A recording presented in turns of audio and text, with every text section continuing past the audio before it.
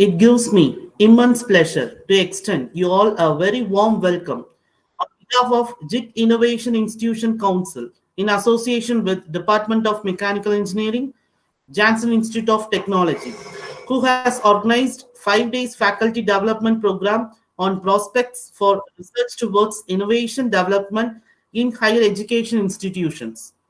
Now, I welcome Dr. M. Muthukumaran, Head of the Department of Mechanical Engineering, to deliver the welcome address.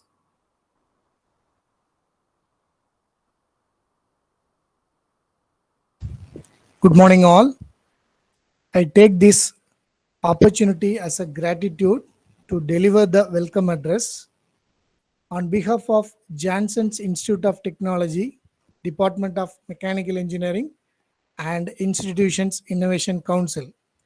And with the blessings from our beloved Chairman Ayya, Thiru, Rotarian MPHF T.S. Nadarajan, dedicated and very passionate Vice Chairman Thiru T.N. Thirukumar, our respected Principal Dr. V. Nagarajan, Vice Principal Dr. S. Ilangovan, and Director Admissions Dr. M. V. Suresh Kumar, heads of various departments, faculty members, and administrative staffs, I heartily welcome our eminent Professor Dr. C. Bharadiraja, Indo-US based Fellow, Professor, SRM Institute of Science and Technology, Chennai. Welcome, sir. I sincerely extend my warm welcome to the professors, research scholars, PG students who are all digitally connected as a participants from various organizations and institutions for this 5 days faculty development program on prospects of research towards innovation development in higher education institutions. Once again, it's indeed a pleasure to welcome one and all for this knowledge transfer program.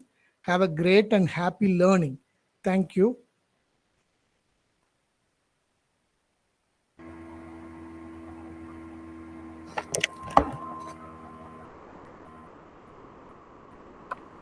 Thank you, sir. Now I request Dr. S. Ilangovan, Vice Principal and NISP Coordinator of JIT IIC, to talk about the objectives and outcomes of the Faculty Development Program.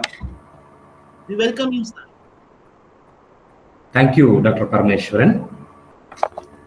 So this gives me immense pleasure in joining the Faculty Development Program. So this particular Faculty Development Program, initiated by Department of Mechanical Engineering in association with Institution Innovation Council. So let us first discuss about FDP. What is the need of this FDP at this juncture? So normally the country's growth nowadays, the last 10 years, it has been measured by not only the GDP of the country, but also the Global Innovation Index. So every country is running behind this Global Innovation Index, and all the countries are highly believing that innovation is the only thing we have to concentrate to increase the growth of an organization or growth of a country. So in order to reach out the position in the top 10, each and every country is really willing and talking about. And World Intellectual Property Organization is giving this ranking each and every year. So 2021, India was at 81st position. But within a year, that is 22, when the ranking of Global Innovation Index is released, it has been moved to 46th position. So this major increase or a big jump in the Global Innovation Index score of India has been achieved by the research. The major part of this is the focus on innovation and research. So innovation and research are parallel things. So it cannot be, it is inseparable things we will always say. So this particular faculty development program aims at how to do a better research towards the innovation development in various higher education institutions. So that is the title of this faculty development program. So this particular FDP concentrates on how a particular research has to be carried out, how research can be lead to funded research. So that is a major thing important. So not only in terms of supporting the government or supporting the country, each and every institution has to really go on research funding. So if a lot of research funding agencies are available, and how to reach out. So I would like to thank Dr. Bharati Raja. So he is really doing good in funded research in SRM Institute of Science and Technology. So he had got more than 15 crores of funded research so far. I hope the people will unveil his profile in detail. This particular FDP concentrate on the funded research and how research has to be done systematically to achieve research funding, publication, and moving into innovation. So the ultimate aim of our research should be an innovation so that it can be a product. So development of that into a product, that to a attractable product, business successful product we have to go with. So this particular FDP going to cover how to get the funded research, literature survey, how to do a literature survey, non-plagiaristic research gap, and how to publish the research article in the peer-reviewed journal, that is SEI, ESCI indexed journals. Then what are the various techniques and tools we have to use for writing a quality paper? And what are the various digital resources available? And some of the stories, the success stories of the researchers, and how to convert this research into innovation funding with the various opportunities available. So this is not only going to have only the monotony lecture session. This particular FDP will have incubation visit, will have a hands-on session, all these things. I hope this particular faculty development program initiated by Department of Mechanical Engineering will be a huge success with all the participants actively participating in it. The key takeaway may be the systematic approach to a research and how to plan the research and how to execute it properly. What are the various hurdles, how to address all those hurdles, and how to publish a paper, then getting into a innovative research and getting funding for them, and to be a successful entrepreneur. So this particular FDP is going to be really useful for the early researchers or the researchers who are really guiding their students. It is going to be cover all the sectors of people. So I really congratulate the HOD of Mechanical Engineering, IIC President, and all the persons who are involved in this.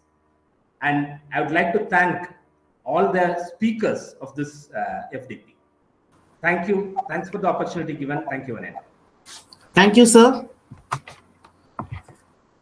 I'm profoundly privileged and happy to introduce our today's chief guest for forenoon session, Dr. C. Bharati Raja, Indo-US based fellow, professor, SRM Institute of Science and Technology, Chennai. He has completed his bachelor's degree in EEE from Kumaraguru College of Technology in 2002. He done Master of Engineering degree in Power Electronics and Drive from Government College of Technology, Anna University in 2006.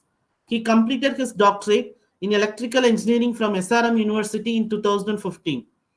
He completed Post Center for Energy and Electric Power, Faculty of Engineering and Built Environment in Swanee University of Technology, South Africa in 2016.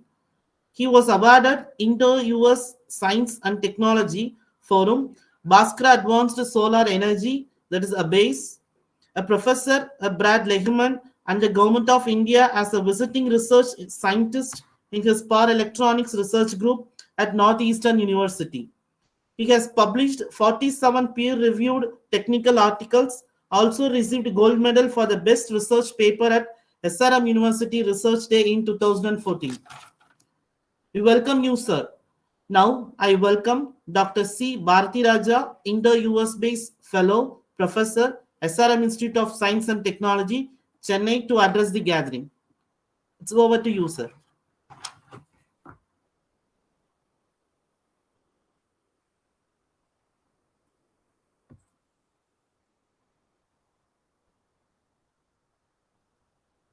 Yeah, thank you.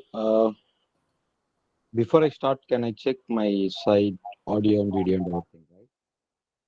Yes, sir, it's visible as well as your audio is audible, sir. Okay, fine. Is it my screen is visible now? Yes, sir. Okay, so first of all, I would like to thank my friend Dr. Silangovan sir. So he is my classmate during my master program at GCT for giving this opportunity for exchanging my experience on this today topic. And of course, the Johnson Institute of Technology Mechanical Department and put together Institution Innovation Council organizing a workshop, something like to catalyze almost all the faculty community. It's really appreciated. Probably I could see that there are 50 plus participants participating various departments. So basically, uh, giving webinars with the various department is normally challenge, but it's relatively topic to topic. So probably this topic it's related to how to write a proposal and what is a success story on the success proposal. Probably I will take some few of the example roughly about how to write a, a, a good funded proposals. Probably I can take some common example. I'm an electrical engineering professor. Maybe people are from chassis chemistry and also probably uh, normally I will take some food related examples like dosa, biryani, something like that. So for your information, I would like to take those examples. Uh, of course, without example, I cannot explain few of the things that how you supposed to be pitching your proposals. So finally, I congratulate all the participants. I guess this is my first session. Probably this is the first session of this FDP program. I wish all the participants to take some takeaway point, from this webinar and FDP.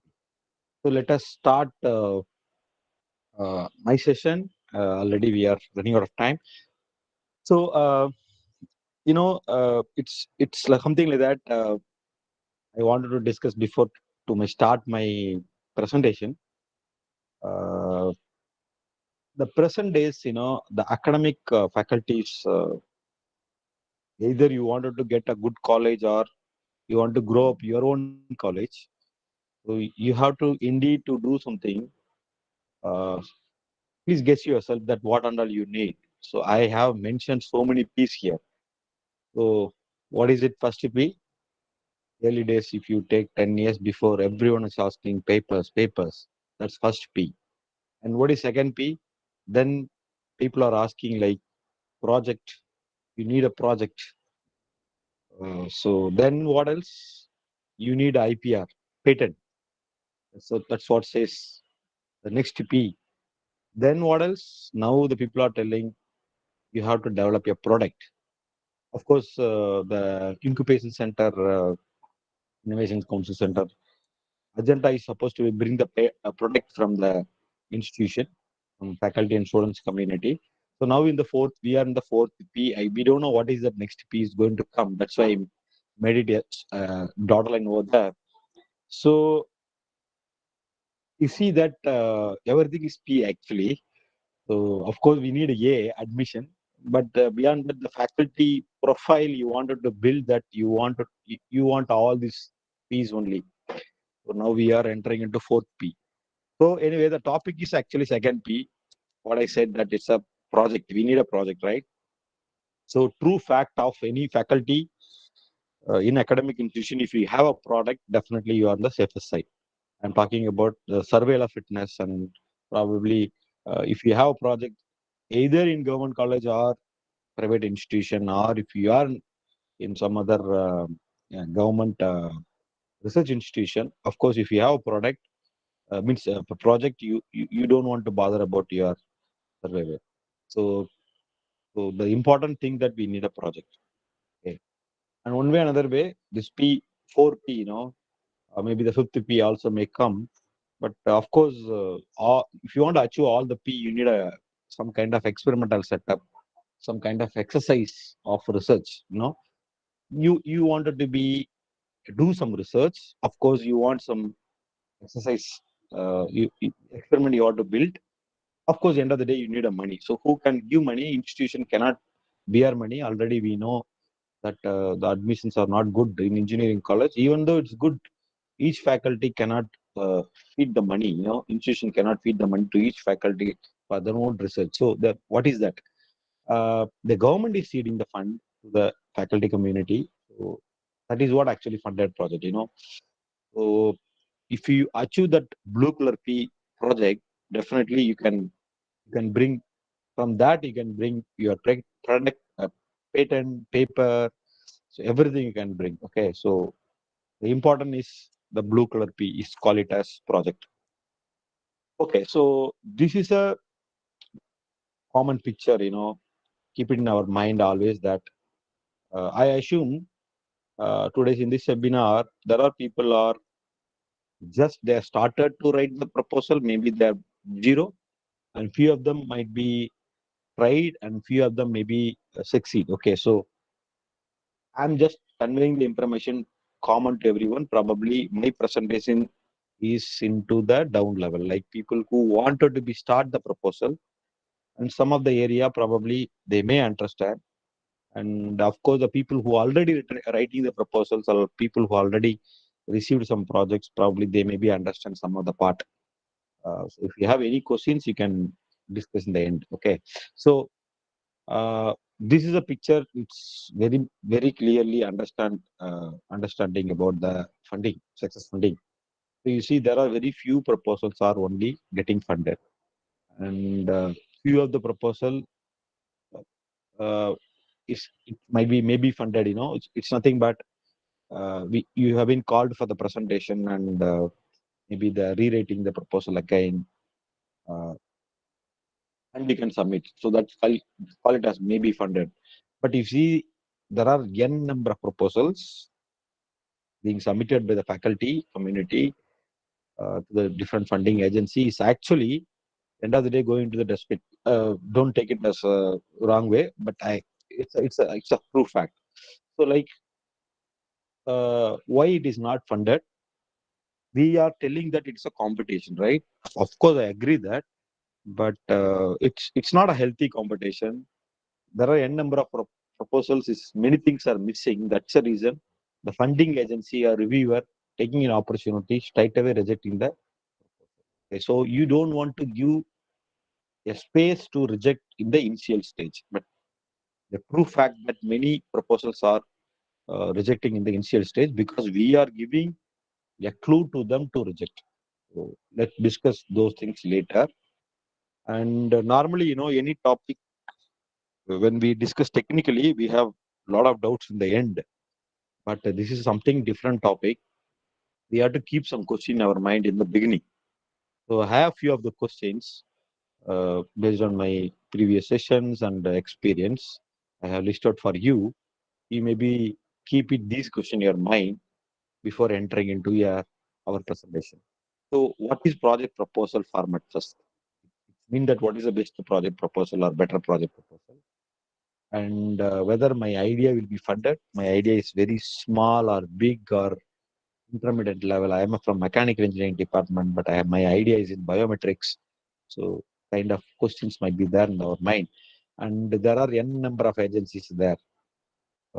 Which funding agency may be fit to me? That's another question. And probably how long we are supposed to carry forward this projects and all. That is also there. Then what are the components I have to keep it in mind? Components, which means that what are the different aspects I have to look into project when you're writing. And what is the selection criteria? Definitely, this will be a $1 million people mind question. That what is the selection criteria? Then how to write a best proposal, and then where should I submit my proposal? I have two options. One is DSE, one is from PPT. So which one? It's both are fit actually. So which scheme is supposed to be recommended? Then I am in very early stage.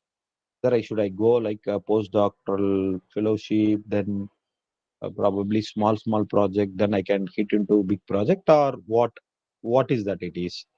And maybe the people who are nearing to age of 50, they are not eligible to submitted few of the funding agencies. Probably what this is the another opportunity for them to submit their idea. And any other extra thing I have to concentrate. Finally, during the pre-review, which means that when you are calling for a presentation, how you are ready to face those presentation, because that might be a first time. You may be get so nervous, and you have to get an idea that how to pitch your or how to sell your proposal, right, for getting funding. So those things, and every scenario, what we have to do that mandatory. That's do's and don't do's. What should not do. So these are the questions actually is there in mind always, right?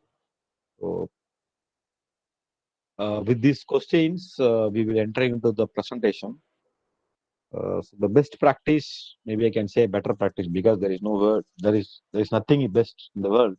So better practice for the uh, funding writing proposal.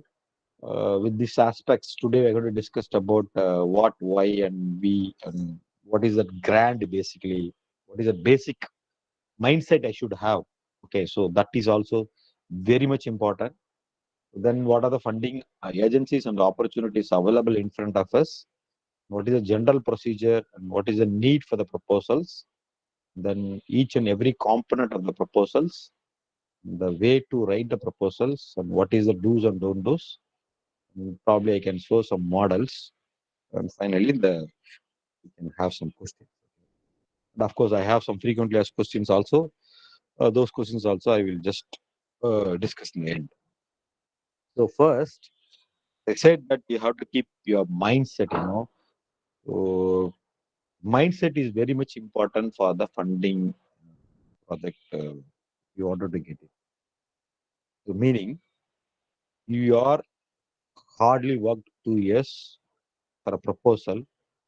Relatively, you are preparing a publication for that. You build up the experimental setup also your institution, and with all you are submitting a proposal and you are promising to your management that I have done everything almost. This time we are getting funding for the lab or the department or the particular center. You may be promised your HOD or your your management, but unfortunately you might have not get through it. So majority of the people, what they are thinking that they are not fit for it, and another way, they are losing their confidence. Okay. So individually people are trying to write the proposals. Of course, they are also trying and getting help from others, and they're trying in their the best. But what happened due to the competency, they are not able to get it. So if you collect, kind of presentations coming, means proposals coming for the presentation level, the next 2 years, 3 years later, if the same persons are getting proposals, or what is the success rate, if you calculate, no, it will be very, very less. So the reason is so simple. The people are not, ready for the long run. That's what meaning here. You have to be prepared for the long run. If you submit 2023, if you are not get 2024, 2025, 2026, 2027, 2028, 2029, 2020, 2029 is then 2030. Yeah, of course, 10 years you are at least 10 years you have to prepare for this, right? So that's a meaning. It's kind of marathon. If you get in the first time, so you are so lucky. But anyway, once you get it, once this project getting completed, again the management or society or your peer faculty groups always expecting projects from your side. So once you complete it, again you have to write another project. You have to get it. So no other way. You're sitting on the tiger, so you have to run the tiger always. So like be prepared for the long run. Whether you succeed or not doesn't matter. So you have to continuously try each and every moment. You will scale yourself and you learn new things, what to do, what should not do. So that will help you. And the true fact, there is no thumb rule for getting proposals. The proposals writing maybe have some 50% thumb rule. Maybe 50% it's your own idea, and time to time, year to year will differ. Why I'm telling you, the reviewer in the age of 50, they're reviewing. The reviewer at the age of 60, they're reviewing. The reviewer at the age of 35, the young scientist, they're reviewing. The reviewing aspect is totally different. Okay, so that is the reason I'm telling you there is no best method to write the proposal, but you have to fit in for all the reviewer age group like 60, 40, 35. So that's another challenge in front of us. It's not a challenge, probably it's a fact that we have to do. So, uh, so I have to strongly put in your mind that you have to prepare for that. Okay, so for the long run, and the basic, differentiation between the proposal and grant is so simple. Proposal means already funding agency uh, having some theme or in general way like technology or science or something like that. Wherever you wanted to submit the proposal, those things actually research proposal. Example is SERB. If you take SERB, um, you know, or SERB, core research grant, for example, if you take, so either you are from mechanical engineering, you do material analysis, or you are from food processing, you want to make some Ayurvedic food, or whatever. So doesn't matter what area you are submitting a proposal. It's all proposal. There is no, individual subheading or interest of call. Okay. But whereas the research grant, majorly you can take it as DST as example. So research grant for COVID, research grant for electrical vehicles, research grant for cognitive knowledge center development, research scope for artificial intelligence. So like those are called it as research grant. Probably research grant you can go ceiling value probably in crores. But research proposal is actually not in crores, it's probably in the lakhs. So yes, of course. So why I'm telling you, so research proposal, research grant writing is totally different. Probably today my presentation is combination of both. So whenever the proposals what needs and whenever the grant what needs, I will explain. Okay. So the basic research proposal writing, it's very simple. You are a researcher, right? So keep it in your mind. You are a researcher. Whether you're a researcher or not doesn't matter, but you have to keep it in your mind that you're a researcher in a particular area. So you have a lot of hypotheses with you, with that lot of questions with you, whether this will work. For example, in artificial intelligence, uh, maybe used for diagnosis some human behavior, whether it will work or not. So that's a question here. So if you feel that it will be working or it may work, then you have to find out the mechanism. Say, for example, what are the sensors you need, which artificial intelligence you might have go in, touch into, and what are the probably additional skills that faculty in terms of manpower who want to you join, or what are the individuality characteristics you wanted to build yourself, whether it is feasible, whether it is feasible within your college. So many questions. For that, you have to ask the mechanism. Then you will be get an idea, a shortest path that how to how to channelize this problem as a project. Okay. So basically, this three figure will make you clear.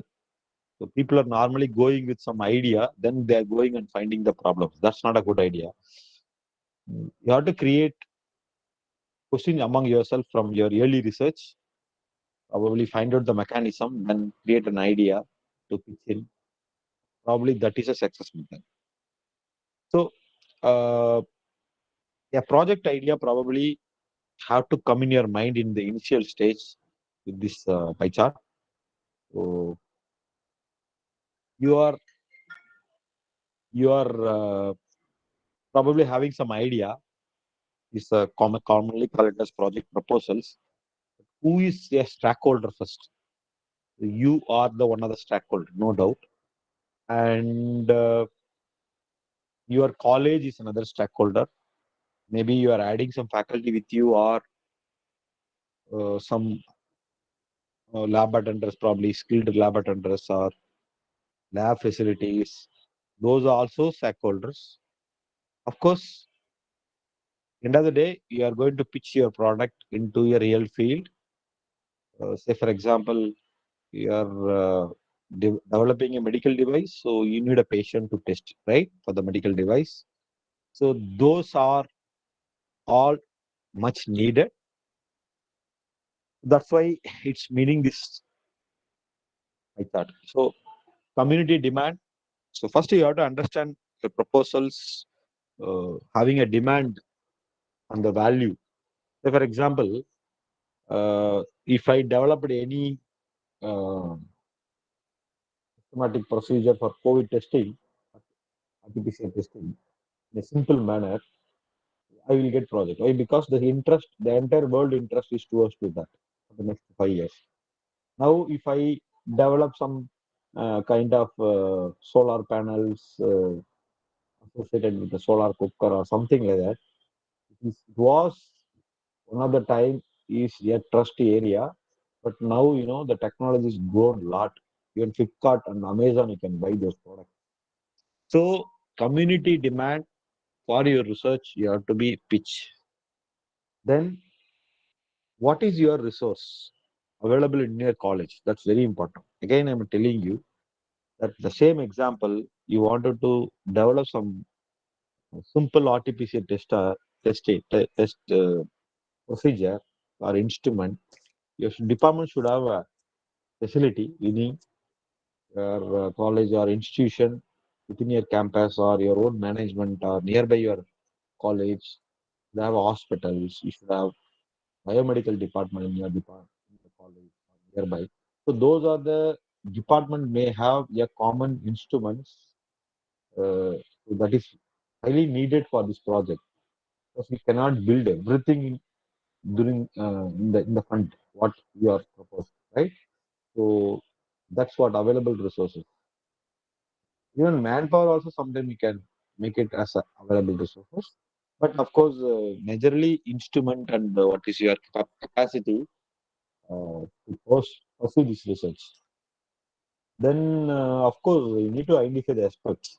So probably a small project is not required, but when you touch upon the big project, uh, you should have some good, connection with the same peer group who are all working in the same area. Say, for example, I am working in electrical vehicle. Almost, I have very good contact with the people who are working with the same area and the electrical vehicle in India as well as abroad. So why? Because sometime I may struggle in some aspects, so they may be help. And of course, some instruments probably is needed. I can procure. I can get from them. I can make use of it. And so those kind of uh, kind of And of course, normally we will be discussing during the discussion, our third process gets increased, and more importantly, current update we can easily update ourselves. So these are the things you have to be always, when you think your idea, keep it in mind. These are the very important thing. You should be identified around you. So what are the essential components for the proposals? So just have just in your mind, what are the essential components? You maybe think that project documents is needed for 50 pages and some kind of metrics inside. Okay, so the same thing, but these are the things are very, very important. If anything missing, no, probably that project is not, there is no chance to get to it. So like first one is that your experience in the specific field and specific knowledge. So Bharati Raja is power electronics engineer and he's worked in solar sometime and inverter sometime. Now I am working with an electrical vehicle, having many patents and publications in field of power electronics and electrical vehicles. So now I write the project in electrical vehicle, I will get the project. Correct. Suppose I have very good biodata, but if I write the project to make the maybe again the COVID PTR, the COVID related on biomedical area, maybe scientists may think whether I am guiding the team or I am the sole person to do the project. Probably they will reject because they know that I am good in this, right? I am a hero. Why I want to be act like heroine? That's it. So to a specific field or specific knowledge, much important.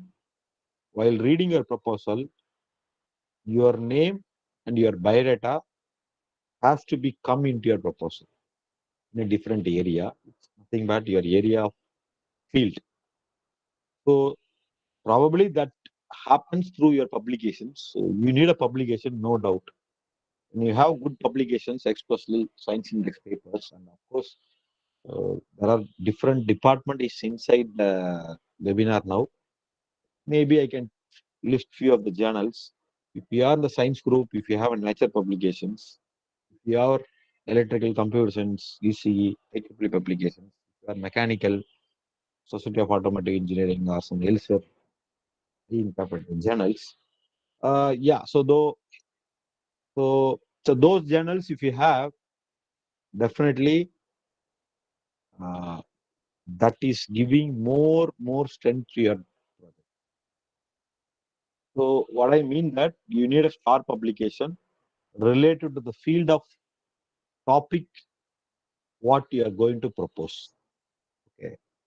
So maybe I can say here when you writing a proposal, say for example, you are writing a proposal, your age is 35, you have 3 science index journal, 2 of them from solar area, one from something like something out of box, like maybe some artificial intelligence, something like that. So question is it the 2 publication is enough? Yes, it's really enough because it's related to your age. Probably that is actually good. Okay. So the point is in that 2 publications, what you have done that you have to focus in your proposal. You have to show that some preliminary research I have done through these publications. Through that, you have to show that I am good enough to compute this proposals what I am submitting into Argentina. So then detailed investigation, the literature survey investigation, both are different. Literature survey in sense that when you write your paper and you read a document and see, after reading document, you are taking decision and writing the literature survey. No, literature survey. Investigation means different, right? So what is called investigation? For example, you want to make a tea. Okay, so your ideology of the proposal is to make a tea, green tea or something like that. Okay, so you are reading so many green tea articles. Through that, you are writing another article you are reading and collecting and saying that these are the early green tea. Now I am making some stronger or some kind of green tea. So that is called as literature survey. So investigation means what? You have to buy really 2 or 3 green tea pack, and based on the early document, the experience, what you learn, you have to do the same experiment what the others did. Again, you have to hypothesis those results. Probably may get the same results, or you maybe get a different results. So probably you are investigating. So that is called as investigation. So people who are working in electrical engineering, it doesn't mean that you have to work uh, experimental setup. You have to do in MATLAB. People who are mechanical engineering, probably working in material science, you have to work with ANSYS. So you have to do some investigation. Those investigation is much important for the proposal, because the scientist or the reviewer will see what is your background of investigation you have done. Literature survey, what you have done, I think everyone can do in a day. But investigation, what you have done out of the literature survey or from the literature survey, so that's very important. Hope you got this point. Then, of course, you have done that. You are much clear about what is your problem. So normally, when we are writing and submitting a paper, majority of the papers are rejecting with the comments of the paper novelty is not identified. Correct? The same things happening in the proposal evaluation as well. The problem identification is not properly pitching in this proposal. Hence, we are rejecting the or we are not recommending for this proposal as for the funding. Like that, you will get the message. So the problem identification should be very, very clear. So it should be a perfect problem. It is not that 60%, okay, it's a problem. Probably this problem will come only 60% of scenario. So it is not good actually. You have to pitch this is a problem, correct? This is a problem for this community or for this system or for this scenario or for anything. So this could be a solution for that. I am going to attempt that solution. So this is my methodology. Give me the fund for that. So that is a pitch here. Okay. So very clear about your problem identification. Then basic study of the results. So basic study means, so for example, the green tea, what I said now, I will take the same example. How much time you boil the green tea? Will you make how much time of temperature you give, or how much time of uh, how much boil temperature or time you will give for tea leaf to boil? What uh, honey you'll add or sugar will add? So if honey add, what happens? Sugar add, what happens? Kind of basic study. Okay, so common thing, but the basic study probably in simulation level we could have done. Then probably it will be help for you for getting funding.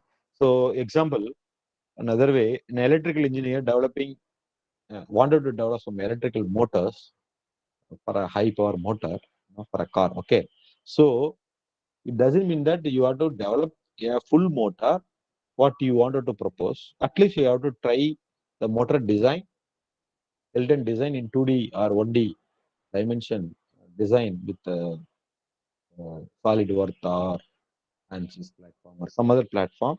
Just a simulation level, you must be show some results. That's very important, so that the reviewer will understand that you are working on this field. So they are showing interest on you to give a funding. Okay, so that's this important for here. Then biodata you are writing like, see, biodata normally play place to place. Okay.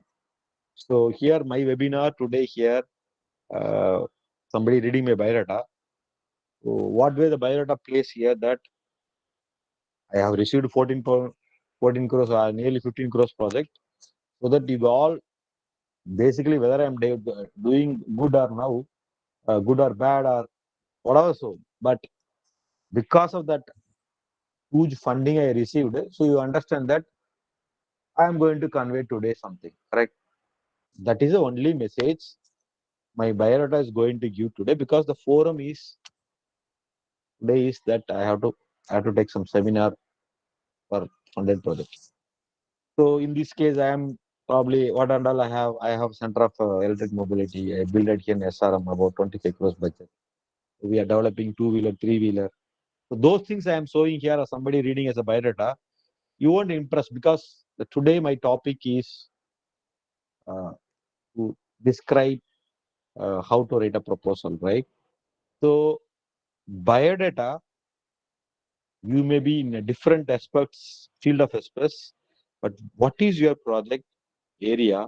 If you are developing a, a new kind of green tea, make it only your biodata associated with that. Probably some awards and all here and there you can show, but majorly your flavor of your biodata focused on that project. Suppose you are an electrical engineer who developing a drive, so in that area. Mechanical engineer who wanted to be develop some new material.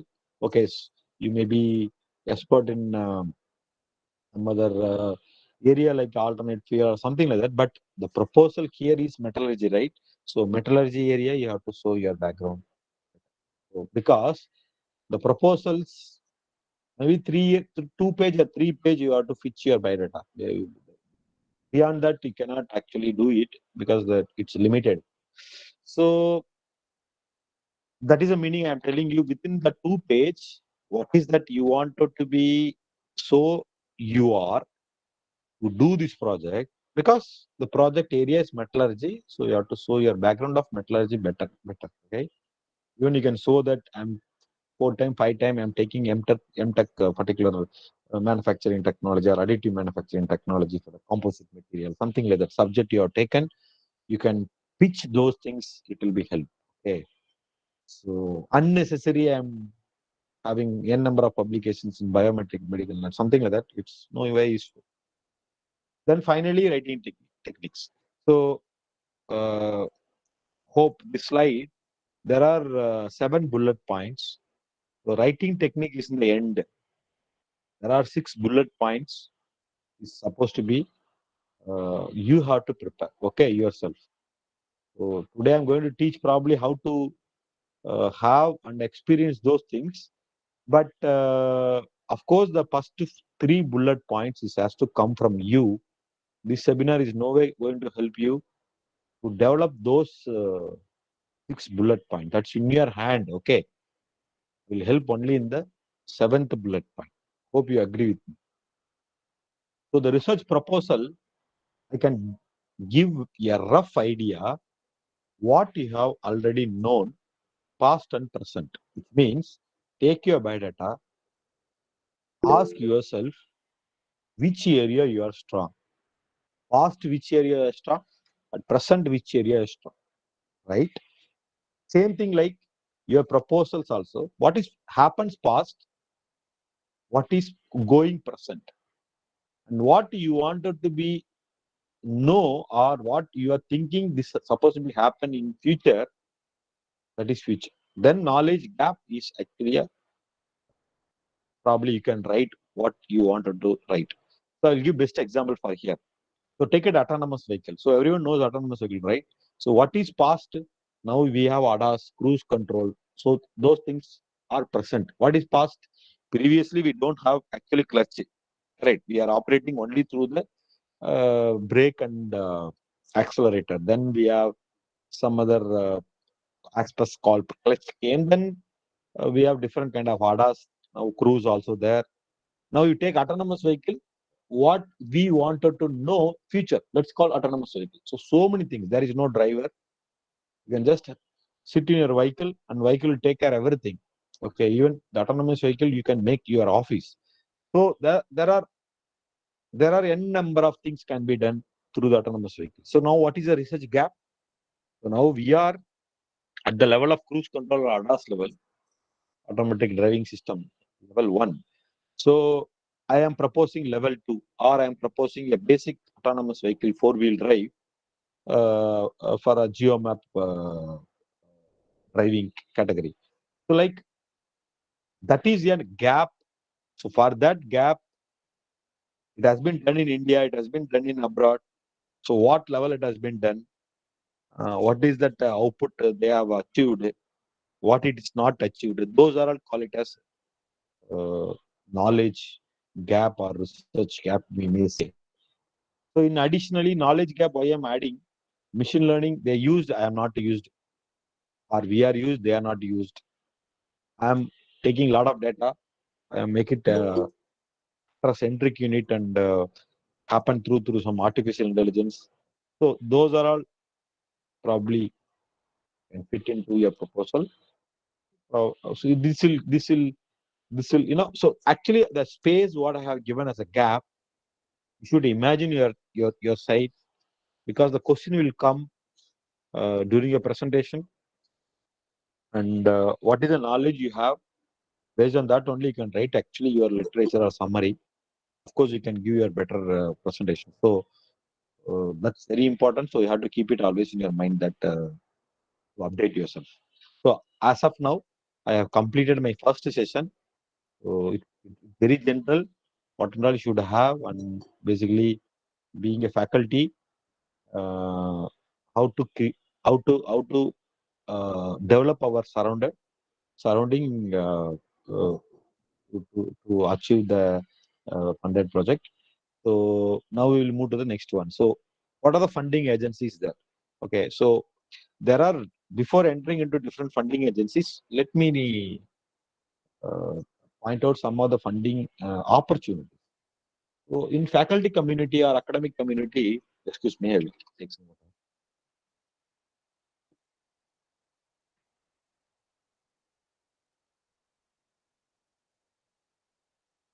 So faculty community and research community, I mean students community in academic umbrella, we have faculty and students. So as students, I mean graduate students. There are very undergraduate. There are very less opportunity from their project. But I assume that a PhD scholar. Okay, so that is called a student here. So there are two community normally here. So you can build these are the portfolio in the funding opportunities. So research project, everyone knows about it.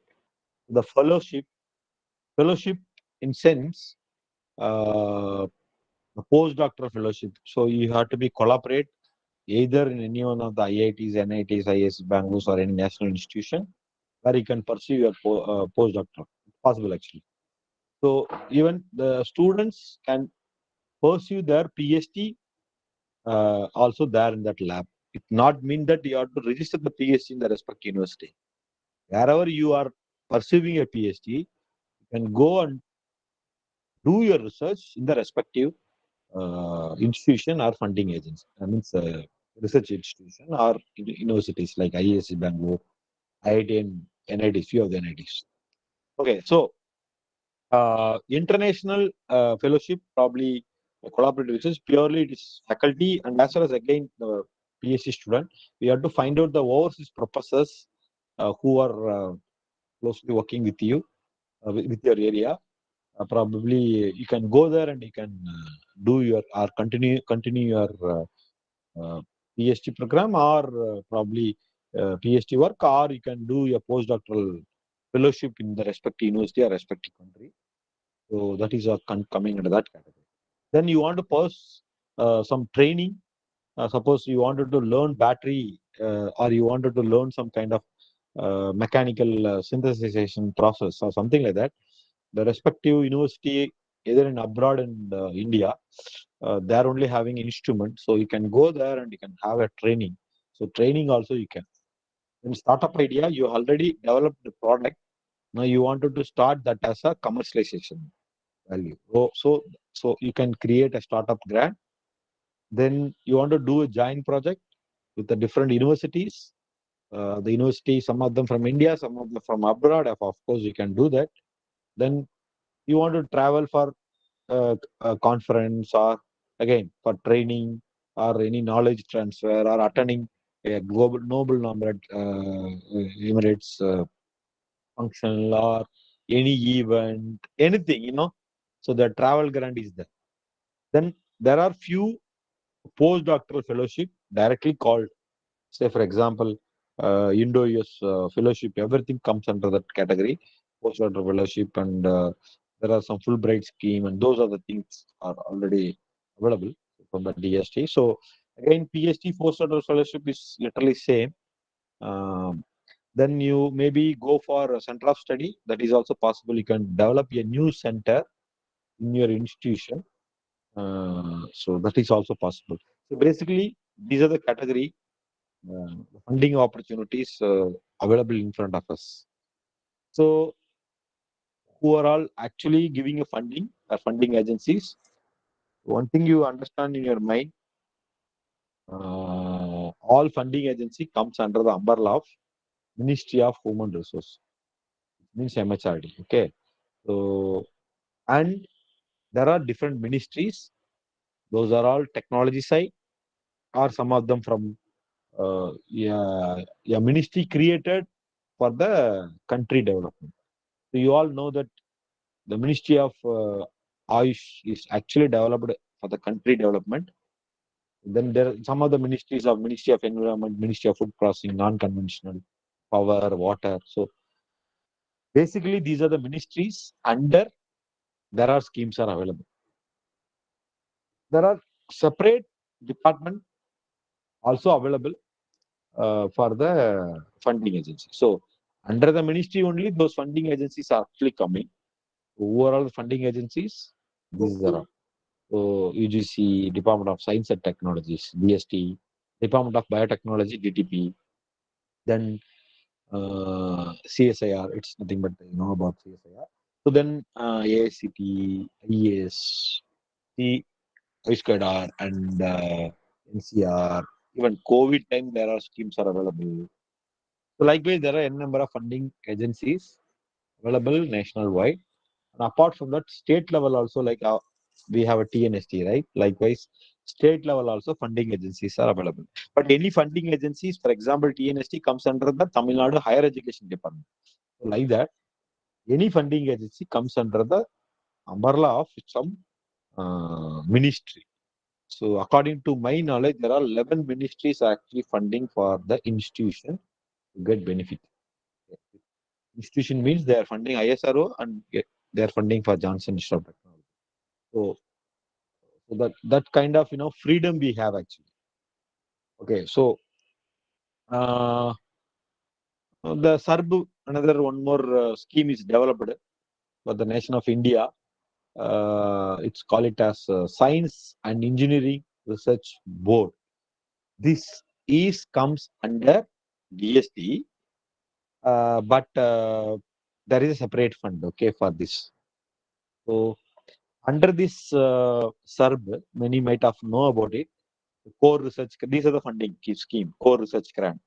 Core research grant is a grant for 3 years, giving a funding value of up to 70 crore, 70 lakhs for an individual project. If you have a core research grant, meaning that you are the top researcher in the particular field, no doubt. Okay, so the value for the core research grant is very high. It's so difficult to get the core research grant. So next startup grant, you are in the early stage, just completing PhD, so you can avail the same grant. It's called it as SRG. It's startup grant. So initially it is called it as ERG, means early grant like that. But now it is called as startup grant. Then the training or partially training and research like teacher associate research excellence. It's called TERRA scheme. It's also a very good scheme actually. Then national chair, and international support, then science chair and women's women's scheme. So now the service introduced a lot of women's scheme. Those who are attending here the women's category, they can get benefited a lot from this scheme, because the women's scheme, the participants are less in technology, so you can easily actually crack it. So basically these are the uh, research schemes comes under the SARB.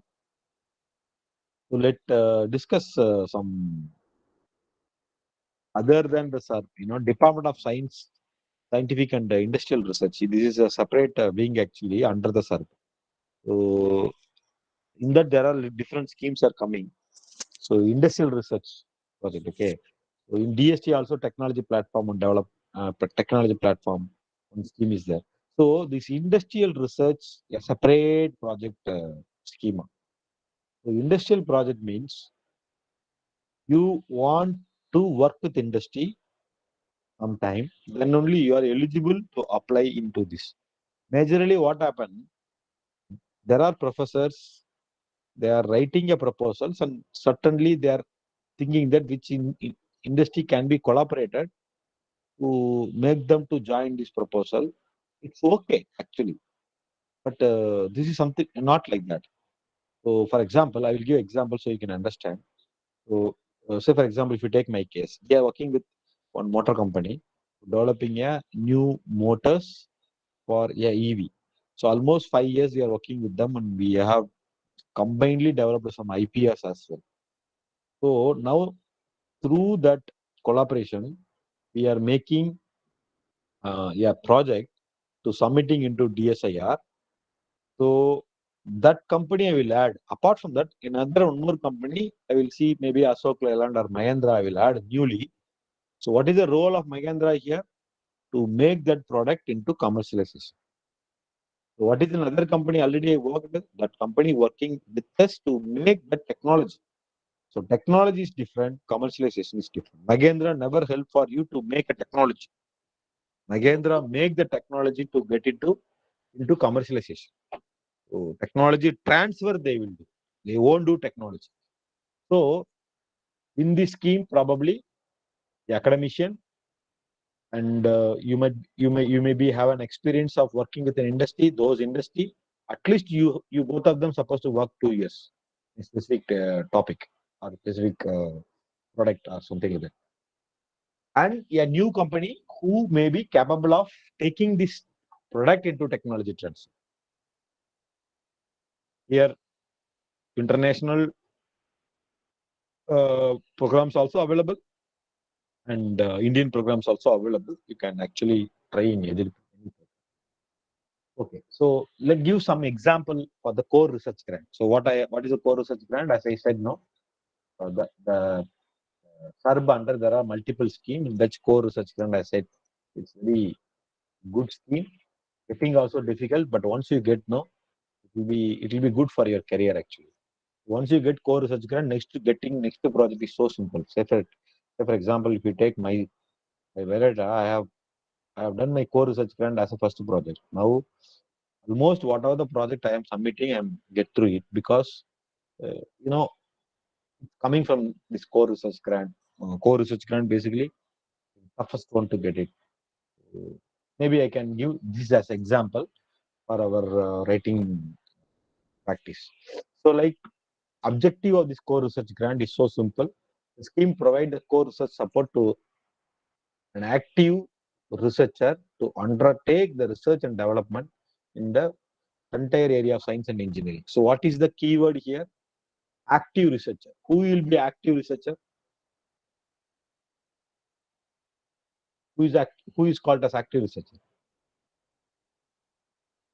A person who already doing a project? No. The person is working in the specific area and continuously publishing papers and doing something, those are called it as active research. Okay, so frontier area.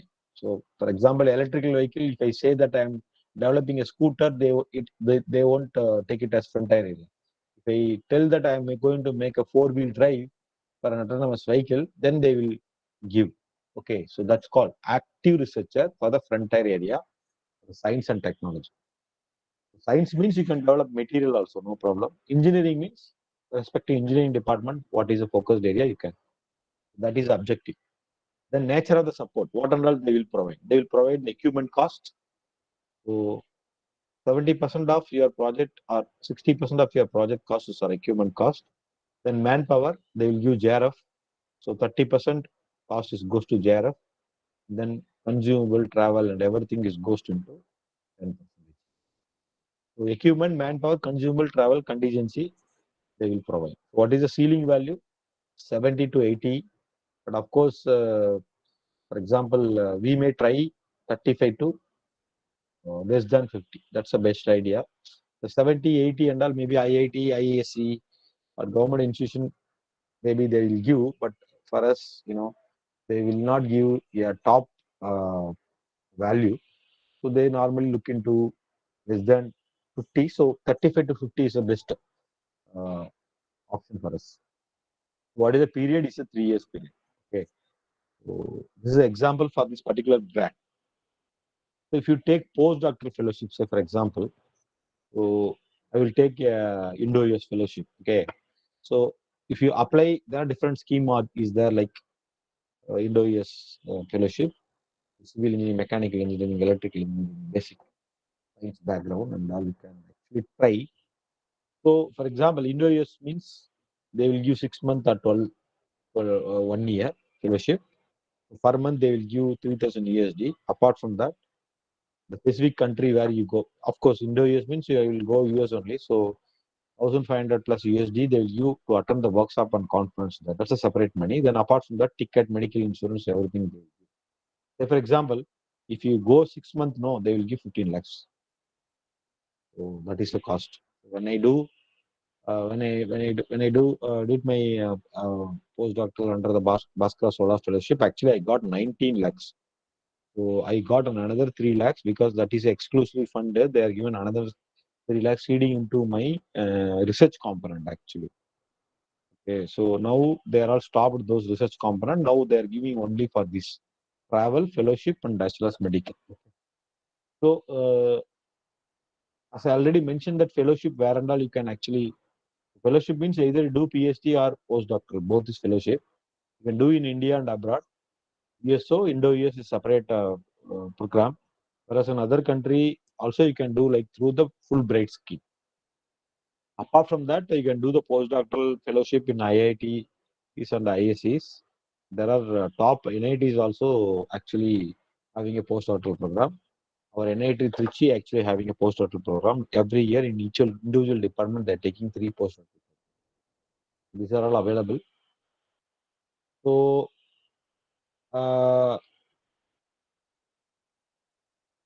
postdoctoral program, what is the opportunity? So it doesn't mean that you will be get postdoctoral so easy. Okay, so say for example, some of the top postdoctoral fellowship I added here. So SERB postdoctoral fellowship, including engineering, science and technology. Science group means maths, physics, chemistry, uh, and engineering. Almost 27 engineering discipline department. Everyone actually targeting this. The agency will give only 100 fellowship per year. Likewise, SN Bose under UGC, 50 fellowship per year. This Indo-US under Bhaskara Solar Fellowship, it's very, very tough. Only 7 per year. Actually, this fellowship only I entered, means I entered my second postdoc. So it's very difficult. Maybe you are in the early stage, don't try this, waste of time. You at least you need some 4 to 5 top papers. Then only you can enter here. And the foreign professor who you are going to work, no, you should have very good research collaboration with them in terms of publications or some results. Then only you will get this fellowship. But beyond that, these fellowships and all, it's somewhat easy only. Then the women fellowship, there is a different scheme. 20 women actually they are giving funding per year. Fulbright scheme. This is very, very easy actually. 100 fellowship award they are given. So these are the opportunity in front of you. You can try if you want to do postdoc. So when you do postdoc, what are all needed, because it's somewhat out of topic. Probably you can get a separate topic, but I will give a small flavor here to how to write a postdoctoral fellowship. You need a research proposal, what you want to do your postdoc. Actually, research PhD, you normally do that. We are given a mini synopsis, Likewise, only you have to give mini synopsis, but it should be extended research. It's not that you have to start a new research. Okay. So then probably, as I already told, that you have to start from your PhD future work. So that's probably help you. Then after your PhD, during PhD, what is your publication won't help. Okay, after your PhD, for example, I completed PhD in 2022. Okay, so now we are 2023. Okay, so after your PhD and before you are applying your proposal, in this time, what is your publication? That's very important. At least 2 publications if you have, then only they will give. Otherwise, they will feel that after PhD you have not done anything. So it means that you are not taking any responsibility after or interest of pursuing your or continuing your research after a PhD. Because many of them after PhD, I can say in a number 90% of the Indian population who are doctorate are not doing any kind of research activities after the thesis submission. You agree with me or not? But I won't. I won't agree with you that if you are not agree. Okay. So this is a true fact. So the agency will check this whether you are active researcher or you are ongoing researcher, you're ready to continuously work or you are in the updation. They will check thoroughly. So that is very important. Then your host professor give a letter that he has to take it for what reason. For what reason he was, because n number of Indians are there, and of course you take a professor he from US. There are n number of countries are providing such kind of fellowships with respect to their country to country. Why this professor has to take an Indian you for what reason? So that has to become here. So some kind of LOR is needed. So during my postdoctoral period, I have given a LOR. Sorry, I have got a LOR even from my student. Student means I not from a PhD student because I entered my postdoc immediate after my 1 year period later of my PhD. I did my PhD 2015. I entered my postdoc into 2017. Okay, so it means I have only 1 year time. So during the time I guided MTech students. So from the MTech student I got LOR. What way I have trained them in a specific field, and of course I got LOR from my master degree guide and as well as my PhD guide and my working college director. Director of principal, our college, I have a director, so letter from him that I he had given a letter and stated that I am passionate to do research. Like so, that and all help us normally for getting postdoctoral fellowship. Okay. So clear research plan is important. Anyway, end of the day, what you are going to do there and what is the time bound you're supposed to take it. That's very much important. So that you have to see. So probably now you are in the. I think this is a diagram in front of you. Uh, maybe you are in the confusion, right? So I have told many things that sir, I am in the age of 40 or I am in the age of 35, 30 plus, 45 plus 40. Should I go postdoctoral? Should I go PhD? Sir, you told many things. What should I do? Seriously telling, I don't have answer for that. You have to relax after attending all these webinars. Take the note of it. Evaluate yourself and slowly you try. Probably with the God grace, you will be getting one. Okay, so continuously try something, you will be getting. But I have put through the stones in your mind to try. Okay, so you have n number of options. Actually, you have to find out your own way. So, what is the right funding agency? With respect to my perspective, I am telling you. So, what is your research objective? What is your agency mission? What is agency means? I will take agency here, DST. Okay. Your field is bio,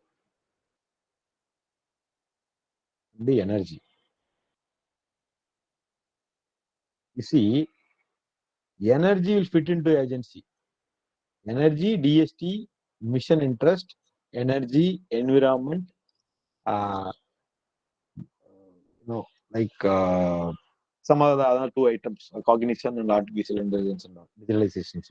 That all comes under the category of DST. Whereas bio, no. Bio is, there is another department called DPT, Department of Biotechnology. So because the bio is, there is another agency, Department of Biotechnology is there. So you don't want to, unless otherwise, the DST is called a special call for the specific bio field what you wanted to pitch. You can submit then into DPT. Okay. So your objective and your mission agency. Another one more example I will tell you. There is a proposal you have like hydrogen power train. Okay, hydrogen power vehicle. There is a scheme from DST, is called as Hydrogen Valley. Hydrogen Valley, there is a scheme newly introduced. There are different schemes like DST technology mission, TM, technology development. So all these scheme actually, this hydrogen powertrain will be fit. Question is, which one you wanted to target? If you enter into Hydrogen Valley, your team or your yearly exercise, your IPR related to in that area, everything important because your project may go into 2 crores at least. Whereas now you are going to start with a small exercise what you have done already. You can develop, we can go into a technology platform and all because you can raise your fund rise from the 25 lakhs. So it's all about your budget. So keep it in your mind. What is your technology you want to build and what is your value on it. So that both are very important. Okay. So how do you understand, sir? You know everything you are telling, but how we can understand? Correct. So every funding agency they are having their own website. Okay. So again, 99% of the people they are not reading the funding agency website. Then how they are knowing all these things? Then their co-faculty, friend, guide, HOD or XOEZ. They are not read through the entire funding agency website. That's the problem. So please read through the funding agency websites. What is the grant guidance? What is the support? What are the new initiative? What are the new assignments? So you have to be go through it. No other way. You have to be always updated. So agency information, read it very clearly that what is the grant proposal guide. Normally 4 page, 5 page to 10 page. The guidance will be there. You have to read it.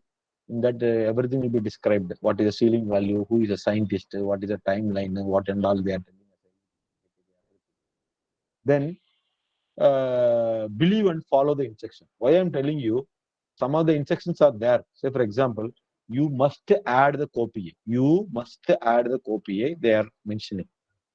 You are discussing with your friend or your co-faculty or somebody. They are telling, no. This scheme you can submit, no problem. They will get like that and all. They will tell no.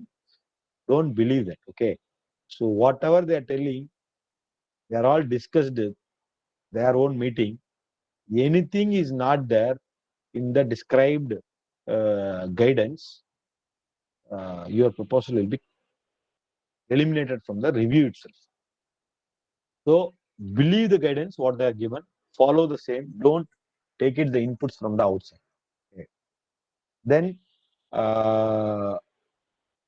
read it 2 or 3 times. What they are saying, you please understand. Don't guess it yourself. Okay. So, which means what I mean normally say that what you want to, you don't want to say to them.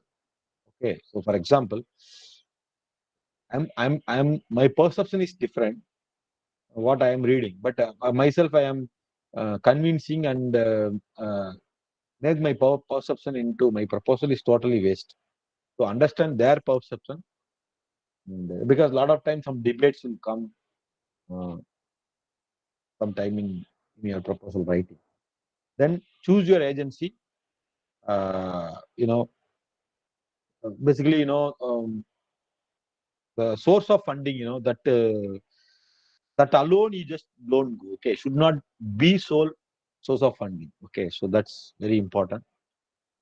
So there are 4 points I have to describe further. Then we will go into the proposal writing.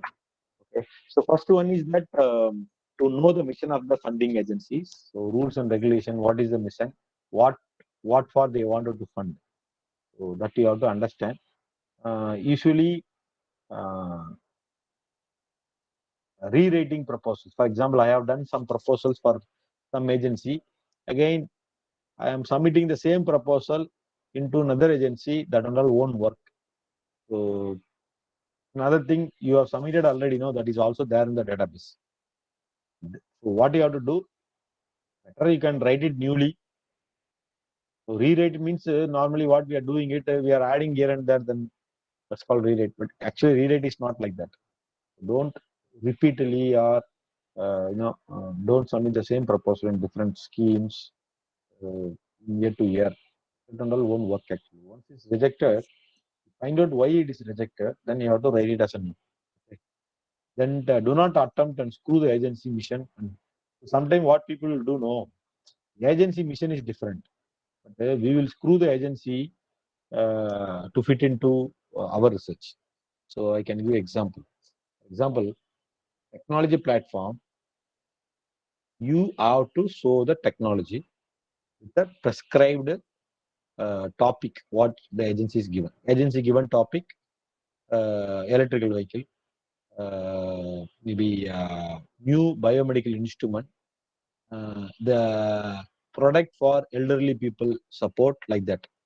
You are writing some proposal for solar energy based cooker. Okay. So now that is not actually asked in the proposal. You are asked and you are telling that that is energy only, that is this and all. If you are saying it, basically that backfire to you, keep it in mind. Okay. So find out exactly. If it is not so, don't submit your proposal. That's fine. Wait some other time to get your opportunity. So read all the instruction carefully. So meaning that if you are not if you are missing something, say for example you are not entered properly. So what does mean? No, you are a PA. PA means principal investigator. Who writing and who going to award the project. He is called it as PA. What the reviewer mind says, if the PA not following even the instruction given in the proposal, how come PA probably uh, elaborate or do the research or follow the agency instruction during the evaluation review or not? So they won't give. They take it as you are so rough man or bad way like. Then third, write all the confidence matter. Nothing wrong actually. So what I mean that you are shading something. Okay. So that won't help you. So you have to identify your important problem. You are the right person to do that. So that is very important. Say for example, there is 5 proposals are coming, the same area. What is the way your proposal is showing that you are the right person out of that 5 proposal persons? That is very important. Write with the confidence and do not neglect any idea. Don't make it any confidentiality inside. Clearly mention who you are, what is your background, who are your competitor, what way you are differ from them. Definitely, that will be give a additional point to you for the evaluator to get support. Then, of course, you have to find out all your job done properly or not. So, and the previous year studies, awarded projects, the particular agencies, the same idea is already funded. Those things you please see. That's very important. Then you have a great scientific idea. You have a plan to do in your college. So, but this is a question. I am asking you. Like I'm just thinking. best example. Okay, so yeah, Johnson College of Institution. I assume that there is no medical institutions with them. So now you wanted to have a COVID uh, hierarchical center. You wanted to propose there. You can study about the generation migration of COVID virus. You have idea, but you cannot propose it because your college won't support. You don't have infrastructure to do that. Got it? In that way only. So that's what I mentioned here. Yeah, yeah, yeah. It's like a satellite image mass spectrometer you need to exercise some kind of research, space research. If you're sitting with a small college telling to do some space research, uh, those things, it actually won't fit in. That too also sometimes we have to carefully do that. So we are a small college, small facility. With that we have to fight with the size of the problem. Hope you understand what I mean here. Okay, I'm not telling that we cannot do, but a true fact. If you write like that, the agency or the reviewer will see that what way your college will support to pursue that research, whether the capacity what your college has already had already it won't support, so definitely they won't give. That's what I'm meaning here. Then if you have any specific doubt, of course you can free to contact a program. Every research topic we have program officer, you can free to contact the program officer. So this is basically 5 points. Okay. So Ilagon sir, are you there? Can I take 2 to 3 minutes break? Then we can go into a deep half an hour discussion about the preparation. Yes, sir. Yes, sir. Maybe five Yes, minutes. sir. We'll take a Another, break. yes, sir. We take a 5 minutes break. Then we will start at 11:35, sir, or No, no, 11:30. not 11:30 itself we can start. Okay, Just 15 okay, sir. minutes enough. I am continuously getting some calls. Okay, sir. Okay, sir. No issues. Yes, sir. Hello.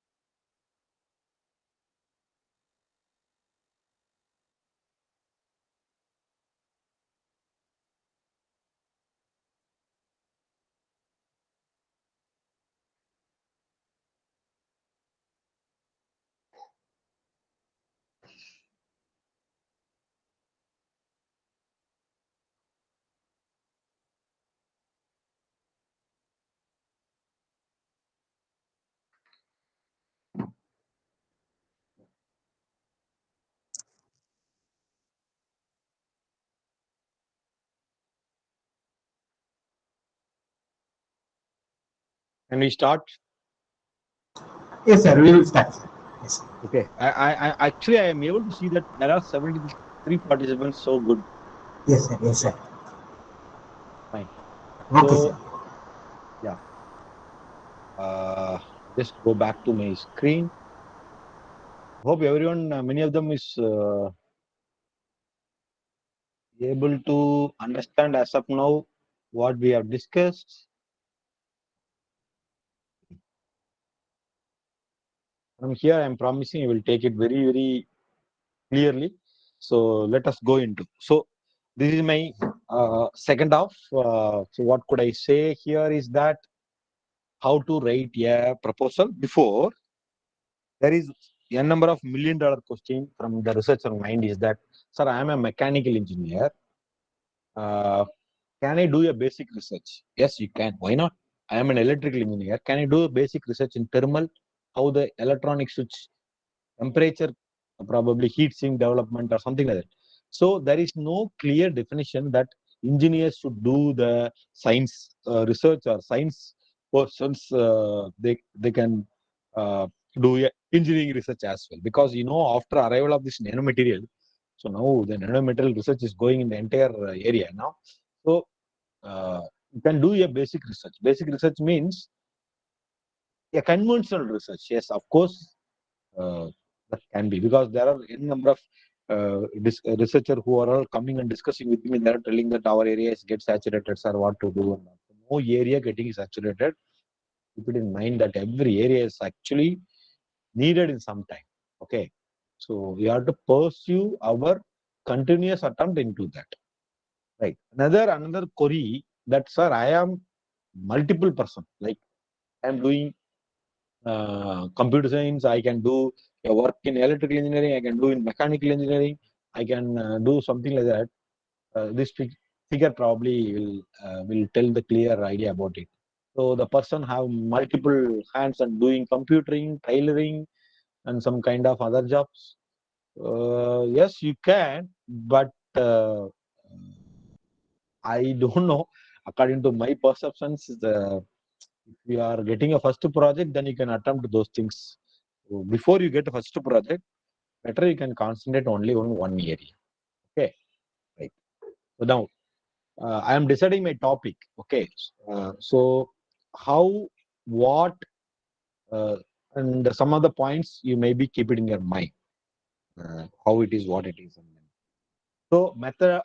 So whether you are doing a new research, it's a method. So methodological research. Methodological research means when you develop a motor, say for example, you have to go for a simulation, thermal analysis, flux analysis. Then you have to go for wire cutting, starter construction, rotor construction. Again, you have to go for thermal analysis. Then you have to go to fabrications and fit into applications. Kind of work you have to do. There are work like you are developing a new material, testing that material, whether it is sustaining that much amount of temperature for the specific applications. So case to case, this will vary. So it's a method based or some kind of repeat. So already people have done. So for example, COVID is the best example. There is a practice of understanding the COVID migration. So you are keep on doing the same research, right? For the understanding the migration. So repeatable, then demonstration and demonstrable. So like uh, a new item, solar cooker is already there. Maybe anything new solar based product. It's a demonstrable. So which one you are proposed, that you have to keep it in mind. And something is done before or not done before, that you have to keep in your mind.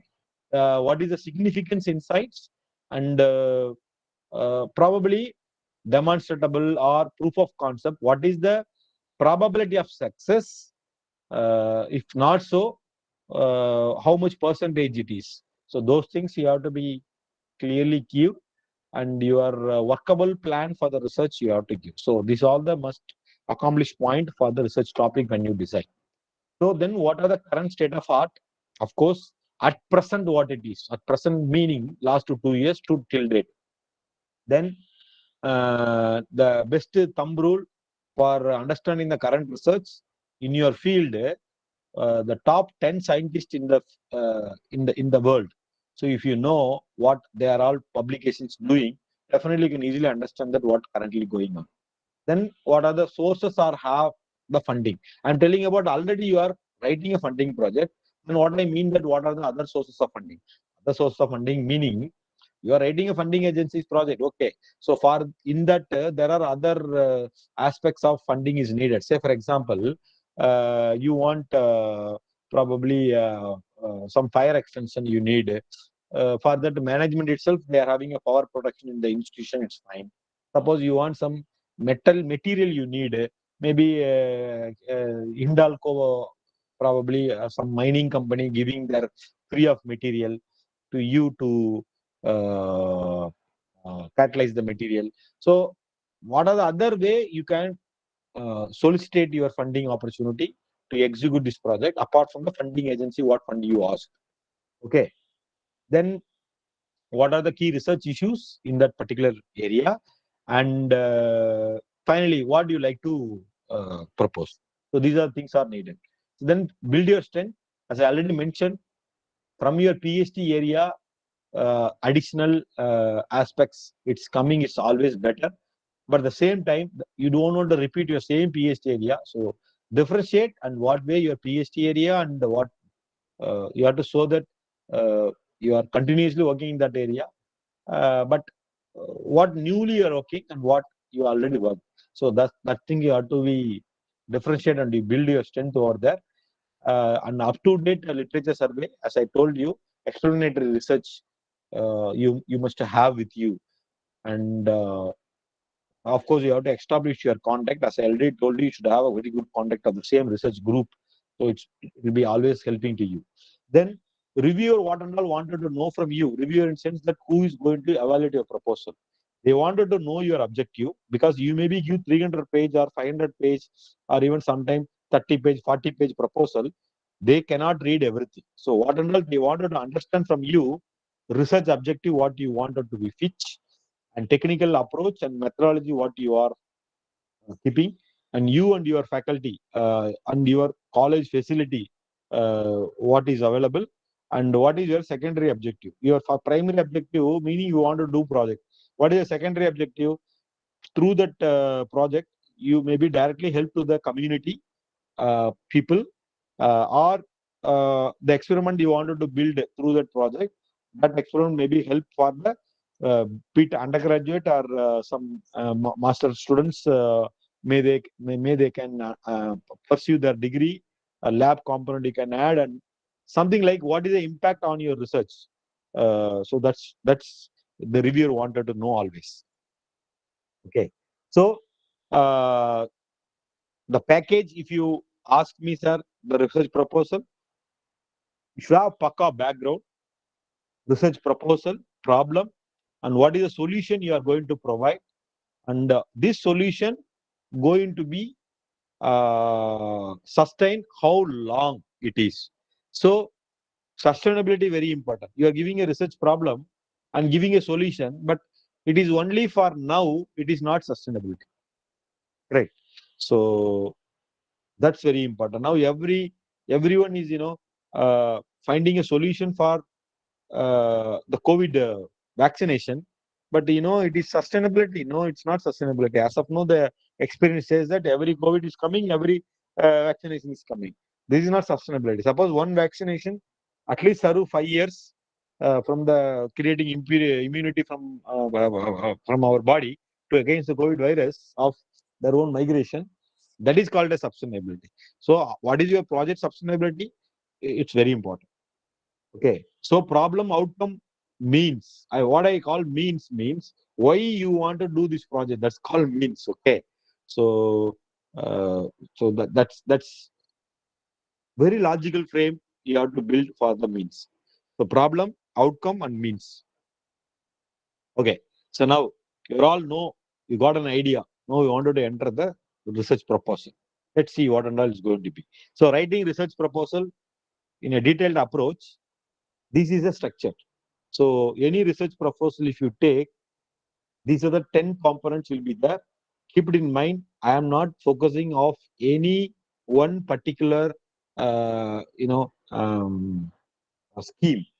Normally, when I come into a physical presentation, I will go with the common, and then I will go one particular uh, agency, and I will give a demonstration with my success project, and one means a failure project. Okay, but now in the online you cannot do in such way. So let me take it as a simple skeleton for the project proposal structure to fit into any of the project proposal. Okay, so like these are the 12 points, all a common: executive summary, presentation and organization of the proposal, background of the research project, problem statement, goal and objective, benefit. Your research methodology is called project methodology. Eighth one is budget, monitoring and evaluation, deliverable, sustainability, and what are the annexes you're supposed to be adding. So first, let us go and deeply discuss about the executive summary. So what is called executive summary? It is a first in kind. The reviewer will read your proposal. Correct. So you don't want to bore them. Normally, 1,000 words to 3,000 words, the funding agency is giving a ceiling for this executive summary or summary of the proposal. So keep it in mind. Sometimes the reviewer read only in this portion because it is a short synopsis of your entire proposal. You have to make it in that way. So you must be communicate in a simple English. Don't show your English fluency is here. If you show your English fluency, you will be failed. Why? Because this is a common summary you have to pitch in the beginning. So some of the high frequency way you might have used it, sometimes it might be taking a wrong perception with respect to the reader. So make it very simple English. So what and all I have to keep it in mind that what I wanted to propose, where I wanted to propose, why I wanted to propose, for whom I wanted to propose, within whom I wanted to target, how long it can be sustained or how long the process has to be done. These are all we have to. So let me take an example. I wanted to make a dosa. Okay. It is a flavored dosa. The flavored dosa assumed to be a, a organic dosa. You know, dosa is a perfect fit for the breakfast. So breakfast is the first day. The day starts with the breakfast. So probably that gives an energy for the entire day. Assume that there is a new virus or something is coming into the world. You need some immunity, some productivity for your body. With all, I am going to develop one dosa. It's call it as some X dosa. It's a organic or X dosa. So now, what I wanted to propose? I wanted to propose a good breakfast or commonly used Indian breakfast item where I can provide a common aspects of breakfast, fill the stomach, creating immunity, and give energy for the entire day. And of course, the current scenario, it will help to give a impurity against some kind of virus. Where I have to do? Actually, I can do it in your lab or any places. Why I have to do? Because this COVID surrounded, breakfast is mandate. Medicine cannot be a good or afford idea. Why don't you take it food as a medicine? So I am proposing. To whom? For whom? For the entire people, including me. With whom? With whom? With the government. Because the agenda of the government to fulfill the human daily foods and as well as to save the people. How long? I don't know how long, but at least for the next 5 years. Hope you understand. What is the example I have given? How I am fitting. Then do's and don't do's. Right in the last. Why I'm right in the last means I'm not telling that you have to put this matter into the end of the proposal. I'm telling you, complete your entire proposal, then you write this. Maybe you write and fine tune this. Or you can attempt this one in the end. Do it very carefully. Keep it in short. And do not Don't cut copy paste. If you cut copy from information available from information from internet, you won't get project. Keep it in mind, because the project summary has to come from your heart and your brain. The combination of brain and heart has to deliberate your summary. Okay. Then going into the second one, presentation organization. So presentation organization means probably I can say background, before background or after summary. So like uh, presentation is very important. That's why I kept it here. So like, what are the images are needed? What are the flowcharts are needed? How you represent it? What are the tips you needed? Okay, so these are all actually you have to kept in your mind. Okay, so why the presentation organization is needed? Presentation organization, what I mean that again you have to write a little more detailed summary. That's called presentation organization. So the context of the presentation organization, probably who you are, you have to write that uh, the research group in our field, or I am the researcher working in this area, and your strength of your previous research and some publications, records, or whatever it is. So who you are, what is your physiology, what are the mandate, history and significance, and your track record, your expertise, uh, then problem already you are defined, So problem on what is the need, what is the solution, uh, what is the need to solve the problem, and what are the major support you have in your institution, what are the affiliation you have, which means you have a professor and something else, but beyond that, I'm in charge of this lab, that this and all. Okay, so what are the other linkage you have, like IEEE, IET, or some other society? You might be having some position, or you already done some project. So anything you have to put it here. So these are all just presentation and organization you have to keep it in mind. Okay. Then background of your project. Again, summary only I'm telling you, but this is something again different. This background of the project, it comes under literature survey. So literature survey, state of art, Indian perspective, state of art, or international perspective. You can take it in that way. So who took this initiative? You have to start from that. So I give an example of dosa. I don't know who is initiated dosa, but you have to start with COVID, because the hero here is COVID. Food anyway, breakfast is there already.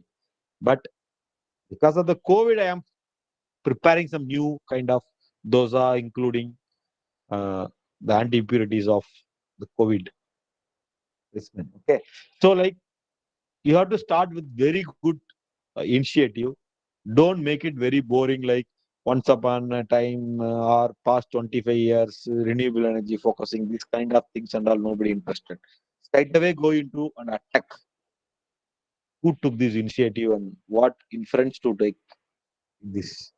Then, uh, this project, what you want to do fit into existing development. So already some kind of attempt might have done. Say, for example, in India, where and all it has been done, it's ICMR or some other private agencies. The example what I have given, based on that, I'm trying to say. Your topic to topic, either in India or abroad, where it has been done, you have to take it. Then, what is your first phase activities? What is your second phase activities? How the first phase activities, literature survey will help you.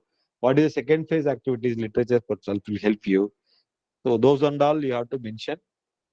And what are the studies you have done for that? How you have prepared for this new project?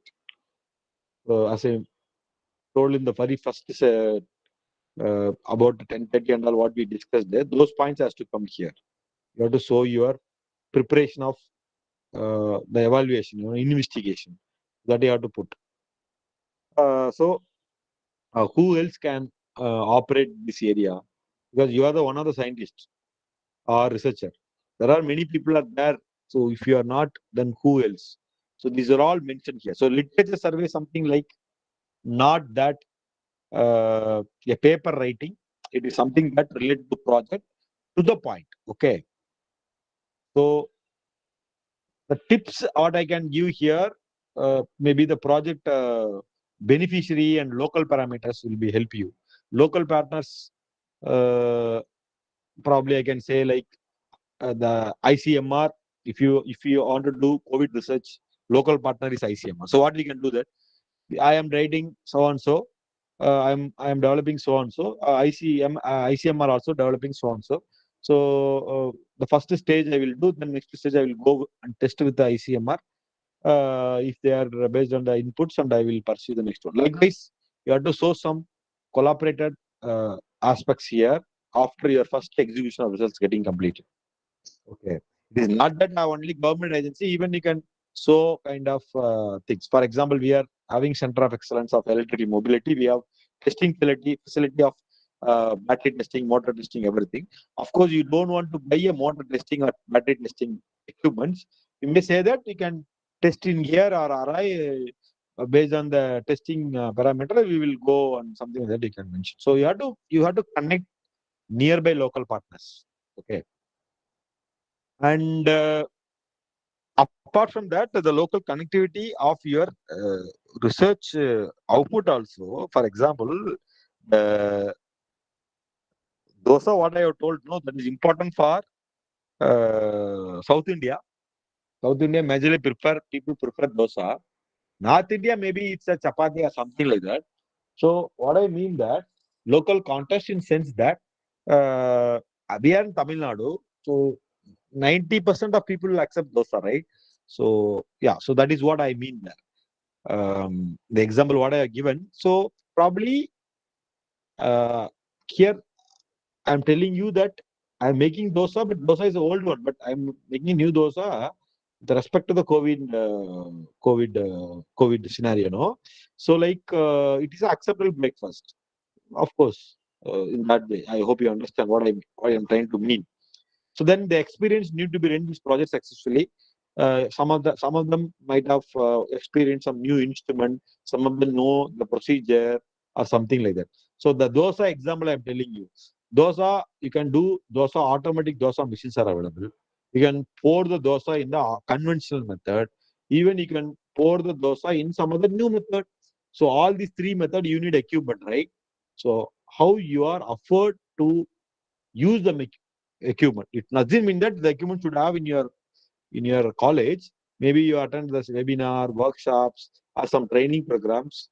You can show that equipment I already handled. The equipment which you wanted to buy for executing this project. So that and all you have to show here. Okay. So you have been successful before, whatever you are trying to say. That's very important. Some point you may be that failed. Don't show here. Okay. Then the problem statement. So basically, problem statement means that the real problem they will see. So I mean donors means that the agencies. Okay. So if agency is seeing that is it not a real problem, then they won't read furtherly the proposals. What I mean, the dosa example I'm telling you, what is the point to have a dosa with some ingredients of the COVID impurity medicine? Why don't you have it in Italy? Why don't do something like that? So the problem is here, it's a COVID problem, not for dosa problem. Correct. So you have to make sure that this is a real problem. This is a way we can easily address. Otherwise, it won't help you. So how do you make this?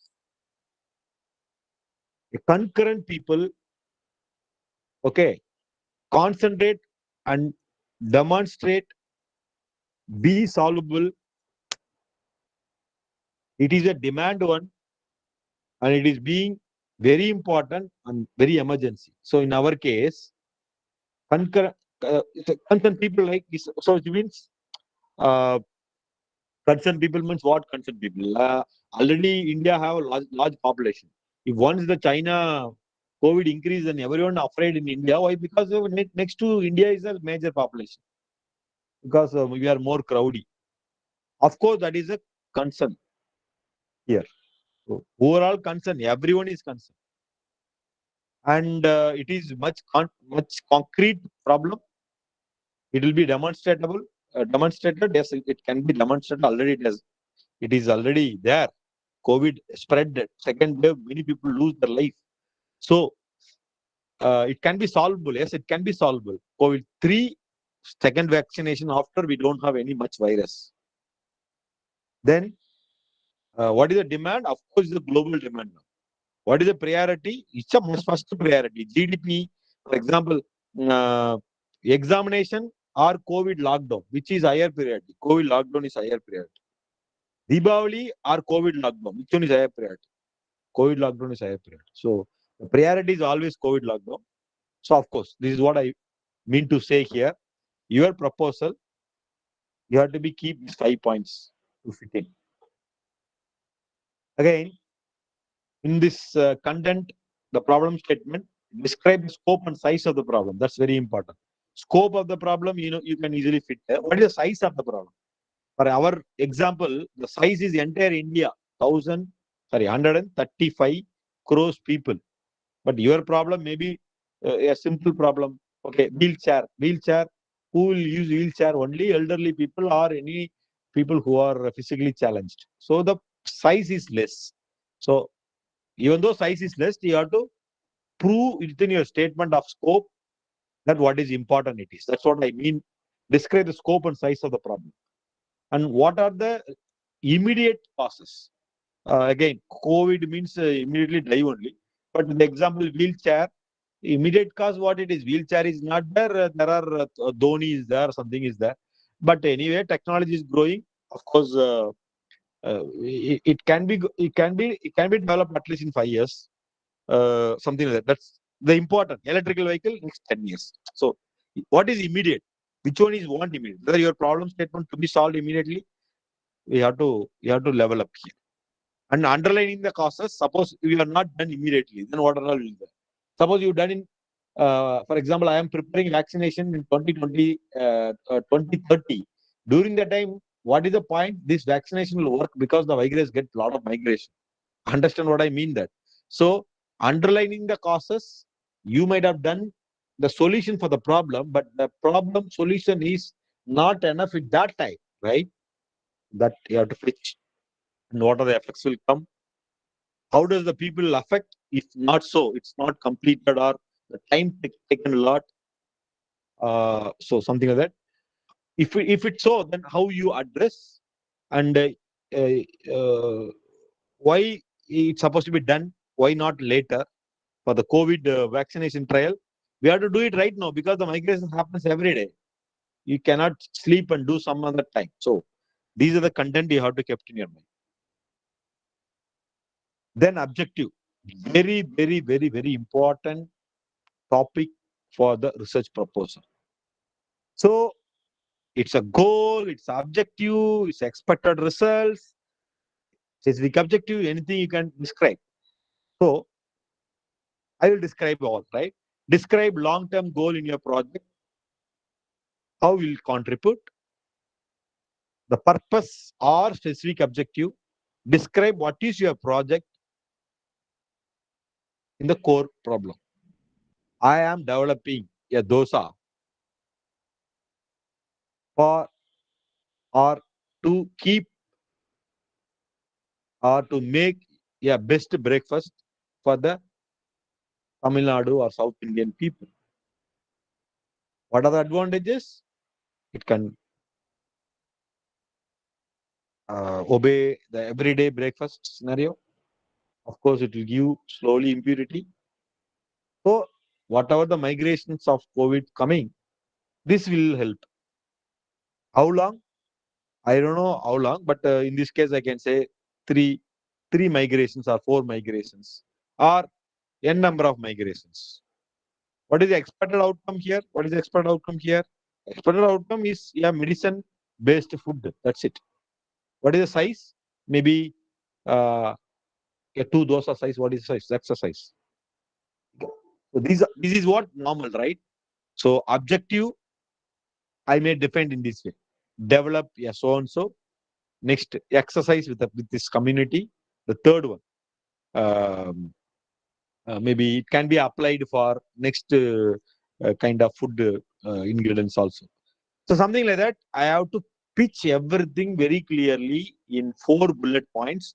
Don't go 5 bullets or 6 bullets for objective. Even sometime you can make your academic objective also nothing wrong, but make it 4 or maximum 5 bullet points. It's enough. Expected outcome and objective you have to write. Actually, will do and all objective. What you supposed to do or I did, past what you do, that is called expected outcome. So mostly objective and expected outcome both are same, but expected outcome you have to give it very, very clearly. Objective may be little higher. So objective be smart first. So specific, measurable, acceptable, relevant, and as well as timely. So that's what I mean here. Smart. The smart called as MART. So keep it in all this. Then beneficiary, maybe deliverable. I can say. So beneficiary, there are 2 beneficiary. What is deliverable? What you're going to deliver? Let's call it deliver. So to whom you deliver? There are 2 contests in this. So one is direct deliverable, another one is indirect deliverable. So what is direct? For my case, I am continuously giving this compulsory. This is the dosa supposed to take. Government rule. Everyone taking breakfast, this one.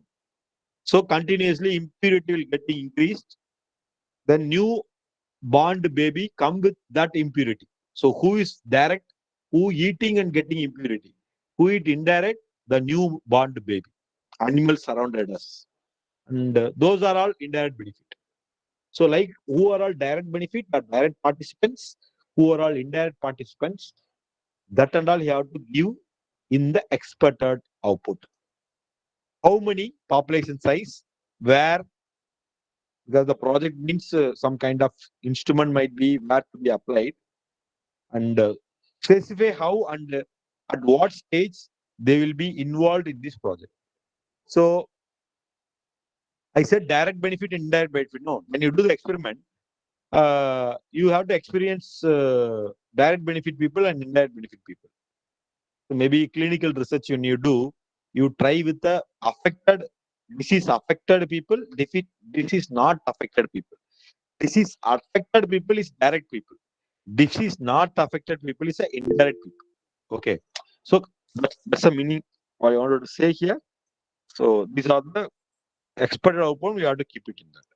Then proposal methodology. This is the next important items probably after this objective. So methodology of proposal is very simple. So you have to write what and all, what are the activities you have to pursue during your course of your project proposal time. So what is the content it is? So your partner, project implementation activities, risk management assessments, and what is your means, publications, patent, and everything. What all you have to do, everything you have to mention here. So basically, is a brief value or brief contest with respect to the objective. So first, with respect to the partner, so like your main parameter, maybe the partners. I mean that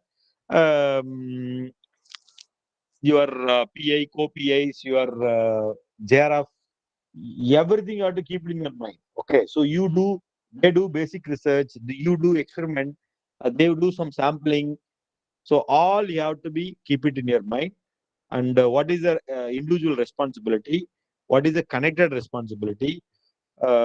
Individual goals, individual investigation, what area, and what is the benefits the combinedly will pick it up. So everything you have to keep it in mind. Then project implementation, this is very important. So you have a stage by stage. For example, electrical vehicle motor you wanted to develop. First one, what I have to do, I have to go for a 2D analysis, 1D analysis. geometrical analysis. Then I have to do 2D analysis. Then I have to do ANSYS simulation. Then I have to do magnetic analysis with the ANSYS platform, thermal analysis with the ANSYS platform. Then I have to procure the material. Then I have to do wire cutting. Then I have to do rotor. Then magnetic analysis for the rotor. Then I have to build the stator. So once the stator and rotor are over, then I have to connect stator and rotor and to run in the no load. Then I have to apply for the different load. Then only apply for the specific vehicle on road. So these are the methods. Okay.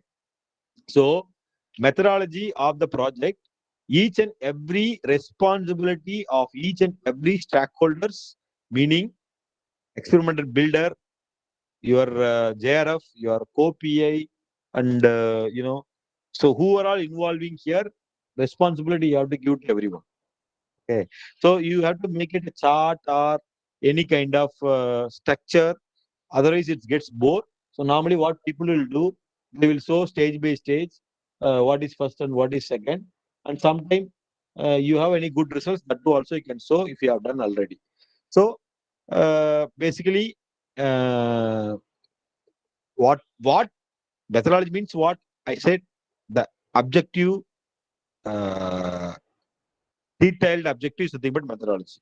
So which means end of the methodology, you know what the results will come. So that also you can actually focus, correct? How much you can, again by whom I'm talking about, the respective applications. For example, the dosa I said for the COVID, so I can show 10 number of dosa I made. I have given elderly people, younger people, middle-aged people. I have collected the data and I have identified the impurities are very good for the middle-aged people or something like that. That's what I mean here. By whom, where, when, so how, and so likewise you have to keep your entire activities within the methodology. You have to propose how many samples you have to go in to take, how long it is, and so on. So correct. So be precise as possible. Very must. It might be very crispy and very cluster in nature. So some results if you have done already something or you expected something. Uh, some should have some summary manner. Okay. So like this is what an activity is. So basically, the activity number 1, activity number 2, activity number 3. Again, the table is showing is month wise. So first month what activity, second month what activities, and even manpower also. How many you are trained, how many you are involved. So if any training is necessary, any skill you wanted to acquire, probably based on all you have to make this activity chart in a detailed manner. Okay. Then in the methodology, you have to add this as well, risk and assumptions, because doesn't mean that whatever you tried, you will get it result. And the same case, you should have assumption on your own, correct? So that and all you have to keep it. And based on the assumption 1 and assumption 2, what will you expect the results? And what is the risk management you are going to do? And everything you have to mention. So human resource, you have to explain the responsibility as I already told, who is a key person and what is that he do, and what are the materials and what is the budget, and if you want to do travel or all justification you have to mention in the methodology. So I mean that every aspects in the methodology you have to mention. Okay, so methodology probably the bigger portion in your proposal. Now budget. When I coming to budget, budget is coming into the spreadsheet. It's not in the paragraph.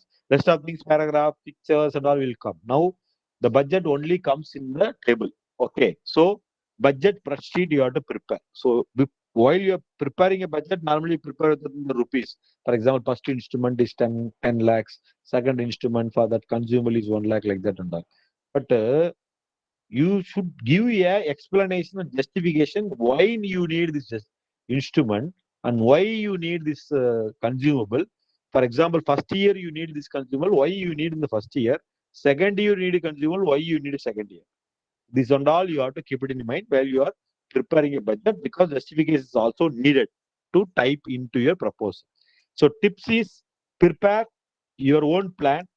Don't please follow some others plan that won't help you.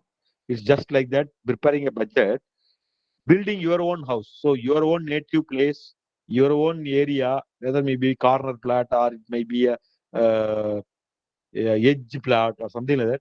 or first floor, second floor. So like your own house you wanted to build according to your own ground or according to your own uh, state or district or place, your capability, who will support you during the construction, your family.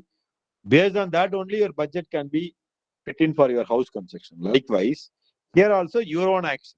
Don't follow somebody or people who already done. Don't get the maybe you can get the inputs, but don't put in the same value here because we are in 2023 now. They might have done in 2020, 2015. Okay, so do it very carefully in that part. Then budgetary, all requirements you have to mind and how long it might be. 1 year, how to divide and everything that you have to keep it in your mind. Okay, so then monitoring and evaluation. So you have to monitor yourself your project. So 3 months once you have to monitor, and anytime the committee may call you for the evaluation, and you yourself every year you have to publish some papers, some results has to be come. Then only anytime if the committee ask you to give a review, you can give. So in your proposal, you have to mention that what is your self-evaluation process to find out the effectiveness and the progress of the project. So that you have to do. So this is a summary of budget. Actually, you can see that. I just take a simple example. The project is built with 3 years. Okay, so 3 years. You can see manpower is the first one. So second one is actually I'm increasing manpower every year 10%. It's all about depends on the agency. Just for example, I make the every year 10% increase. Okay. Then consumable, then travel, then equipment. You see, equipment they will provide any funding agency equipment.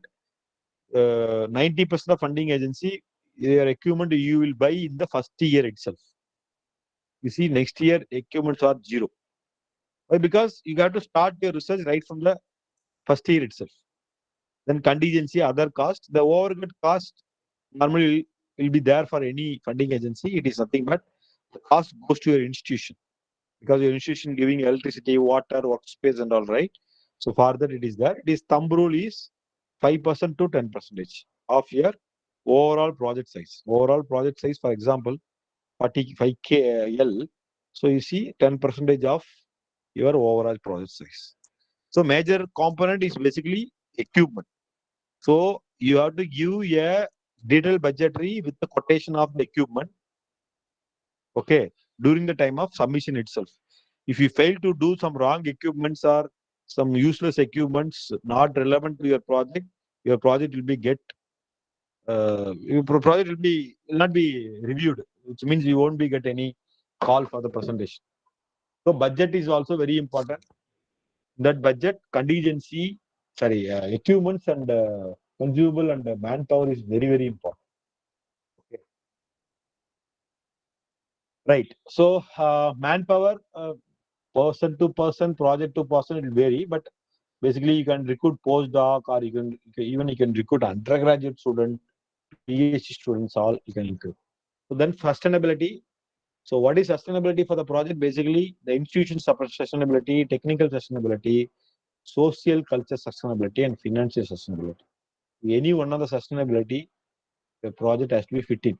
90% of the project has to sustainability by the institution sustainability. Why I'm telling you, you are buying equipment. That equipment, uh, after your project getting completed, it is waste. Then it's not good. No. So it might be useful for the upcoming or you yourself to pursue the continuously the same research area, or your junior group or your student to pursue some kind of lab exercise or many projects and all.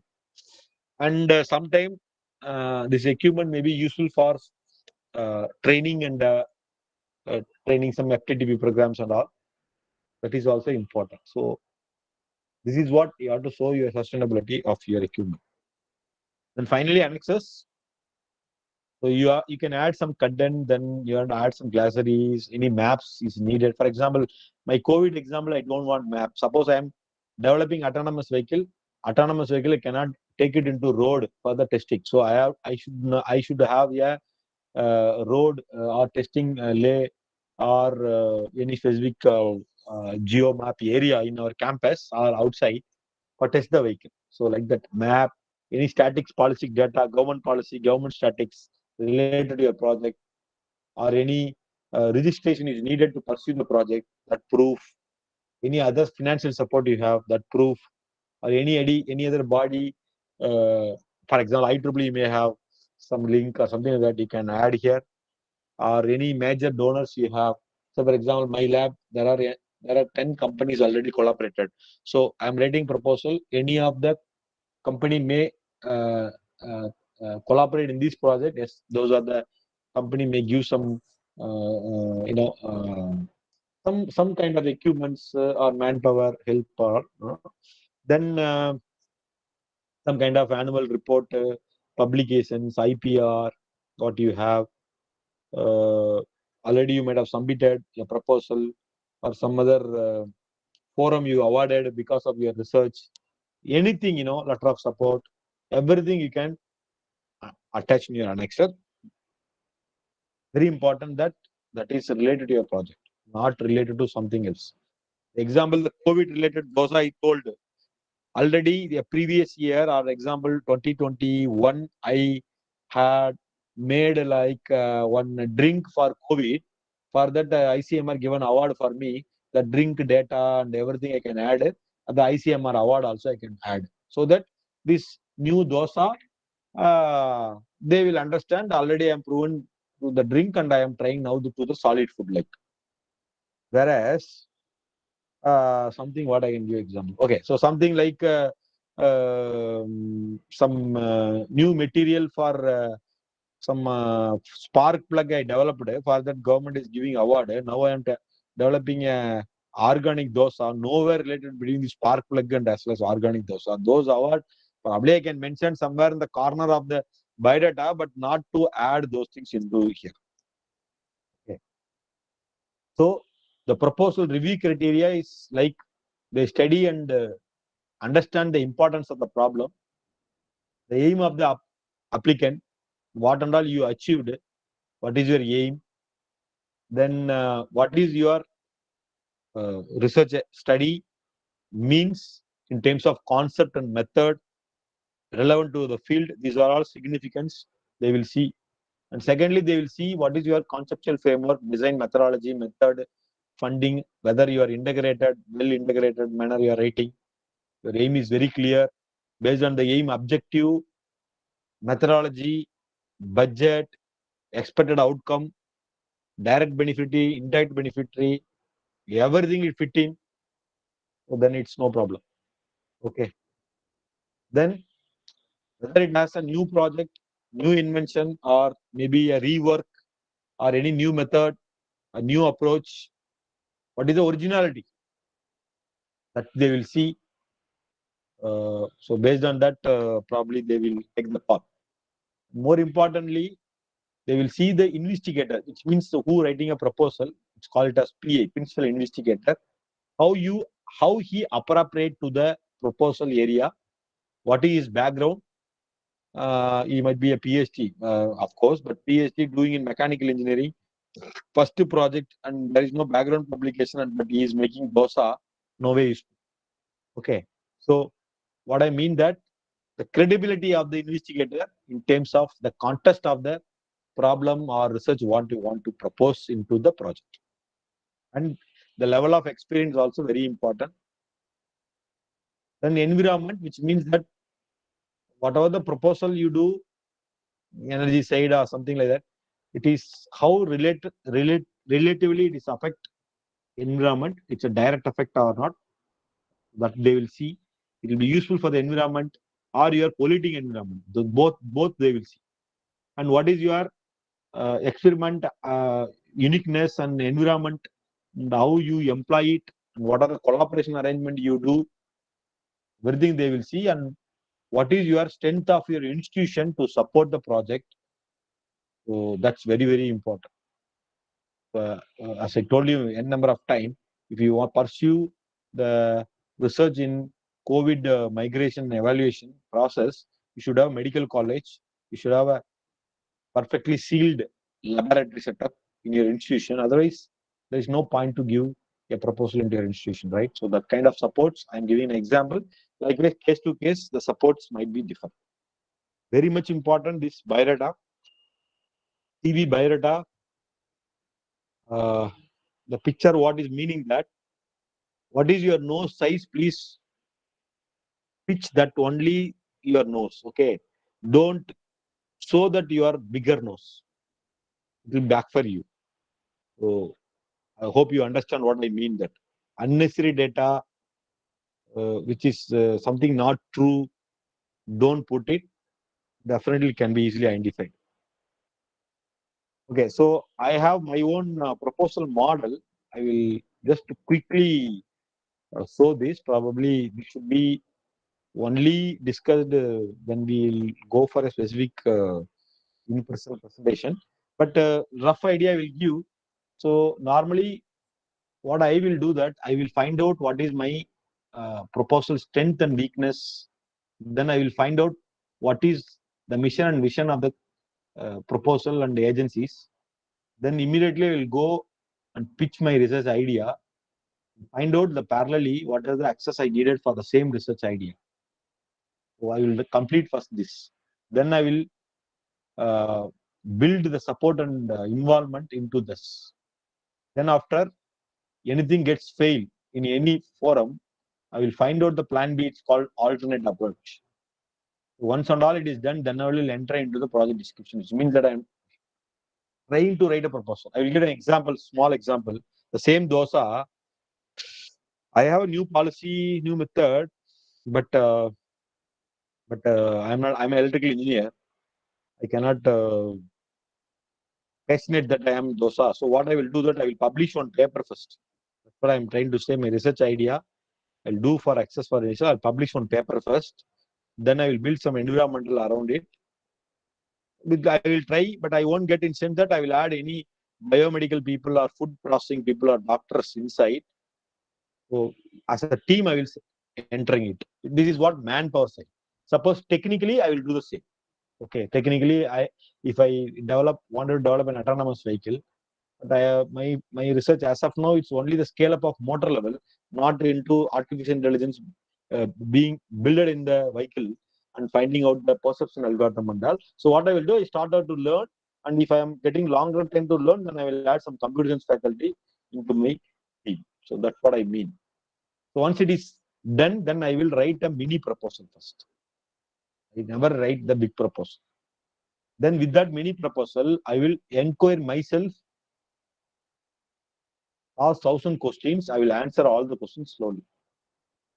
Then parallelly, I will find out what is my potential partners for the sponsorship and what is the funding agency, my proposal. And definitely whether my funding agency and my agenda both are getting same, then this homework also I will do parallelly. So I am writing my proposal also parallelly. So mini proposal and inquiry. During the time I will do my agency mission, which one I wanted to target and everything.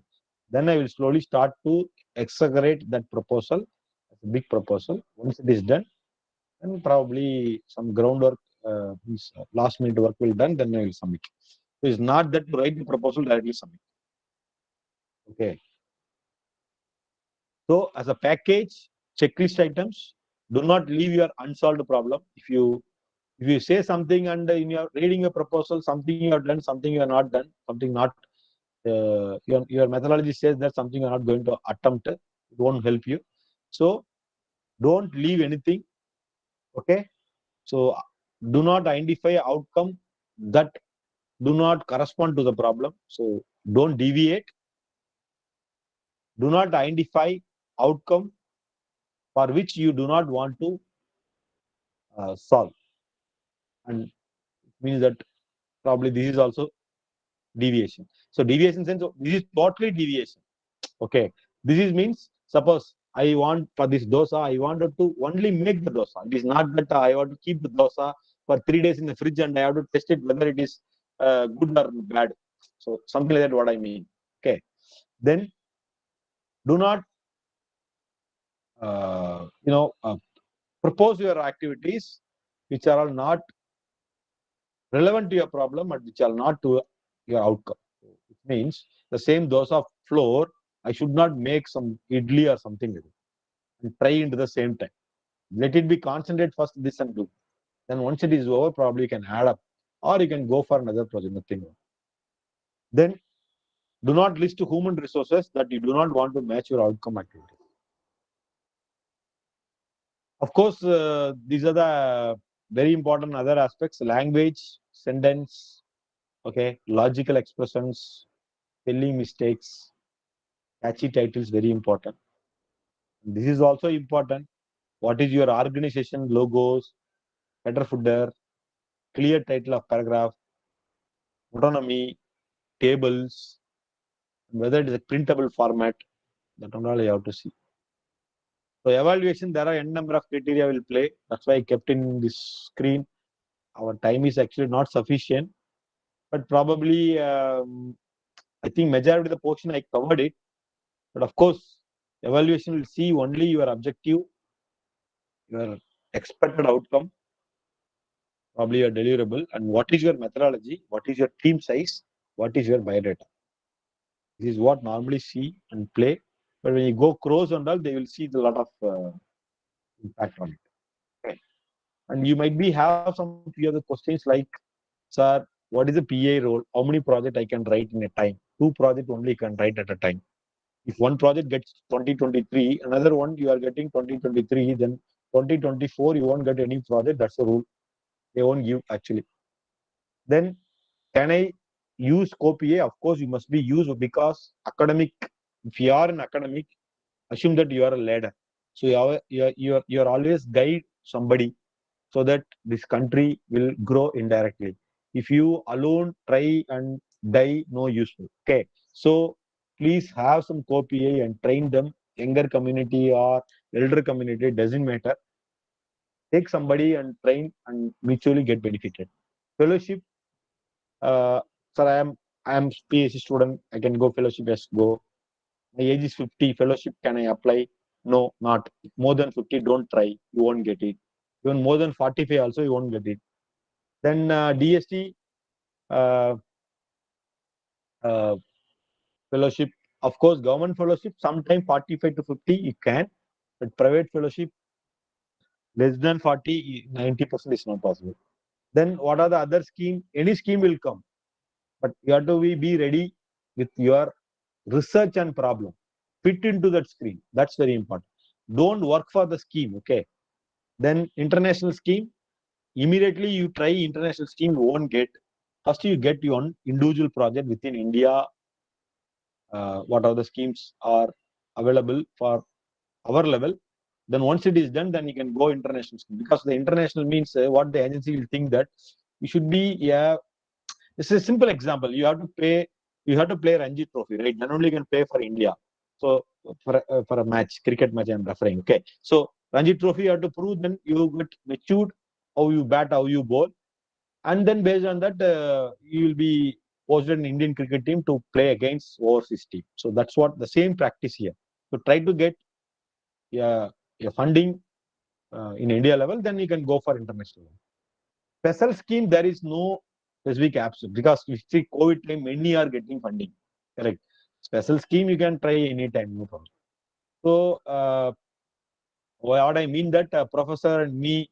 So I have a professor or some top management people. They have to add their biodata or I have to add into the proposal. So I have to answer this. Seriously, it is needed add. Otherwise, you convince them. Okay, because many times it's a backfire. There is a good team. Unnecessarily, one person, if you are not properly allocated, what is role of his project, that project, because of that, you maybe lose the opportunity of that funding that get fund that project. Fund limit, of course, private college, I recommend write the project less than 50 lakhs first. Okay. Once you get, then you can try cross. Then manpower, yes, of course, JRF much needed for project.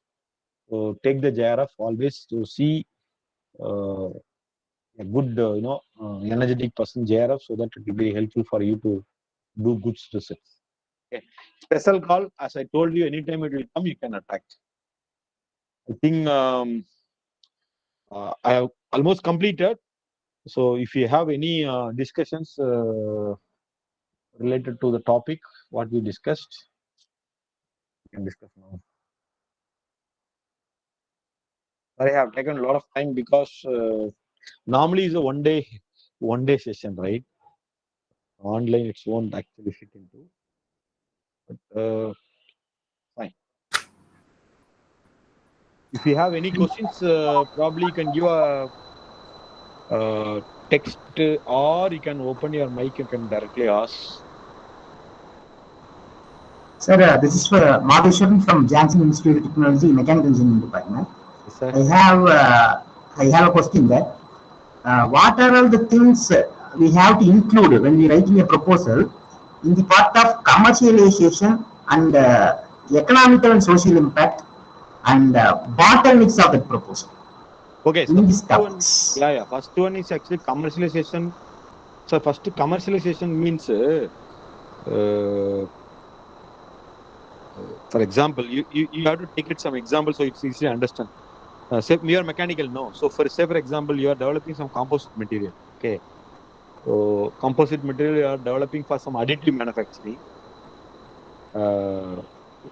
Maybe bio bones you are preparing. I take it in that way. So commercialization in sense that bio bones, there and all you can use it for dental hospitals and general hospitals.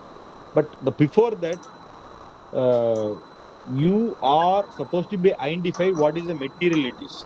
It doesn't mean that you have to work and identify the new material for that additive manufacturing of biometrics, what you wanted to do. Point number one. So meaning you have to identify the material, have a patent for the particular product what you wanted to develop. Yeah, raw, I am telling you. I am not telling specifically for the teeth what you wanted to develop. Okay, just a raw, I am telling you. With that, you add some composite material. You can attempt either for the bone or a teeth material. So kind of that is what. So what you have to mention that your IPR, your publication, your credibility of the material strength and data. For example, UTM measurement and all you might have done, right? So those UTM measurement data, then the same bones or teeth, same UTM data, both data are fixed. That table you have to bring in so that you can recommend that this material what I have identified, it is a composite material so that the multiple teeth structure I can build it, provided the same teeth, natural teeth value of strengthen, it's proven here. So that will be a part of commercialization of the ready-made teeth or something like that. In that also you are supposed to add who are all there in the market of the calcium teeth designer. You have to add that the company name or some letters and all. Your material is feasible of to do that, or they may support you for your material to do that. So that is the first one. Second one, what you asked there? What we have to write it for in the topic of economical and social impact. Yes, In correct. that, This is a very common, sir. 100 years, the proposals of any country, anywhere, they're telling economical and social. So economical in sense that what is our country GDP is going to help. The example what I given, the dosa, it will definitely help the country GDP. Why? Because one vaccination is 700 rupees, one dosa is maybe something like, I'm telling you, it's not free of cost. I'm some ingredients only I'm going to know. So one person per capita of the ingredients is 3 rupees. One person 3 months one vaccination is 700 rupees. So 2000 rupees, 3 rupees. It might be save our GDP spending, so save our GDP. So that's what the example I am putting you, but case to case is different. Then social benefit, again, renewable energy if you take. What is the social benefit? Renewable energy means, of course, carbon footing value will be get reduced. Country like India, renewable energy if you have, you don't want to blame the fossil fuels with the other country, coal from Australia and all. So indirectly, we can actually, self-sustainable energy manner we can. So those points you have to very clearly mention with the data, sir. That's very important. People are just like that I'm mentioning. What they have to mention, what is the energy crisis for the last 3 years? What is the per capita probably for the next 4 years? if we fit in this technology into for the 2025, so what way it will be impact to the country GDPA, or for the carbon footing eliminations and something like that, as a metrics value they have to mention, like gigawatt, dismiss percentage or something like that. In general, they are not expecting. They are expecting a quantified way of explanation. What way your solution may bring, or what way the solution will help for the country in a different aspects.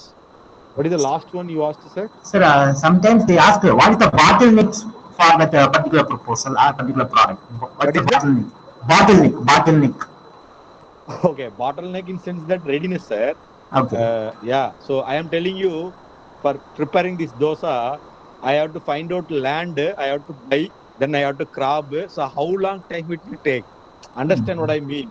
So already I have a plant, already 1 acre plant. Now for India, maybe my entire native place, it is growing very well. I have proven that I cultivate it everywhere. Entire country I can sow, or some other material or mechanical. What is that readiness level? Readiness level you have to sow, like uh, at least scale of 10, we have to sow 3 to 4 of readiness level. That's what they are doing bottleneck value.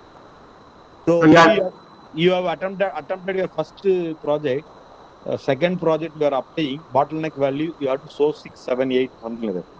Suppose your first project means you have to sow 3 to in that level. So, okay, sir. Thank you, sir. Other participants, if you have any queries, you may ask. Sir good morning sir. Sir, yes, sir. Sir இப்போ நம்ம ஒரு ஃபீல்டில் work பண்ணிட்டு இருக்கோம். ஒரு thermal imaging or electrical system அனாலிசிஸ்ன்னு வச்சுக்கோங்களேன். இப்போ திடீர்னு இப்போ ஐஓடி இப்போ லேட்டஸ்டா நமக்கு வந்துட்டு இருக்கு. இப்போ அதுல நம்ம அது பூம் ஆயிட்டு இருக்கு. ஆனா அதுல நமக்கு ஒர்க் எக்ஸ்பீரியன்ஸ் கம்மியா தான் இருக்கு. நம்ம we know the theory part, அதுல ரியல் டைமா நிறைய ஒர்க் பண்ணல. பட் இதைய கம்பைன் பண்ணா நமக்கு நல்லா இருக்கும். அப்படிங்கும்போது நம்ம அதுல எக்ஸ்பீரியன்ஸ் இல்லாதனால அதை ஒர்க் பண்ணி ரிசல்ட் எடுத்துட்டு அதுக்கப்புறம் ப்ரொபோசல் போடுறதுக்கு டைம் ஆகும் இல்லையா? I understand, Shanmugam sir, your thing. இப்ப நான் நீங்க சொன்ன எக்ஸாம்பிளுக்கு நான் எடுத்துக்கிறேன். ப்ராபபிளி தெர்மல் இமேஜ் வச்சுட்டு என்னென்னலாம் பண்ணலாங்கிறது நீங்க லிட்டரேச்சர்ல உங்களுக்கு தெரியும். So IoT or artificial intelligence ரெண்டையுமே எடுத்துக்கிறேன். நான் ஐஓடி எடுத்துக்கிறேன், ஆர்டிபிஷியல் எடுத்துக்கிறேன். நான் என்ன பண்றேன், தெர்மல் இமேஜை வச்சு மேபி நான் வந்து கோவிட் பேஷண்ட் ஐடென்டிஃபிகேஷனே பண்றேன்னே வச்சுக்கலாமே. ஸோ ஒரு 10 ஃபீட்டுக்கு சோலார் லைட்டிங் எல்லாம் போட்டிருக்காங்க ஒரு அஸ்யூம் தட் ஸ்மார்ட் சிட்டியில. ஸோ 10 ஃபீட்டுக்கா 8 ஃபீட்டுக்கு போட்டிருக்காங்க சோலார் லைட்டிங். நான் என்ன பண்றேன், எல்லா சோலார் லைட்டிங்லயும் தெர்மல் இமேஜர் வைக்கிறேன். தெர்மல் இமேஜர் வச்சு I capture the boundary of the thermal. அவங்களுடைய பாடி, அவனுக்கு ஒரு ஐபி ஐடி இருக்கு. அந்த ஐபி ஐடி வச்சுக்கிட்டு இவனுக்குலாம் சஸ்பெக்ட் பண்ணலாம். ஸோ அவங்கள வந்து செக்ரிகேட் பண்ணலாம், சம்திங் பண்ணலாம். இதுதான் வந்து ப்ராஜெக்ட். இப்ப பாருங்க, ஐஓடி உங்களுக்கு எப்படி ஹேண்டில் பண்ணணும்னு தெரியாது. நீங்க நோ அதர் வே, அதான் நான் சொல்ல வந்தேன். இதுக்காக உட்காந்து படிச்சுக்கிட்டுலாம் இருக்கக்கூடாது. கம்ப்யூட்டர் சயின்ஸ்லயோ இசி டிபார்ட்மெண்ட்லயோ யாராவது ஒருத்தர் உங்க ப்ராஜெக்ட்ல கோப்பியை சேர்த்து வேலையை ஸ்டார்ட் பண்ணிட வேண்டியதான். அந்த 1 இயர் எக்ஸ்பீரியன்ஸ்லயோ 2 இயர் எக்ஸ்பீரியன்ஸ்லயோ ப்ராஜெக்ட் எழுதும் போதே உங்களுக்கு ஓரளவுக்கு ஐடியா கிடைச்சிடும். கரெக்டா? அப்பயே நீங்க 2 பேரும் சேர்ந்து ஏதாவது மினி ப்ராஜெக்ட் இல்ல ஏதாவது ப்ராஜெக்ட் பசங்களுக்கு கொடுக்க ஆரம்பிச்சிருவீங்க. அது வந்து ஏதாவது ஒரு பப்ளிகேஷனை போட்டு விட்டு கூட நீங்க அப்ளை பண்ணலாம். இப்போ உதாரணத்துக்கு தெர்மல் இமேஜ் வச்சுக்கிட்டு நீங்க ஏதாவது ஒர்க் பண்ணிட்டு ஐஓடி வச்சு ஒன்று ப்ரப்போஸ் பண்றீங்கன்னா தெர்மல் இமேஜ் இருக்கிற பப்ளிகேஷன் மட்டுமே சஃபிஷியன்ட். ஏதாவது ஒரு ஸ்கோபஸ் இண்டெக்ஸ்லயோ ஏதாவது ஒரு கான்ஃபரன்ஸ்லயோ அந்த ஐஓடி வச்சு ஏதாவது ஒரு ப்ரூஃப் ஆஃப் கான்செப்ட காமிச்சிருக்கீங்கன்னா that enough to get a project. ஏன்னா நல்லா தெரிஞ்சுக்கங்க, everyone I wanted to say this, எல்லா சயின்டிஸ்டுமே நம்மளே மாதிரி இருக்கிறவங்க தான். அவங்களுக்கும் தெரியும் ஒரு அகாடமிக்ல உட்காந்துட்டு எந்த லெவலுக்கு எந்த ஏஜ்ல அவங்க வந்து ஒரு ஏரியால இருந்து இன்னொரு ஏரியாவுக்கு மைக்ரேட் ஆக முடியுங்கிறது அவங்களுக்கு நல்லாவே தெரியும். அதனால what ever the true fact நம்ம அப்படியே அழகா எழுதி இந்த ஸ்டார்ட் பண்ணிருக்கோம், இந்த டீம் பில்ட் பண்ணிருக்கோம், இந்த மாதிரி நாங்க எக்ஸசைஸ் பண்ணிருக்கோம், அதை வச்சு பப்ளிகேஷன் போட்டிருக்கோம், இது லார்ஜ் ஸ்கேல்ல பண்ணலான் இருக்கோம். நீங்க ஃபண்டிங் பண்ணுங்கன்னா 1 வருஷம் பண்ணலாம்னாலும் அடுத்த வருஷம் இன்னும் நம்ம கொஞ்சம் மெச்சூர் ஆயிடுவோம். நெக்ஸ்ட் வருஷம் கண்டிப்பா வாங்கிடலாம்.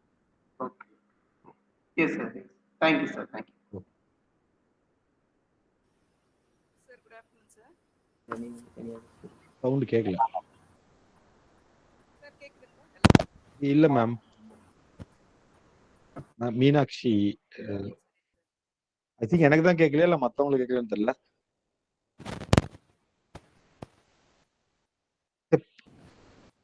மேம் சொல்லுங்க, மேபி மத்தவங்களுக்கு யாராவது கேட்டா repeat. Ma'am, it's not audible, ma'am, actually.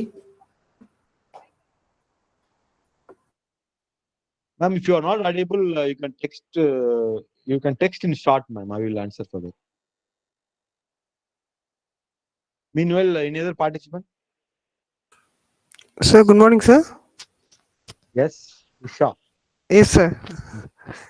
Sir, you have seen a lot of project proposal till now. So where the people taking long time to prepare the proposal, and where the people are doing mistakes? Introduction, ma'am. Introductions. Why? Because people are now thinking about what they want to do. They are very clear about their objective. Correct. So the introduction, they are not spending a lot of time. They're doing in the last minute. So, but unfortunately, the first momentary, the evaluator seeing it's a summary or introduction. So that itself, they are feeling bored. So they are not take it forward. Introduction, we have to give 5 days time. That's Where all. where the people are doing major mistakes, sir? In which place? That's the first point. And secondly, methodology. People are writing essay. They're like, for example, I will give example. So it's better to understand. So you want to construct a house, okay? So you have multiple of vision to do your house in a different thing. Like you are writing essay, I wanted to build a house of 1,800 square feet with a duplex pattern. Thereby kitchen has to be this much area. Continuously you are writing as a methodology. And another way you are writing methodology with the picture, you are mentioning that this is supposed to be the area like that. Here, this is the material has to be used. The costing supposed to be only in that. Here, my wall-mounted TV has to come. The speaker has to come. So both sides, there should not be any window. So this is all very clear, right? So the clear methodology descriptions are actually is a very important thing, because the scientists will see from your methodology only your credibility of your working practice. So measure of the proposals, the methodology is not being proposed properly. Even in methodology, you have to mention that your few of the key publications that are already done some kind of assessment already. That assessment you are probably exhaling or you are redefining another platform. That and all, if you are showing, it's better. So majorly, this is a two area. Like first one is a introduction summary, and the second one is a research methodology. These are the two areas. Thank you, sir. Sir, Dr. Meenakshi posted her question in the chat box. Yes. It doesn't mean, ma'am, every proposal should not have a social credibility or welfare. It's not possible. I will give best example. Social. So now, something like that. If you take autonomous vehicle need for social, of course it's not needed. Why autonomous vehicle needed? But maybe after 10 years, autonomous vehicle may be needed. So at present is not needed. It's all technology grown. Country has to grow. So it is not needed. But somewhat indirect benefit, direct benefit, indirect benefit. Direct is social welfare, no doubt. What is indirect benefit? Country GDP. India is a grown country. Technologically, we have to grow first. Then only we can say that we are a grown country. So you have to mention those things. These are the UN, United Nations technological area to be grown or concentrated by the growing country. So in this, my proposal is allied. If we have this technology, we can survey for the next 5 years. We don't want to blame China or some other country to accept or to buy the technology. Like that you can write. That's also good actually. So war is not important to everyone. So missiles are not important to everyone. But you know why missiles are needed? Because when the war is coming, we should have our own missiles, no? Then only you can survey. So surveil fitness also is needed. That all you can mention that. Okay. This is not that we want only a direct social benefit or welfare. Sir, good morning, sir. This is Srinivasan, sir. Yes, sir. Sir இப்போ social impact அந்த economic impact வந்து பார்த்தீங்கன்னா ஒரு new process டெவலப்மெண்ட்டுக்கு எப்படிங்க sir கொண்டு போகிறது? இப்போ நம்ம எக்ஸாம்பிள் சொல்ல நான் சொல்கிறேன் சார். சே எக்ஸாம்பிள் ஒரு பைப் வெல்டிங் ப்ராசஸ் எடுத்துக்கிறோம். இப்போ சீம்லெஸ் பைப் வெல்டிங் பண்ணுறோம். அந்த ப்ராசஸ் இப்போ தான் புதுசாக டெவலப் பண்ணுறோம்னு வச்சுக்கோங்களேன். நமக்கு ப்ரூஃப் ஆஃப் கான்செப்ட் வச்சிருக்கோம் சார், ப்ரூஃப் பண்ணுறோம். ஒரு பேசிக் பேப்பர் இருக்கு, அதை சப்போர்ட் பண்றதுக்கு ஒரு டிஃபரன்ஸ் பேப்பர் ஒன்று இருக்குங்க சார். பட் அது நம்ம அதுல வந்து நம்ம எக்கனாமிக் அண்ட் சோஷியல் பெனிஃபிட் எப்படின்னு சார் கொண்டு போறது? ஓகே, சோ இப்போ பைப் வெல்டிங் போறதுனால இன்ஃபேக்ட் அந்த டெக்னாலஜி ஆல்ரெடி இன்டர்நேஷனலி அவைலபிளா? பேட்டர்னபிள் டெக்னாலஜியா? டெக்னாலஜி பேட்டர்னபிள், பட் ஒரு ஒரு ப்ராடக்ட் கிடையாது. அதுதான் ஜெர்மனில இந்த மாதிரி மிஷின் டூல்ஸ் எல்லாம் ஜெர்மனி தான் ரொம்ப நல்லா பண்ணுவாங்க, கரெக்டா? பட் ஜெர்மனி தான் ஒன்னும் வாங்கிட்டு இருக்கும் பாஸ்ல இருந்து எல்லா டெக்னாலஜியும். ஸோ இண்டிஜினியஸ் அப்படிங்கிற ஒரு வேர்டு இருக்கு. டெக்னாலஜியை இந்தியாவுக்கு தகுந்த மாதிரி கன்வெர்ட் பண்றதுனால எப்படிலாம் சோசியலி கெட் பெனிஃபிட்னா, பாயிண்ட் நம்பர் 1, இதனால எம்ப்ளாயபிலிட்டி கிரியேட் ஆகும். அதுவே சோசியல் பெனிஃபிட் தான். இப்போ யார் who are able to understand this technology or who are able to use these tools may get the first employability. Point number 1. நீங்க இதுல எம்ப்ளாயபிலிட்டி யூஸ் பண்றவங்களும் இருப்பாங்க, பட் அதை பத்தி நம்ம கவலை பண்ண தேவையில்லை. பட் யாரு எம்ப்ளாயபிலிட்டி வாங்குவாங்களோ அவங்கள அதை வச்சுக்கலாம். செகண்ட்லி, மேனுஃபேக்சரிங்ல உங்களுக்கு நிறைய ஸ்கேலிங் இருக்கு இல்லையா, பெஸ்ட் மேனுஃபேக்சரிங். அந்த மாதிரி இப்ப வந்து இந்தியாவில வந்து மேனுஃபேக்சரிங் ஒரு ஸ்கேல் இருக்கும். உதாரணத்துக்கு எனக்கு தெரியல எக்ஸாக்டா, பட் ஐ அஷ்யூம் ஒரு வேல்யூ வச்சுக்கிறேனே, ஒரு 3 வச்சுக்கிறேனே. கண்ட்ரி லைக் ஜெர்மனி அதோட ப்ராடக்ட் வேல்யூக்கு எல்லாமே 5 இருக்கிறதுனால இன்டர்நேஷனலி மார்க்கெட் வேல்யூ ரொம்ப அதிகமா இருக்கு.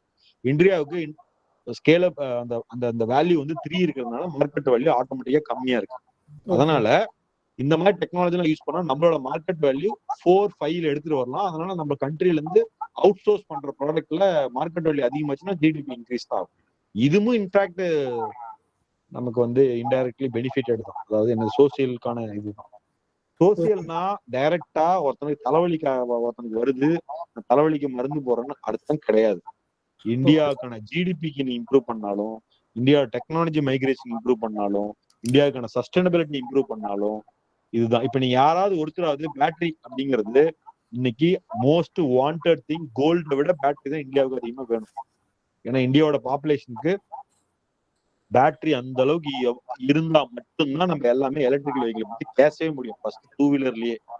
ஆனா பேட்டரி வந்து இப்ப நீங்க யாராவது இங்க அட்டன் பண்றதுல யாராவது சொல்லுங்க, பேட்டரிக்கு என்ன சோசியல் வெல்ஃபேர் நீங்க கொடுத்துட முடியும்? கொடுக்க முடியாது. பட் இன்னைக்கு பேட்டரியில battery material, anode material, cathode material, battery pack, powder, mining எதுவுமே இந்தியாட்ட கிடையாது. எல்லாமே சைனாட்டு இருக்கு. அவங்களோட என்னைக்கு வேணா வார் வரலாம். அவங்க வாரே வராட்டி கடைசி வரைக்கும் இப்படிதான் வச்சிருப்பாங்க கண்ட்ரியை. அவங்ககிட்ட இருந்து இன்னைக்கு எல்லாம் பேட்டரி வாங்குறீங்க, ஓகே, வண்டி வாங்கிட்டீங்க 1 லட்சம் ரூபாய்க்கு.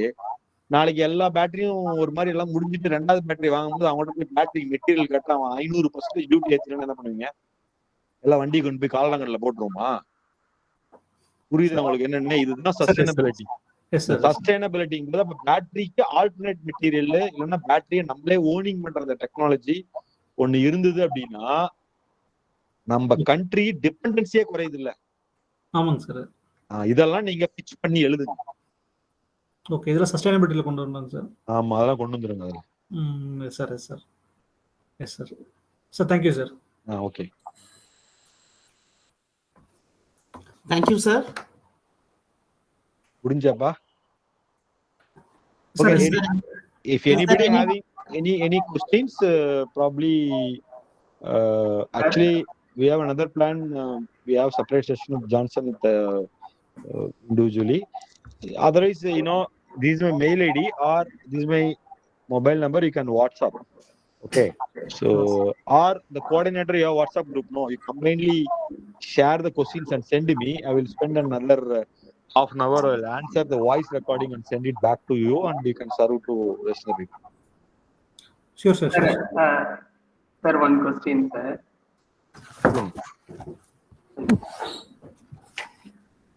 சொல்லுங்க, யாரு? Sir, சொல்லுங்க.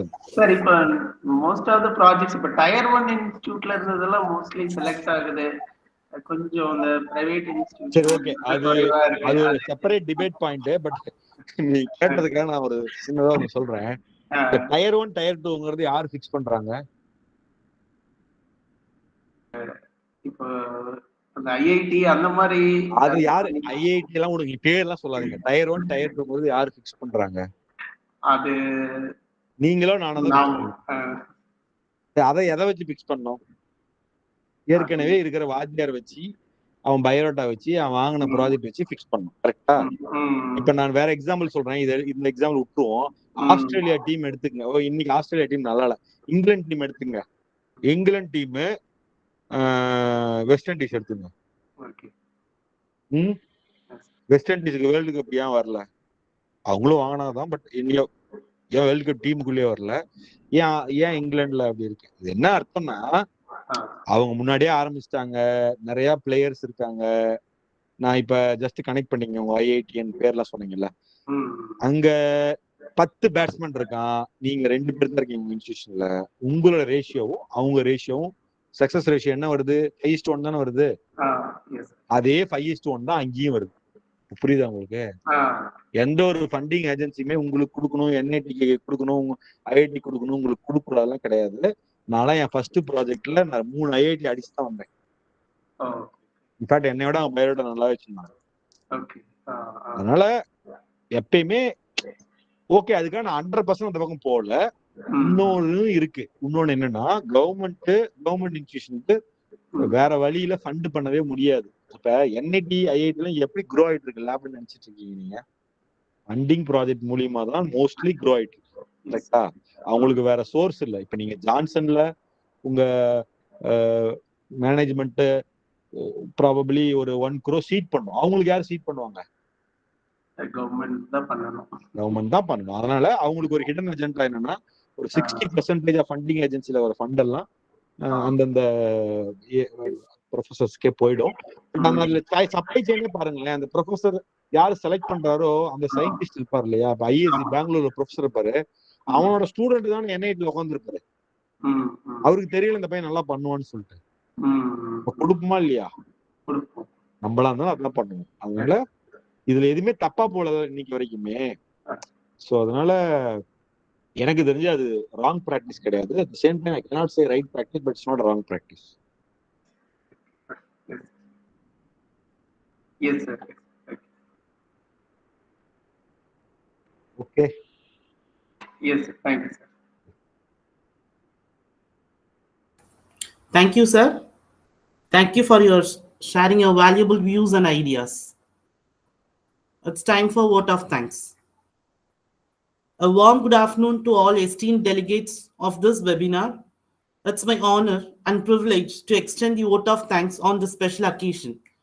First and foremost, we would like to thank our Honorable Chairman, Vice Chairman, respected Principal, Vice Principal, the Director Administration, the heads of various departments, the Faculty Development Coordinator, teaching and non-teaching faculty members, and my dear participants for making this 5 days faculty development program on prospects for research towards innovation development in higher education institutions.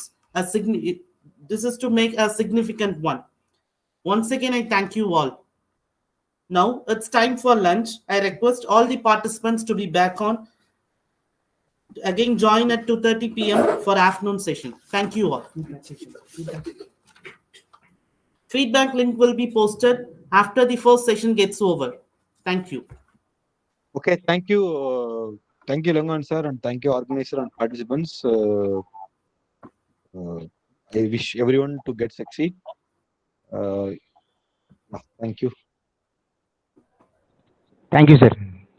Thank you, sir. வெளில போயிட்டீங்களா? Yes, sir. Yes, sir. Yes. I'll come out. Okay.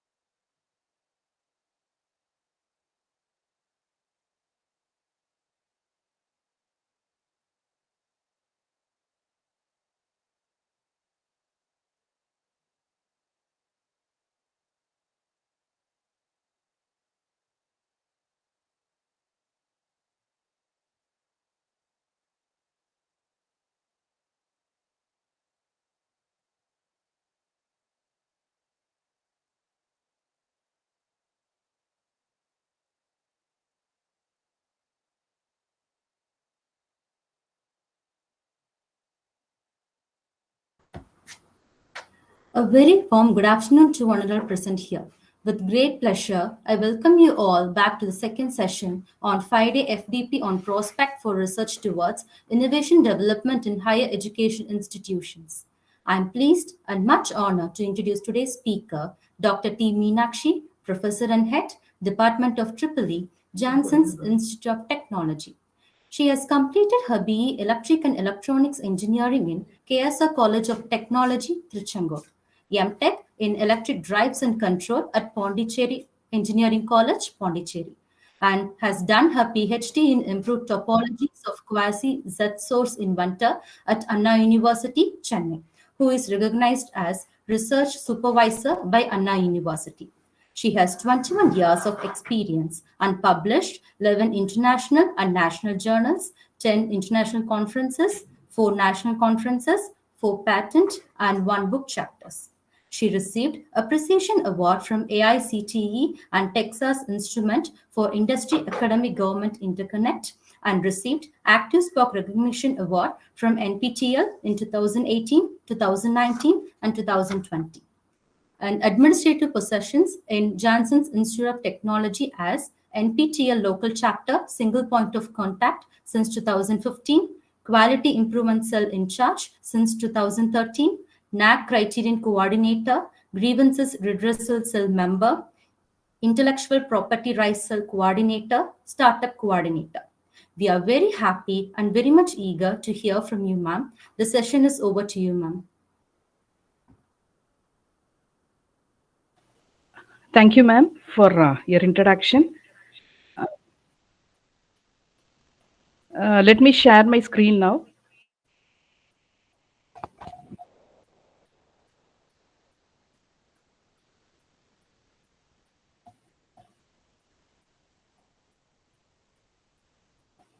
Sir, is the screen visible? Yes, Yes, ma'am. ma'am, it's visible. Okay, ma'am. Okay, ma'am. Thank you.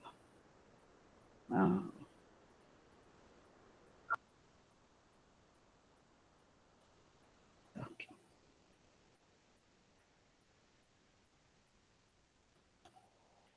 Good afternoon, one and all present over here. So, this session, I will be talking about literature survey and non-plagiaristic research gap.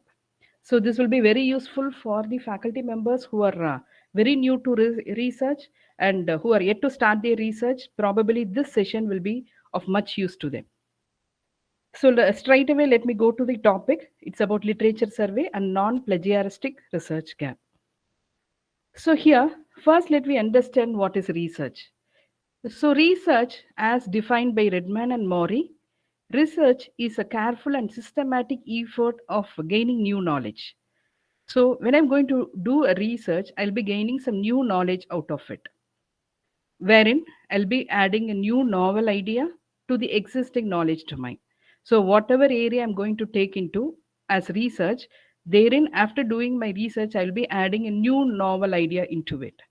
So when I'm going to start my research, what should I concentrate on? I should be concentrating on my research in such a way that the research should be a need-based and a value-based research. Probably, my research should solve societal or industrial crisis. So simply doing some research and adding my publications may not suffice. It should be in a position to solve some societal or an industrial crisis.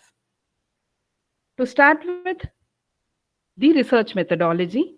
What is the initial phase in research methodology? So the initial phase is that when I'm going to start a research, I'll be choosing a broad area.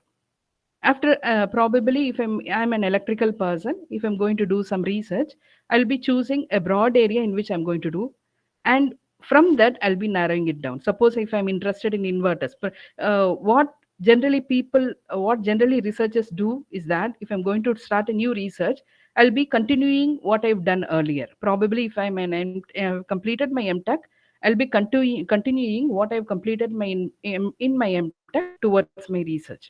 That is one way of doing. Not necessarily it should be the same, but still many people continue their MTech area into their research. So I'll be having a broad area in my MTech, or I'll be notifying, or I'll be concentrating on a broad area. From the broad area, I'll try to narrow down. After narrowing it down, I'll be confirming on what topic am I going to do, on what topic I'm going to do my research. So here, how to confine to my topic? To confine to my topic, I have identified a broad area. From the broad area, I'll be confirming the list of prominent journals. So here, you can see that wherein I can identify the other people's work. I have to understand how the other people are working in that broad area too. So for that, I'll be going out for a list of prominent journals for our research topic. Supposing I'm going to work on inverters, I'll be going out for the journals which publish papers related to inverters or papers related to electrical energy, something like that. So from that, what I'm going to do here is that I'll be collecting literatures. So my research methodology, I have to confine to a narrow down. I have to narrow down. So for narrowing it down, I'll be collecting literatures. From the literatures, I'll be collecting at least 100 literatures. I have to see that I am not going to miss any relevant paper there. So here, after collecting all the literatures, I have to understand the literature. Then I have to critically review the literature. So this is the initial phase of research methodology. So I'm interested to do some research. The first thing is that I have to choose a topic. From the topic, I have to narrow down. Then I have to collect the journals. I have to collect the journals. From the journals, what are all the journals that is publishing my relevant area? I have to collect the journals. From the journals, what are all the papers that is relevant to my topic? I have to collect it. Then I have to read, understand those literature. This becomes my initial phase. Now, next comes the important. From this research methodology, the first step of my research is literature survey. That is the today's topic, what I'm going to talk about. Literature survey is the first step. As said, it is the first step in your research process. So what I'm going to do in literature survey, I'm going to identify, evaluate, and interpret the work of other researchers who have done earlier research, probably in the area what I have identified. So I have to read those papers. I have to evaluate those papers. I have to understand those papers, what those people, those researchers have worked on. Why am I doing all these things is that it will be giving me a direction to move forward in my research. So how should I move? In which direction should I move? What are the next steps should I contribute for the research? That everything will be guided by my literature survey. As said earlier, it is very important that you have to collect at least minimum of 100 papers to do a literature survey. So here, what is the purpose of an effective literature review? The purpose of an effective literature review is that it's given, you will get a solid understanding of your research. So I will be getting to understand what am I going to do? What am I going to proceed further? In which area am I going to proceed further? So that solid understanding will be given by my literature review. And here, the next important thing is that it will be connecting ideas with different authors, which means that you will be having many authors to work together. Many authors will be publishing in that particular relevant area. Now, I can connect my idea with those authors. So that is the next purpose of my effective literature review. After doing this, I can justify the gap, which is the research gap. So from the literature review, what I can do here is that I can justify what gap I have to fulfill in the research, what other people have done, what they have left over, and what gap am I going to fill in that. So that will be identified with the help of an effective literature review. And again, the most important thing is that you are not going to duplicate anybody's work. Supposing I'm not going to do any literature review. I'm interested to work on inverters. I'm fabricating an inverter. I'm making out an inverter. So that inverter is working very good. But if I take it to the paper, if I publish it somewhere, and if it is already done, then that is duplication. There is no purpose in making out an inverter which is already existing. So that is why it is very much important to carry out a literature review. So here, when I'm going to do a literature review, probably I'll be avoiding plagiarism. So plagiarism is very much important. What should be avoided in a literature? What should be avoided in a research? So we'll be concentrating in our in the forthcoming slides. We'll be understanding what is plagiarism. Okay. Then you have to, when I'm going to do a literature review, then only I can understand that how far my research topic is non-obvious. What do we understand by non-obvious is that my research topic should be in line with the current scenario. It should not be outdated. It should be in line with the current scenario. So we can understand only when we are going to do an effective literature review. We have what people are working on, and from that only I can understand whether my research is in line with the current scenario. Is it updated version? So everything could be understood only after doing an effective literature review. And also, I can understand globally what are all the methods that is taken over, or what are all the methods adopted in the current research. So that could also be effectively done, or that could be also be effectively understood when I'm going to do an effective literature survey. So that is why, if for every guide or every researcher who is going to undertake an research will be guided in such a way that their literature review should be very much important, very much detailed literature review they have to take it over. So here, when I'm going to do a literature review, it's classified into 3 cases. The first case, the bottommost case, is the literature overview. Generally, they name it as literature overview. So what I'm going to do in literature overview is I'll be collecting n number of papers, probably 100 or 150 papers in a broader spectrum. So that is called as literature overview. From the literature overview, what I can do here is I can segregate into components, or I can segregate those overviewed literature into sub-themes. So that is called as review of literature. So that sub-themes, it will be on a focused topic, and you will have a narrow discussion. So those will be discussing only to a particular topic. So that is called as review of literature. From the review of literature, we will be going out for the critical review of literature, wherein from the identified narrowed discussion papers, I'll be going out for data specific, which helps me to identify the research gap. So this is how I have to start with my literature review. First, I should have a broader overview. From the overview, I have to focus on a subtopic.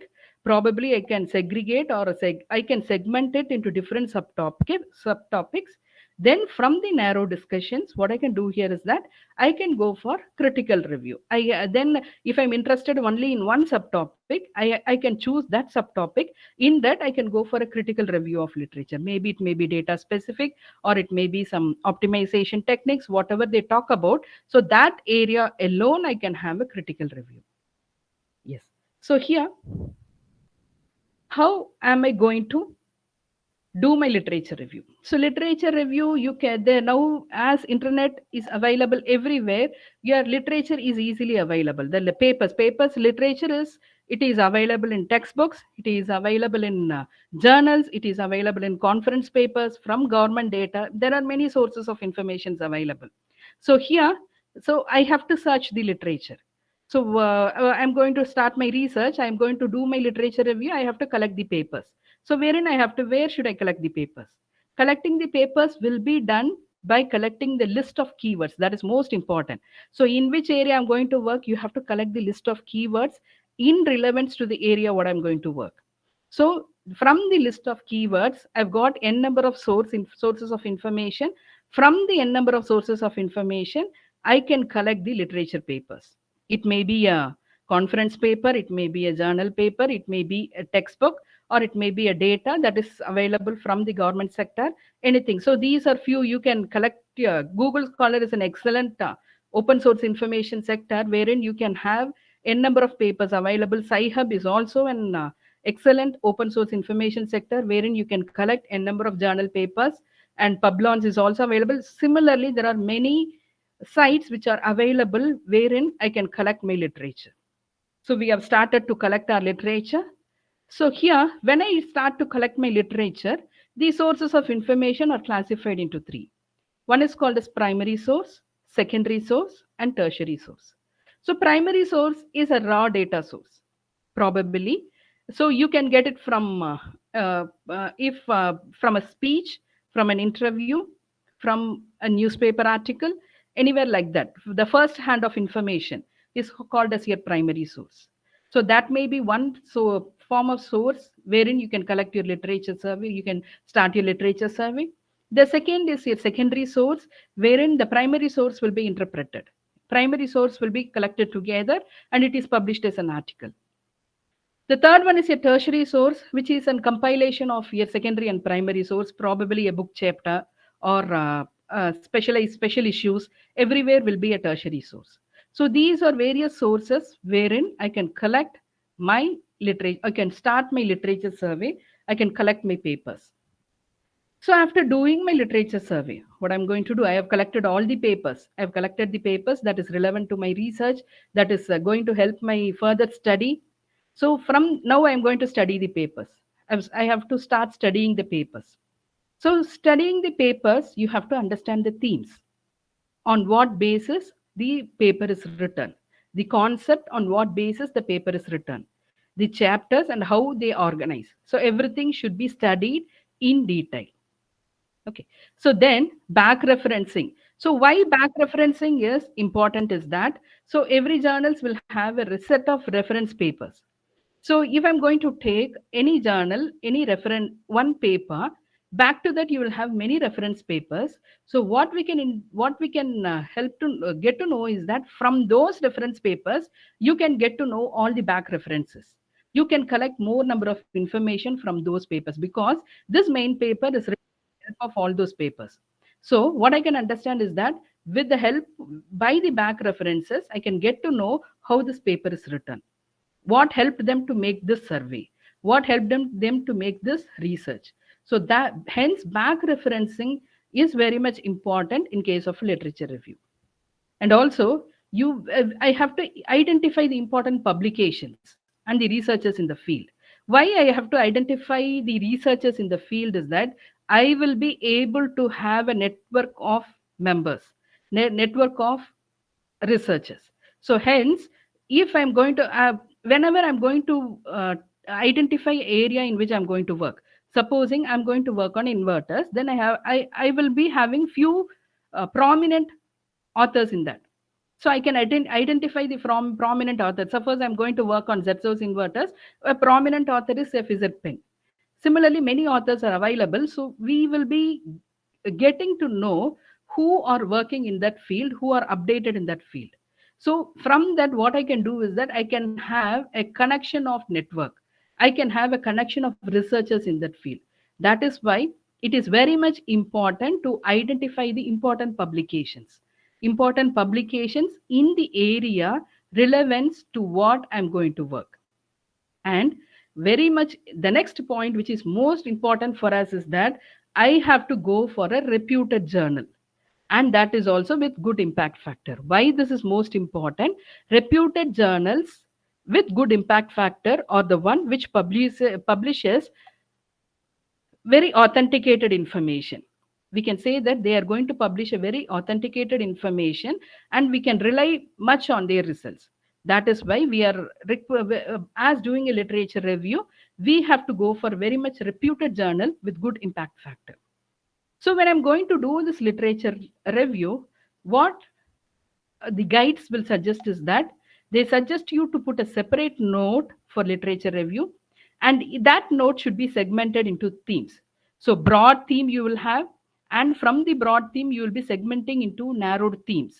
Supposing, again, as I'm an electrical person, I'm talking about inverters. When I take an inverter, that inverter will have many topological versions. That will be one theme. The second theme is optimization by closed loop control. That is the second theme. The third one is application of your inverter to various platforms. That is the third theme. So what I can do here is that I can have a broader area. I'm going to work on inverters. Then I will have sub themes. One is the topological version. The second one is your application. The third one is your closed loop control. So now I will be collecting papers on all these three themes. After collecting papers on all these three themes, I'll be searching out which area I'm most interested. Probably I'll be interested, if suppose I'm interested in closed loop operation, I can concentrate only on closed loop operation. If suppose I'm interested in application of the inverter in different sectors, I may concentrate on that segment. So this literature review will help you to identify in which area I'm going to proceed further.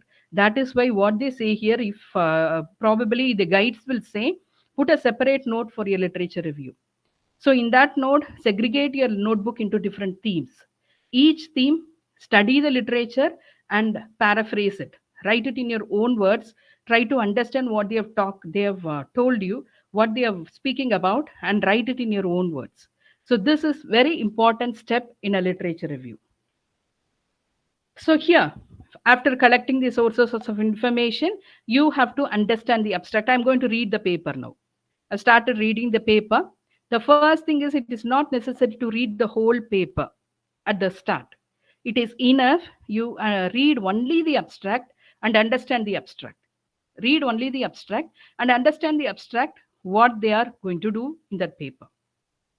And again, as said, you'll be collecting n number of papers, 100 papers, 50 papers in one theme, say 50 papers in another theme, another 50 papers in another theme. For every paper, try to read the abstract and make in your notebook, what notebook you have put over, write it over the abstract in your own words. Put it in your own words. Then this will help you for network development. So you have identified a theme, you have identified your research gap. So now that will help me to develop my network, help me to have a connection of the authors who are working on it. Then that will help me to develop a network between them.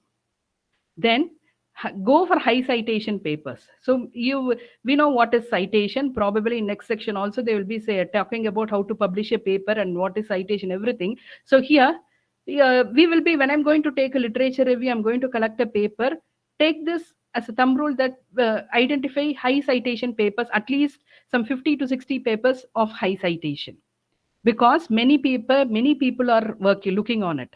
Many people have referred that high citation paper. So that will definitely help you to do a good work in your research. So see high citation papers, understand high citation papers, and paraphrase high citation papers. That is most important. As said earlier, separate segments, separate your total literature review into segments.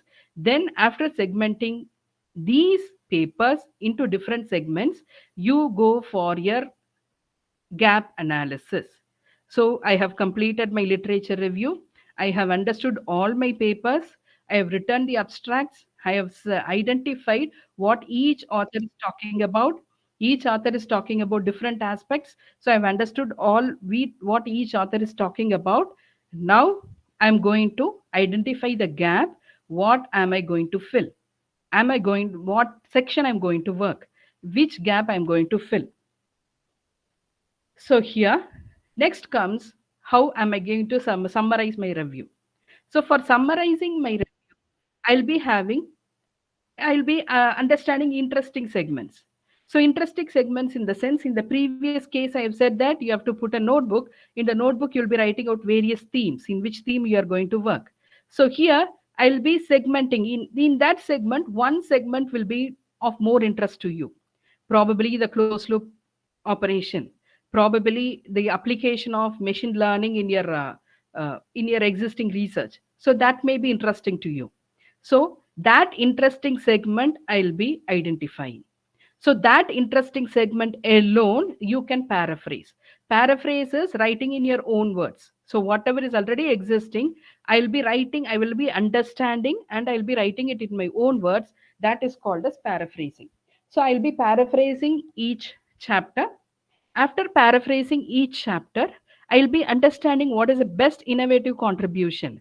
So some innovativeness will be done by some author, which is the most attractive, which is the best. So that will be identified. After identifying, what I will do here is that I will be collecting all the results. Now when I'm going for the result section from my literature, till now I'll be talking about only the abstract. I've been studying only the abstract, which segment is interesting. Now only I'm going through all the papers in that particular segment.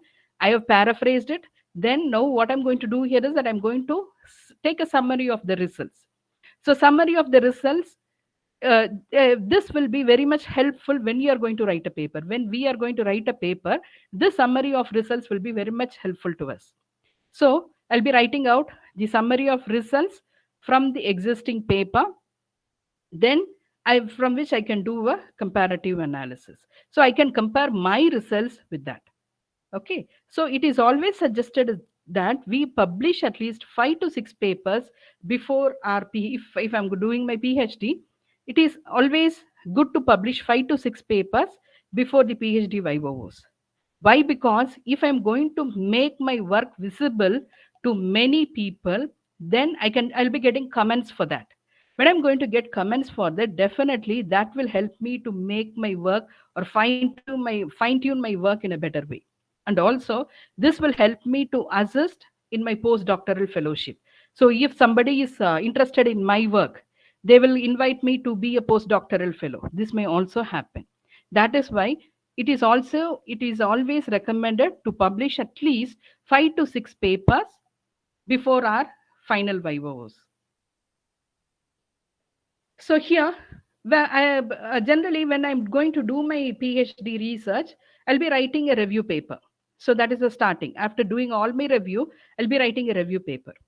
So this review paper writing is classified into 3. As said earlier, literature overview writing. So this is generally done within 1 year of start of your research.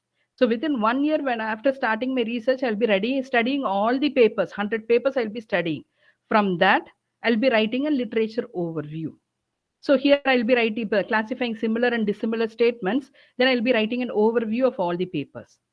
The next one is review of literature writing. So from the literature overview papers, I'll be going out for the review of literature writing. So here I'll be segmenting. I'll be chapterizing, or I'll be segmenting my paper into my literature work into different themes. So in that one theme I'm going to take, this is the area in which I'm going to work out. So that theme, I'll be reviewing it very seriously. I'll be reading all the results. I'll be studying what methodology they have taken over, what type of data they have taken over, how they have interpreted the results.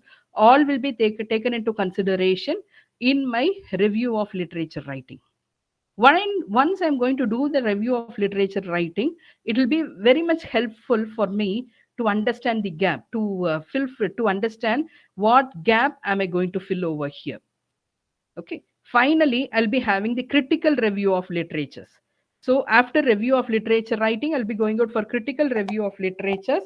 Herein, I have identified my gap. Now I'll be working to fill out the research gap. From the research gap, from my work, I'll be having some results. From the results, I can do a comparison with the already existing literature. So that review, I can criticize the other papers also. So that is called as critical review of literature writing. Okay. So first we'll be starting out with the literature overview writing within 1 year of my research. Then I'll be writing review of literature writing, that is within 2 to 3 years. And finally, I'll be going out for critical review of literature writing with my results. While writing my literature review, what shouldn't be done? Please do not copy paste.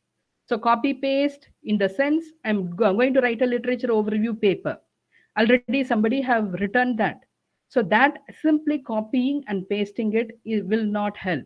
That should not be done. You have to understand, you have to paraphrase. Understand that paper and paraphrase it. Write it in your own words, which delivers the same meaning, at most the same meaning. And here, citation is most important.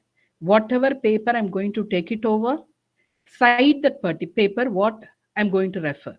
If I'm going to refer any paper, citation is most important.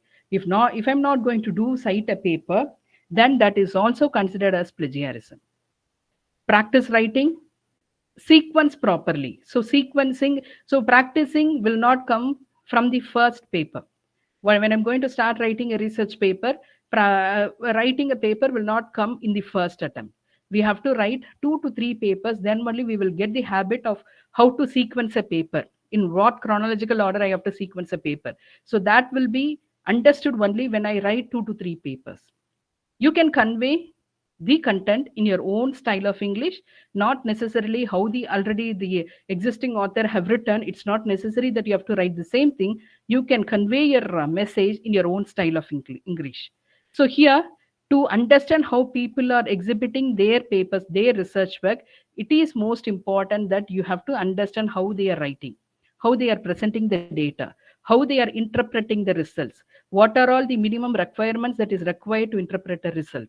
So that will be understood if I'm going to read more number of papers, if I'm going to understand the habit of writing. So this is most important in writing a literature review.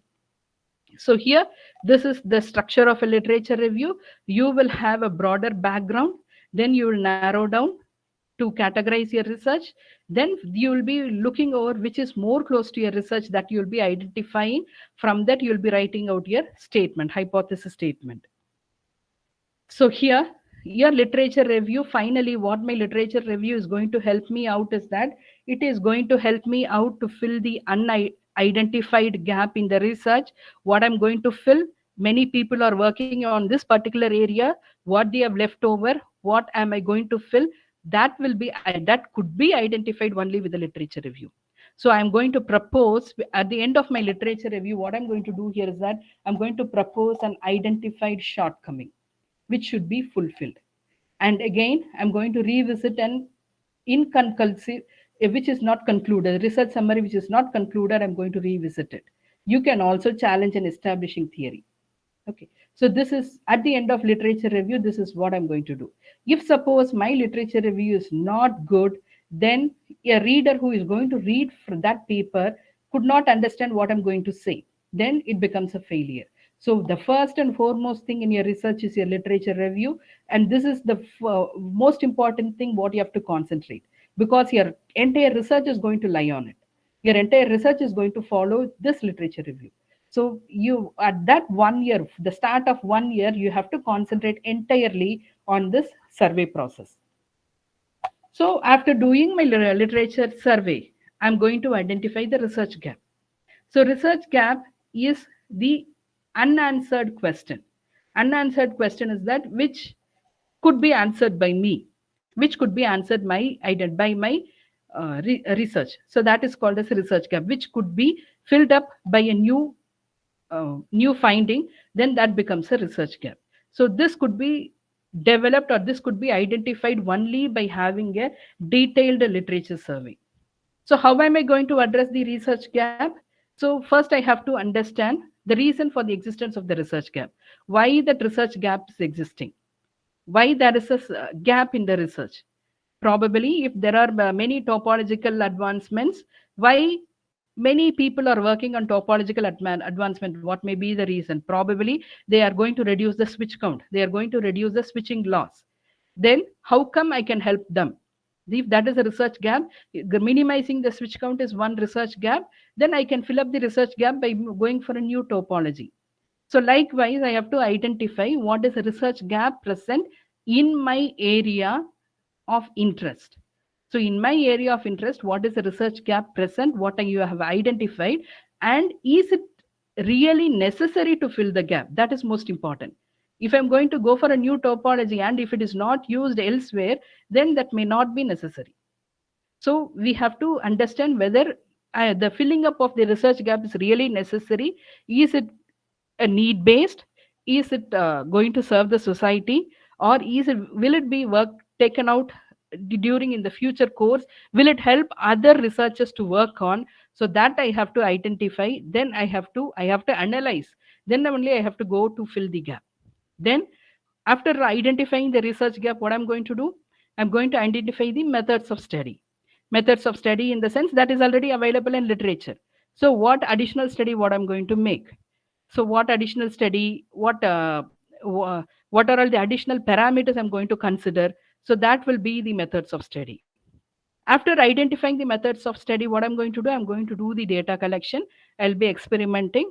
So I'll be doing a simulation study. I'll be validating my results. Then I'll be going out for an hardware implementation. If it is something related to electrical, electronics, or mechanical, I'll be going out for hardware implementation. Then I'll be going out for comparative analysis. So this is how I'm going to fill in the research gap. Everywhere, the starting point is my literature survey. So now the research gap I have identified, I'm going to work on it. Something I should avoid here. So what I need to avoid is plagiarism. Very much important in research. I have to avoid plagiarism. What I'm going to do? What is plagiarism? So plagiarism it is coming from a Latin word called as plagiare, to kidnap. So here what I'm going to do, plagiarism is actually copying others' expression. I do not have my own creativity. I lack creativity. So what I'm going to do here is that simply I copy the other's expression and I write as if I have done that. So it is completely a publication misconduct. It is not at all entertained by any of the publisher and it becomes unethical. So avoiding plagiarism is very much important in a research. So again, plagiarism is what said earlier. It's about another person's language, thoughts, ideas I'm expressing as my own. I'm not citing them. I'm not giving the credit to them. I take it, I express it as if I have done. So in certain cases, what they say that complete plagiarism is that completely the text is unaltered. Cut, copy, paste. They will be copying it and they will be pasting it. Nothing is unaltered. That is complete plagiarism. The next one is cover up. A cover up is what I'm paraphrasing it. I'm using different words. I'm just changing. I'm delivering the same meaning, but I'm going to use different words. I'm not going to cite the author. Then it becomes a cover up plagiarism. Okay, both are not accepted and it is unethical in publication. So what we consider as plagiarism is that when I'm going not crediting a source, I'm not going to credit a source, then credit a source, or not going to credit the author, then it is plagiarism. I'm going to paraphrase it. I'm going to write it in my own words, but I'm not going to credit the source. Then it is called as plagiarism. I'm going to use the statistics of someone else. I'm not going to everywhere. If I'm not going to credit the source, then it is plagiarism.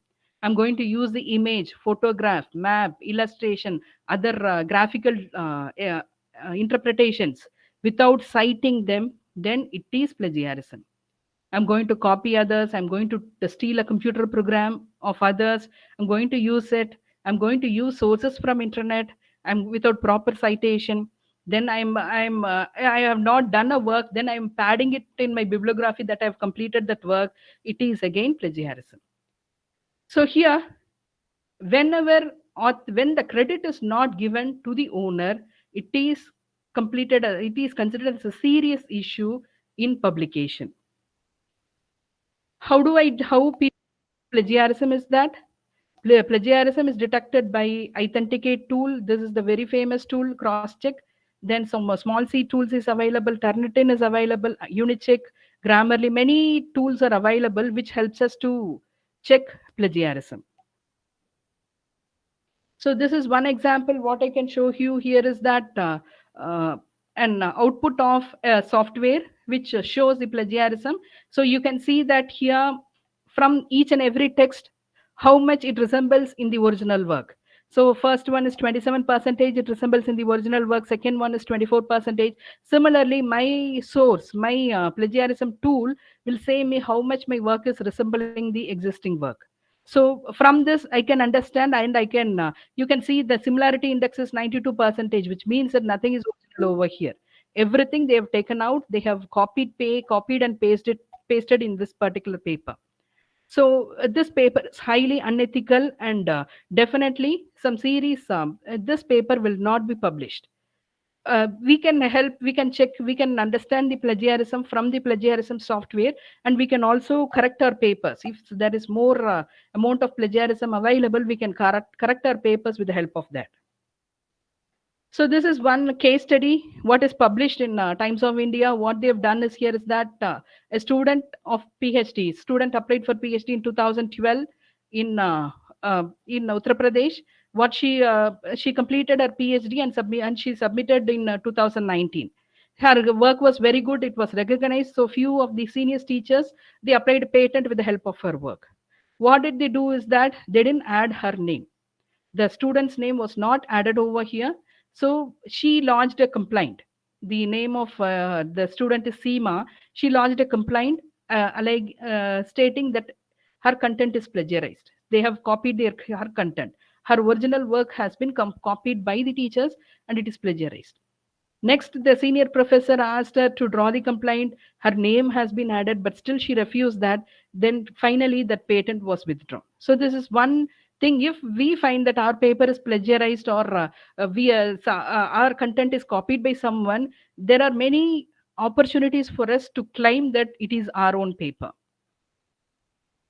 So here, next type of plagiarism, it's not actually plagiarism, it's simultaneous submission. I have prepared a paper, I have identified my research work, I have completed my research, I have prepared a paper, now I'm going to submit it to a journal. What many people do is that if suppose my one journal is going to neglect my paper, so I have to wait till that, then only I have to submit for the next journal. So many people submit their paper simultaneous to many journals. This is also unethical and it is a misconduct. So here, till paper is in review under a journal, you have to wait for that for the comments. Then only you can publish your paper in the next journal. So simultaneous publishing, submission or a publication is not accepted. It is unethical because it is mere duplication of a single work. Your single work is duplicated in two journals. It is not accepted. So this is also seriously viewed by the publication party. Next one is research fraud.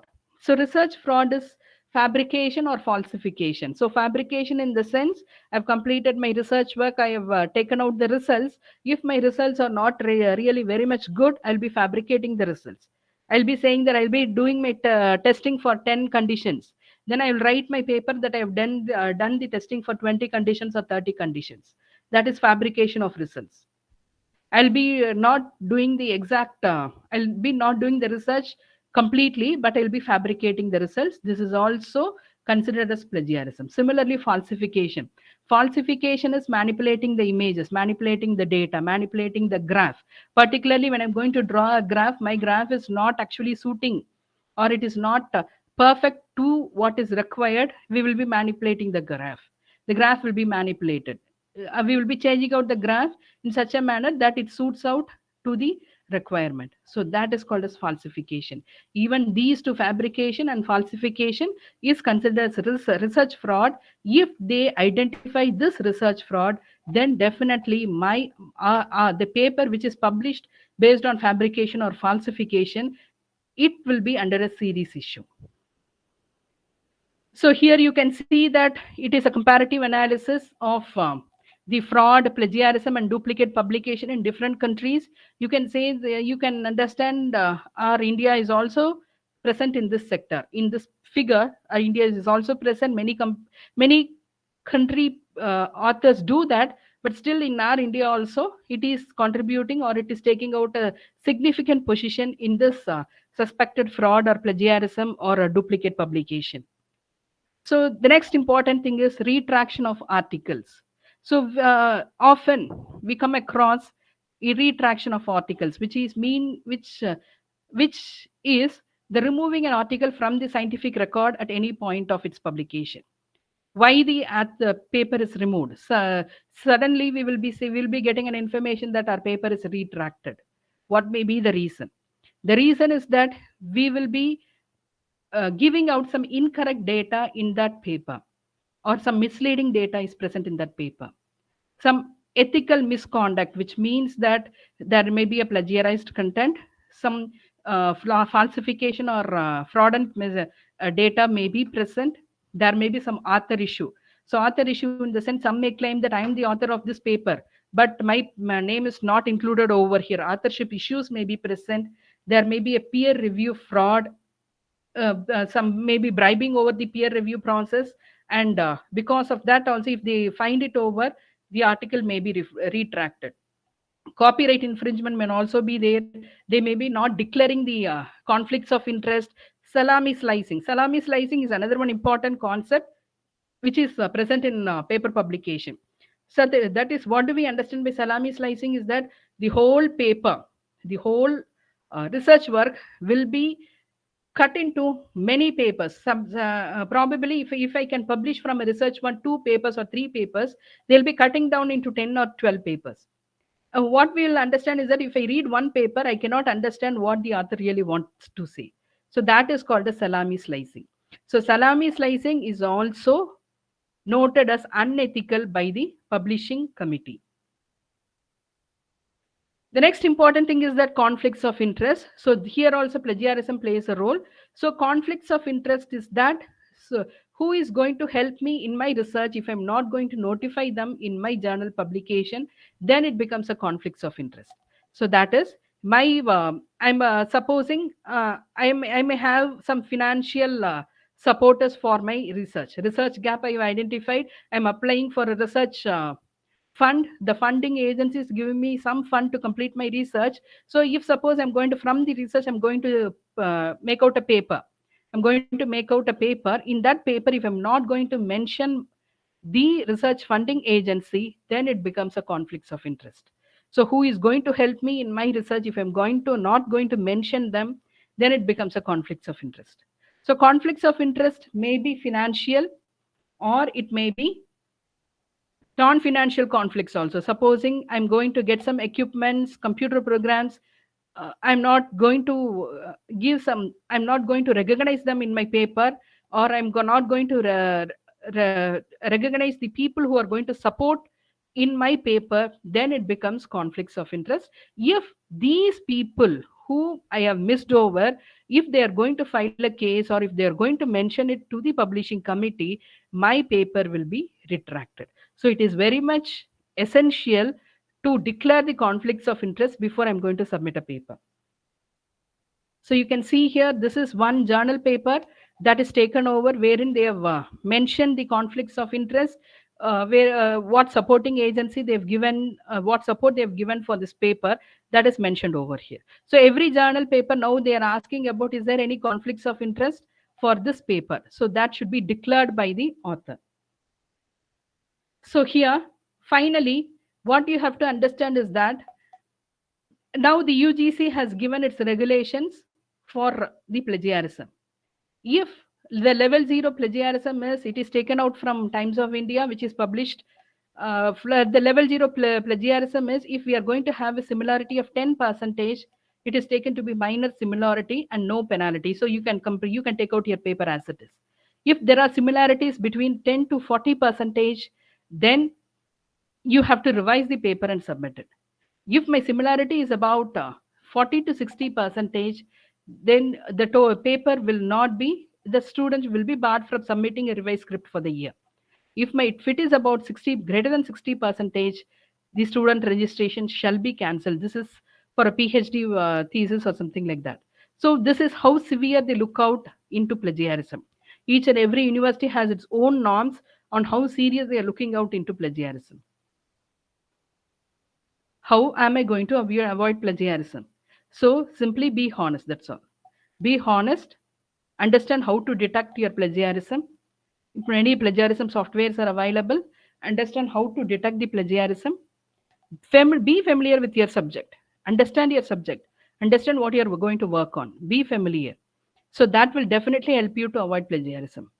Acknowledge the authors you refer to, and also understand how to cite a source. So these are all very much important to avoid plagiarism. So finally, to conclude, so this session would have helped you to understand what is a good literature review. So from a good literature review, you will understand what is a problem, and you will have no replication, research with no replication, no plagiarism. So good literature review is the starting point. When you study a lot of literatures, you will understand how people are working on, in what area people are working on. You will understand what is the research gap. Then you can get an idea in which area am I going to work. And also This will help me to avoid plagiarism, and also you will be getting, the most important thing is that you will be getting a network of researchers. So with the help of, when you are going to start, see that you comply with a good literature survey. When you are going to go start a a research project, see that you do a good literature survey, then the rest of the thing will be happening automatically. Thank you so much. Let me conclude the session. Is there any question answer? Any questions?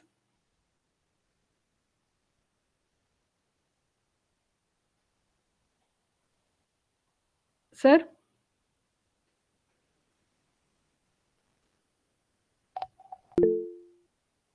If there are any questions from the audience or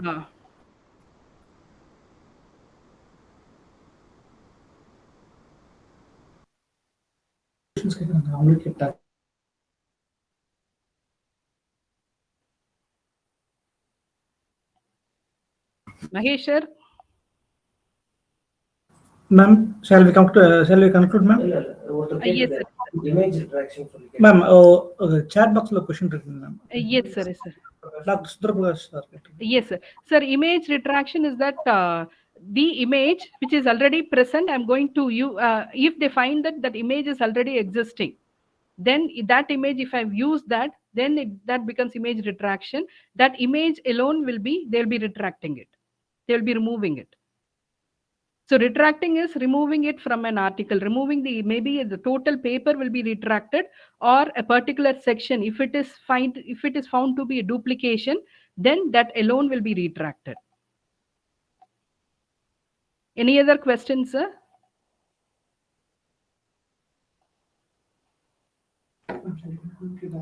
Ma'am, shall we conclude, ma'am? Yes, ma'am. Yes, ma'am. Thank you. Thank you, ma'am. Thank you for the insightful session, and thank you, participants. Now it's time for the tea break. We will resume back by 3:15 for the next session. Thank you. Thank you, ma'am. Thank you.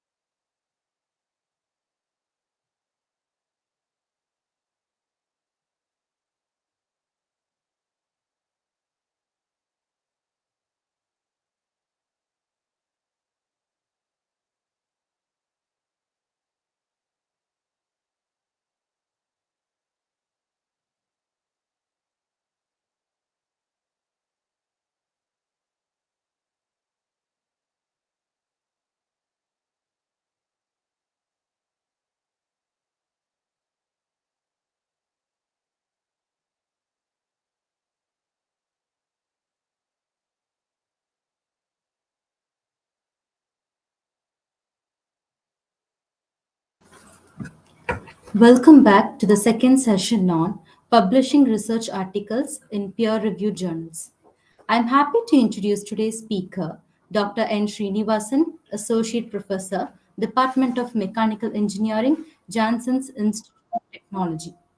He has completed his PhD in PSG College of Technology, began his career as an assistant professor in Knowledge Institute of Technology and Engineering from 2011, worked as a senior research fellow and as a project associate in PSG College of Technology. At present, he is an associate professor in Janssens Institute of Technology. He has published 13 peer-reviewed technical articles. We are very much happy and pleased to hear from you, sir. Over to you, sir.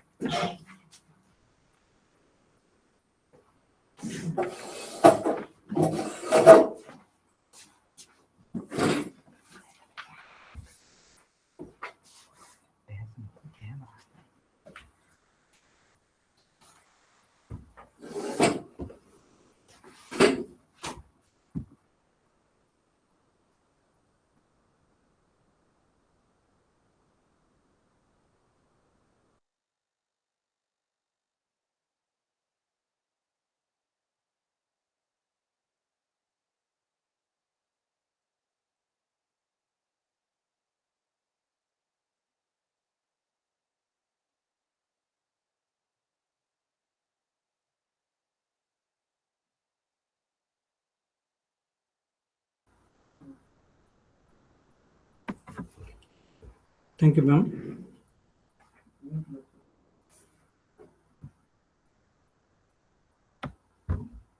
Sir, I'm audible. Yes, Professor. Yes, sir. Thank you, ma'am. Thank you, sir. So, good afternoon to all. So, my topic is amplification of research publications in peer-reviewed journals. The primary objective of this presentation is to amplify the research activities in engineering and non-engineering. The second thing is maximize the individual and institution research metrics.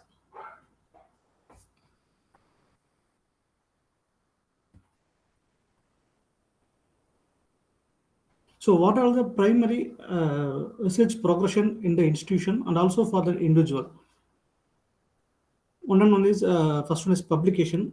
Publication in terms of articles, book chapters, short communications, review articles, etc. The second thing is product development. As a result of publication, the work has been enhanced to product development.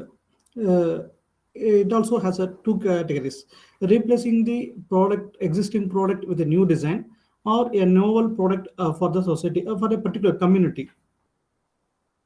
And a patent. A patent is of several categories. Of the basics is design patent, process patent, product patent, and fourth category is utility patent. So these are the quantified outcomes of the primary research progression in an institution and also for the individual.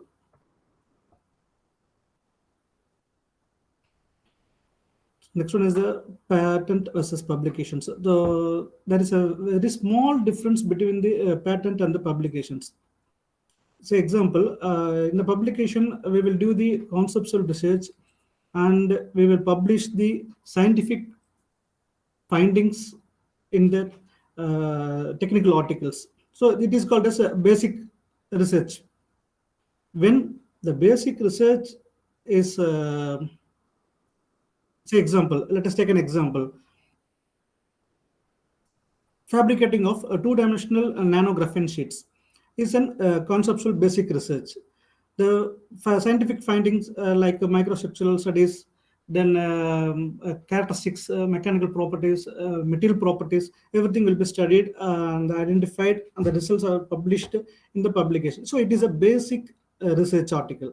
When in the results of the basic research article, the one of the line, there is fabricated two-dimensional nanographene sheets is used for the lubrication, since it has a high sticking property or a rolling property like this. So when this results is applied with the real-time application. So it is called applied research. For that, in applied research, the results will be published in that experimental manner, technical experimental findings, then simulation findings and analytical findings. So the publications in the applied research it can be used as a defensive publication for the patent application. Say example, when the paper is published in terms of applied research, it is considered as a defense publication. Then the next stage of the patenting is a trade secret. When the composition of 2D graphene sheets in the oil, the composition percentage of 2D graphene sheets in the oil has been identified promptly, and the novelty is identified, it can be recorded and can be licensed by in terms of trade secret. When once after the trade secret license is completed, then we can go for product patenting. Say example, we all know that Quicksilver SE90 lubrication is ideal for gears, but we don't know what is its composition.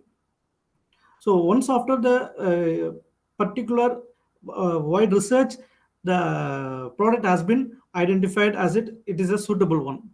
Likewise, if the product can be patented once after all, that is then we go for commercialization. Before that, since it is a product, it is okay. But before that, we can also, in between the trade secret and patenting, we can also go for design patent. If the design has been confirmed, we can go for design patenting also.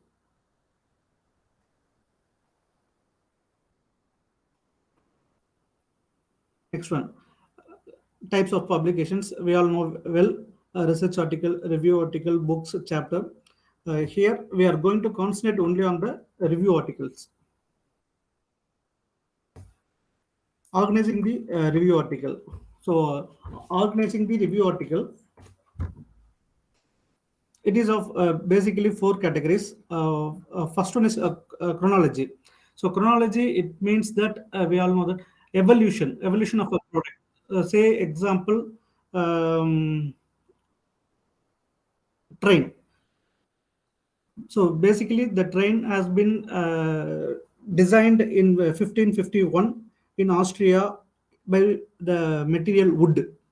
So from there, here now we are in the bullet train. So this is the chronology of the product. So when we're writing the review article, we come from the origin to the present. So next one is the classic. The classic research article, it is commonly used. That is a foundation topic. When we take the one foundation topic. From that foundation topic, we will discuss all the areas. Say example, since I'm mechanical engineering, I'm taking the micro manufacturing. So the foundation topic is a micro manufacturing. Then we will discuss all the key related areas. Say example, micro manufacturing in electronic industries, micro manufacturing in biomedical industries for human implants. Then in human implants, in vitro, in vivo analysis in terms of materials and in terms of blood and tissues. Then in manufacturing side, tribological between the micro components and the material. So likewise, the foundation topic has been selected. From that foundation topic, every subtopic will be discussed in detail, and the problem the problem addressed and the solution has been discussed in detail. The one and only thing is we should not take the presented answers from the technical articles. We should we should read clearly the review technical articles, and we should write our own observation, which gives you to publish the review article in the Q1 journals. The third one is the generic to specific. Third category is the generic to specific. So here it is also a common one. Classic and generic, these are common things. That these types we select a broad area. From the broad area, we will narrow down to the specific topic. From that specific topic, we will go in-depth review of the topic. Say example, tribology of materials. So in tribology of materials, it is a wide topic. Then we will go for the tribology in the human bones, then tribology in the manufacturing components, that is moving components.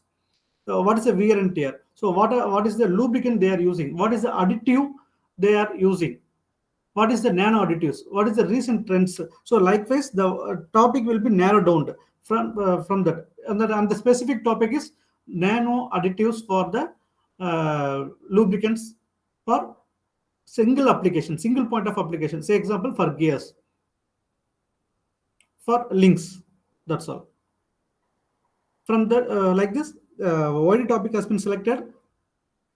Then we'll identify this specific topic. This is the generic to specific. The fourth category of a reviewing article is the topic theme based.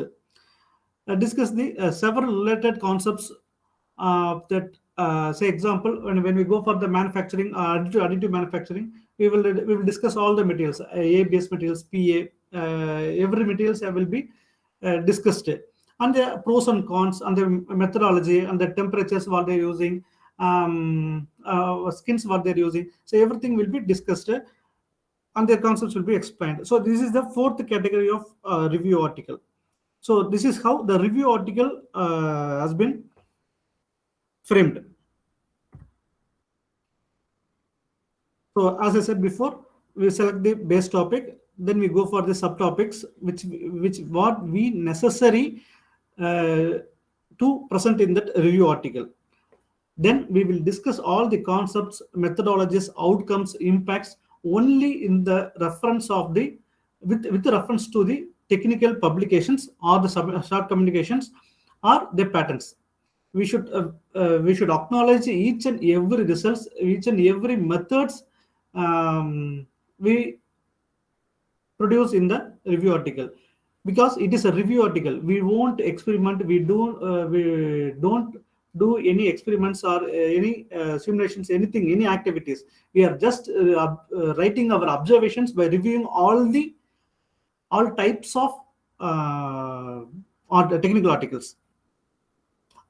And the last one, most important, is do not restatement with the references, because if you restatement with the references, as Dr. Meenakshi ma'am said in the previous session, we will get the plagiarism.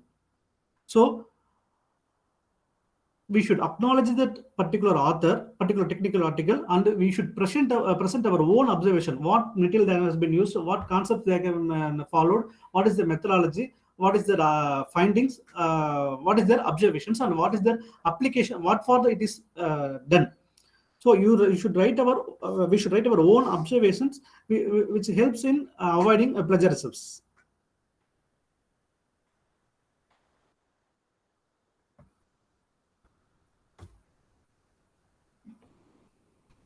So next one, outcomes of the review article.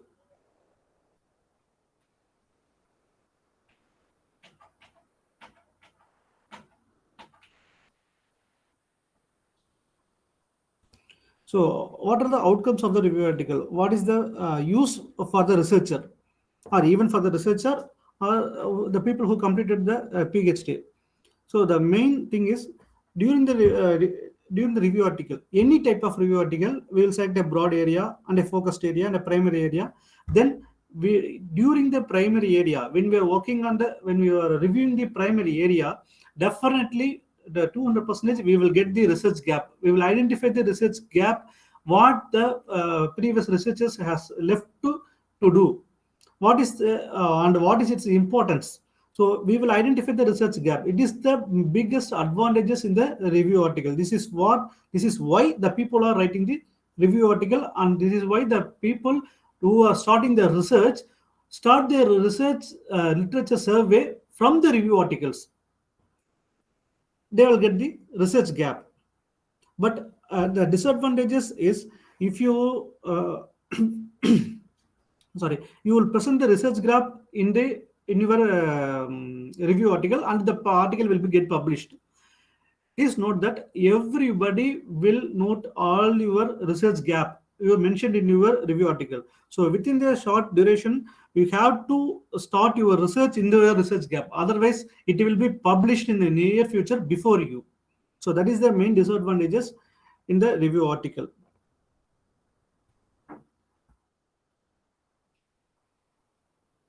Next one is collaboration. So collaboration is of three categories. Investigators. So investigators within the department. Say example, since I'm mechanical, we have engineering design, thermal, automation, that is mechatronics. Collaboration among the investigators. This is a type. And another type is collaboration between departments. Say example, artificial intelligence and data science, they are using the AI tools, but they don't know, they do not have any real-time applications. So they merge with the mechatronics and automation. They do the completely manless automated systems. And also they can able to identify the manless errors. This is one category. The third category is the engineering and science. As I said before in the third slide, science and humanities people, they will do only the basic research, but they will do the in-depth basic research. For example, let us take a quantum dots. So they will prepare the quantum dots. They only know how to prepare the quantum dots, functionalize them, and they will submit the research findings. What are the research findings? What are its characterization? What are its specialization? What is it will be used for?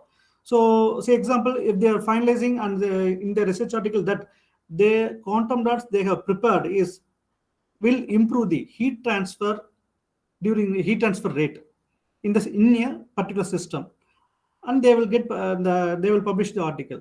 But unless otherwise, they will have the collaboration with the engineering with an application. Say example, a solar system or any other system. The system which needs high heat transfer rate will improve the total efficiency of the system. Say it may be the engine, it may be the solar, whatever it may be. It will increase the total efficiency of the system, but it will be published differently. Likewise, the quantum dots will be incorporated in the system as experiments and the results, experiments and simulations and analytical modelings, and then results. So in-depth research has been done. Say, let's combine this together. So basic research and then application research. Let's join this together. They will see the results. Basic results in in-depth research, in-depth observations, and also application results in in-depth observations. So the outcome will be very big. Anyone can able to publish this work in any Q1 peer-reviewed high impact factor journal. And also, if it is goes better, you can go for the product development and also patenting also. So the results will be very big when science combined with engineering, because we all know that engineering is just an application of science. Science is the core. We are doing only the applications of the science, but science people, they are running out of applications. But we do not have, we know the applications, but we do not have the basic research ideas, basic research knowledge. So it will be better when the science and engineering combine together, and they will do the collaborative research.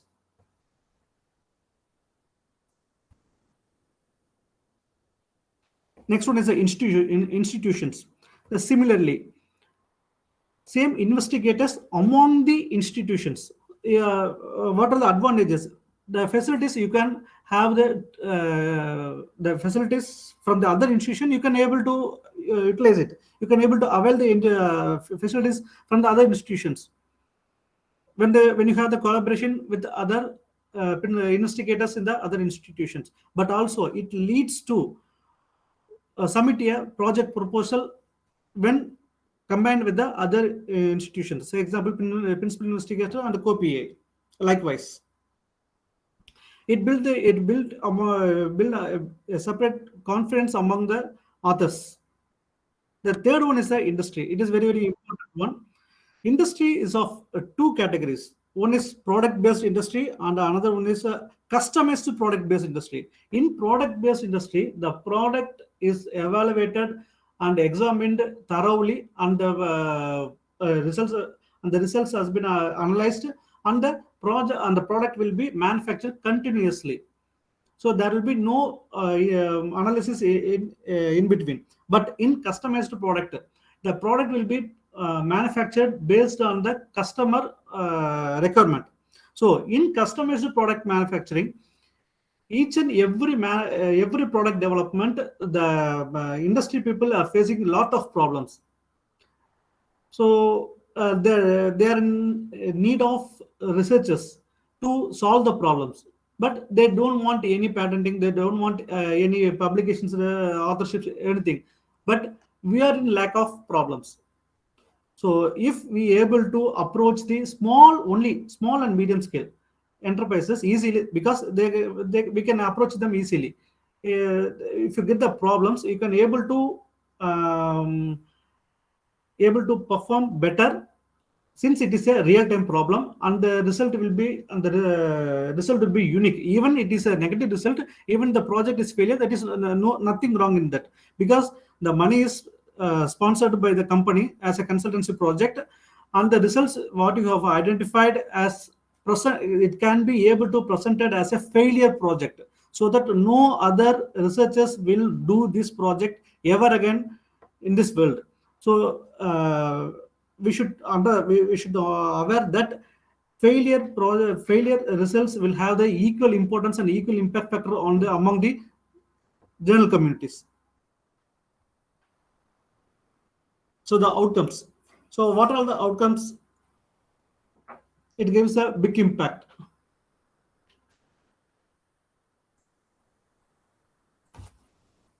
Big impact among the journals, and also in product development. Even the collaborative research findings will leads you together to the product development also.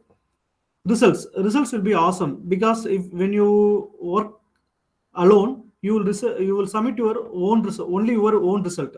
When you work together, you can able to submit your basic research, in-depth result, and also application results also.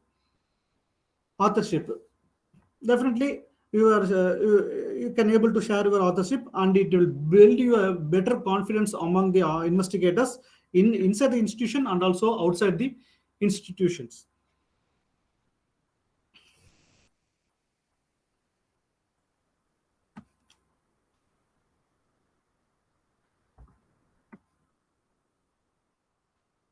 These are the few examples. Analytical models.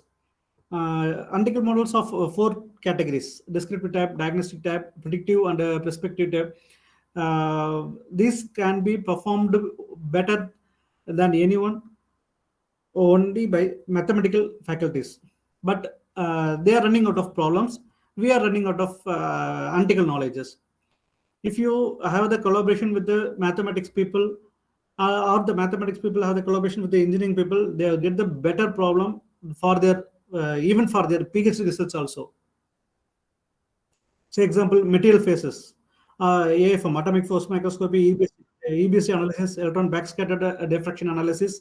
This analysis can any metallurgy engineering student or mechanical student will be done. But this analysis will done by the, even if it is done by the physics faculty, it is incomparable, because they only know the deformation, material deformation behavior and its phase changes during the application of stress. So it can be done with their collaboration. Likewise, nanoparticle synthesis, it can be synthesized by the chemistry people, but it is widely used in the tribology, in castings, that is metal matrix composite castings. Then nanoparticle studies. Next one is AI tools, a trending one in digital manufacturing process. The AI people, CAC people, they know the nook and corner of the AI tool, but they do not have the real-time problems. if they have the collaboration with the mechanical people, definitely they will get the digital manufacturing. They can able to develop a digital manufacturing process. And if in case with the electrical people, fault diagnosis in complete electrical systems. In case with the civil people, structural integrity of the building, the complete structural integrity of the building can be done by the AI tools, but a civil engineer could not do. But and also AI computer science people could not perform with the knowledge of civil faculties. So it is done only by the collaborative project. Okay, it can be done as a collaborative project only. Then communication content analysis, it is used in intelligence bureau. The next one is the MATLAB. We all know about MATLAB. Each and every department in communication, triple mechanical, everybody is using for predictive analysis, and in automation there is interfacing for sensors.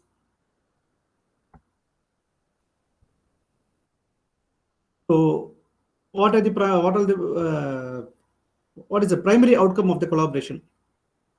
So the last line you can able to read, I think so. The candidate should have the MS or PhD or BSc in electrical engineering or mechanical engineering, material science or chemical engineering or chemistry or physics. So it is a job post given by the Micron Jobs, Singapore. So the recruiter is not bothering about the degrees. They are not worrying about the qualifications. They need that they should have the sufficient knowledge on Python, atomic physics, shape memory alloys, etching, both dry and wet etching, and materials. So these all together, we could not, any department could not offer all this knowledge in put together. So if we have the collaborative project, if we do the collaborative project in our institutions, in every institutions, the student will have the better exposure in multiple areas. And also it gives the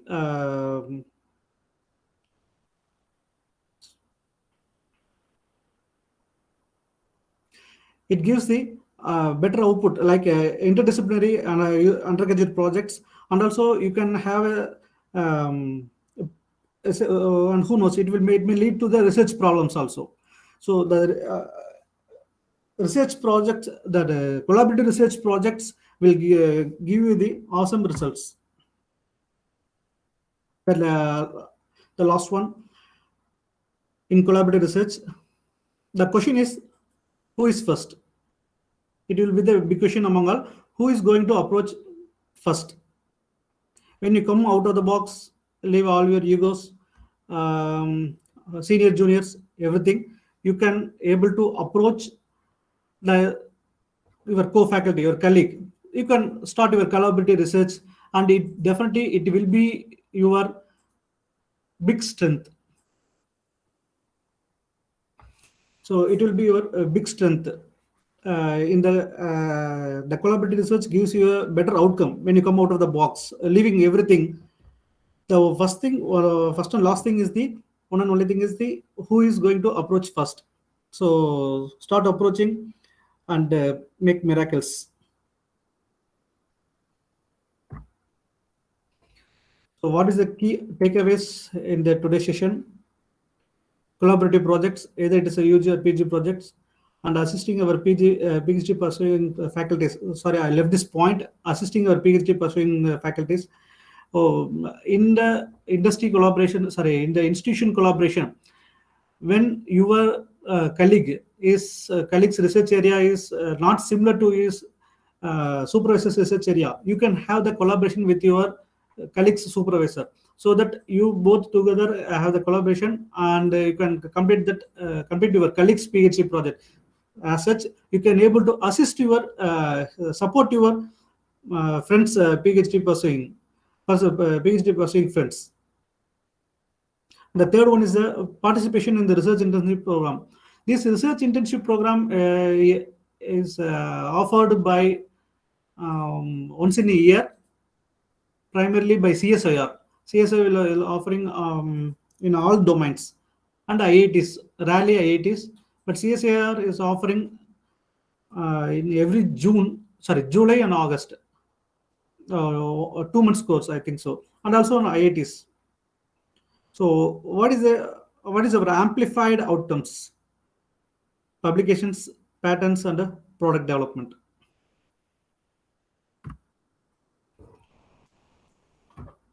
Thank you. If you have any queries, please ask.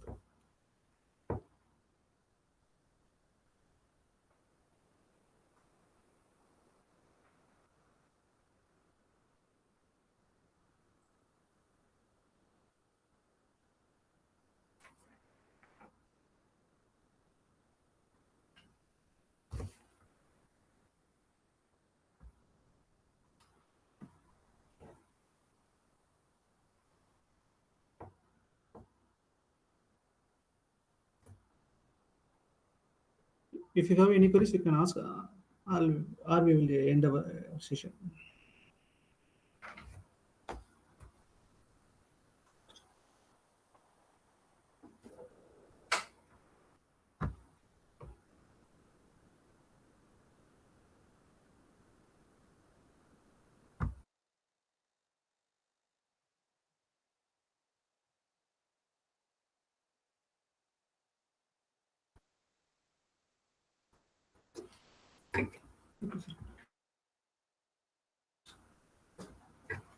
Thank you, sir. Thank you for the thought-provoking session. And I request the participants to give their valuable feedback. The Google Form link has been shared.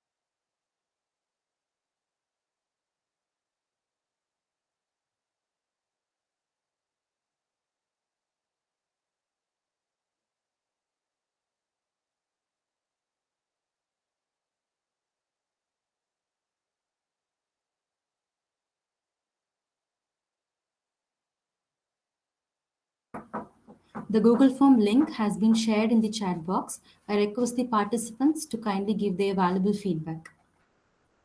And I thank the participants for being here with us today. Let's all meet again by tomorrow. Wishing you all a good evening. Thank you all.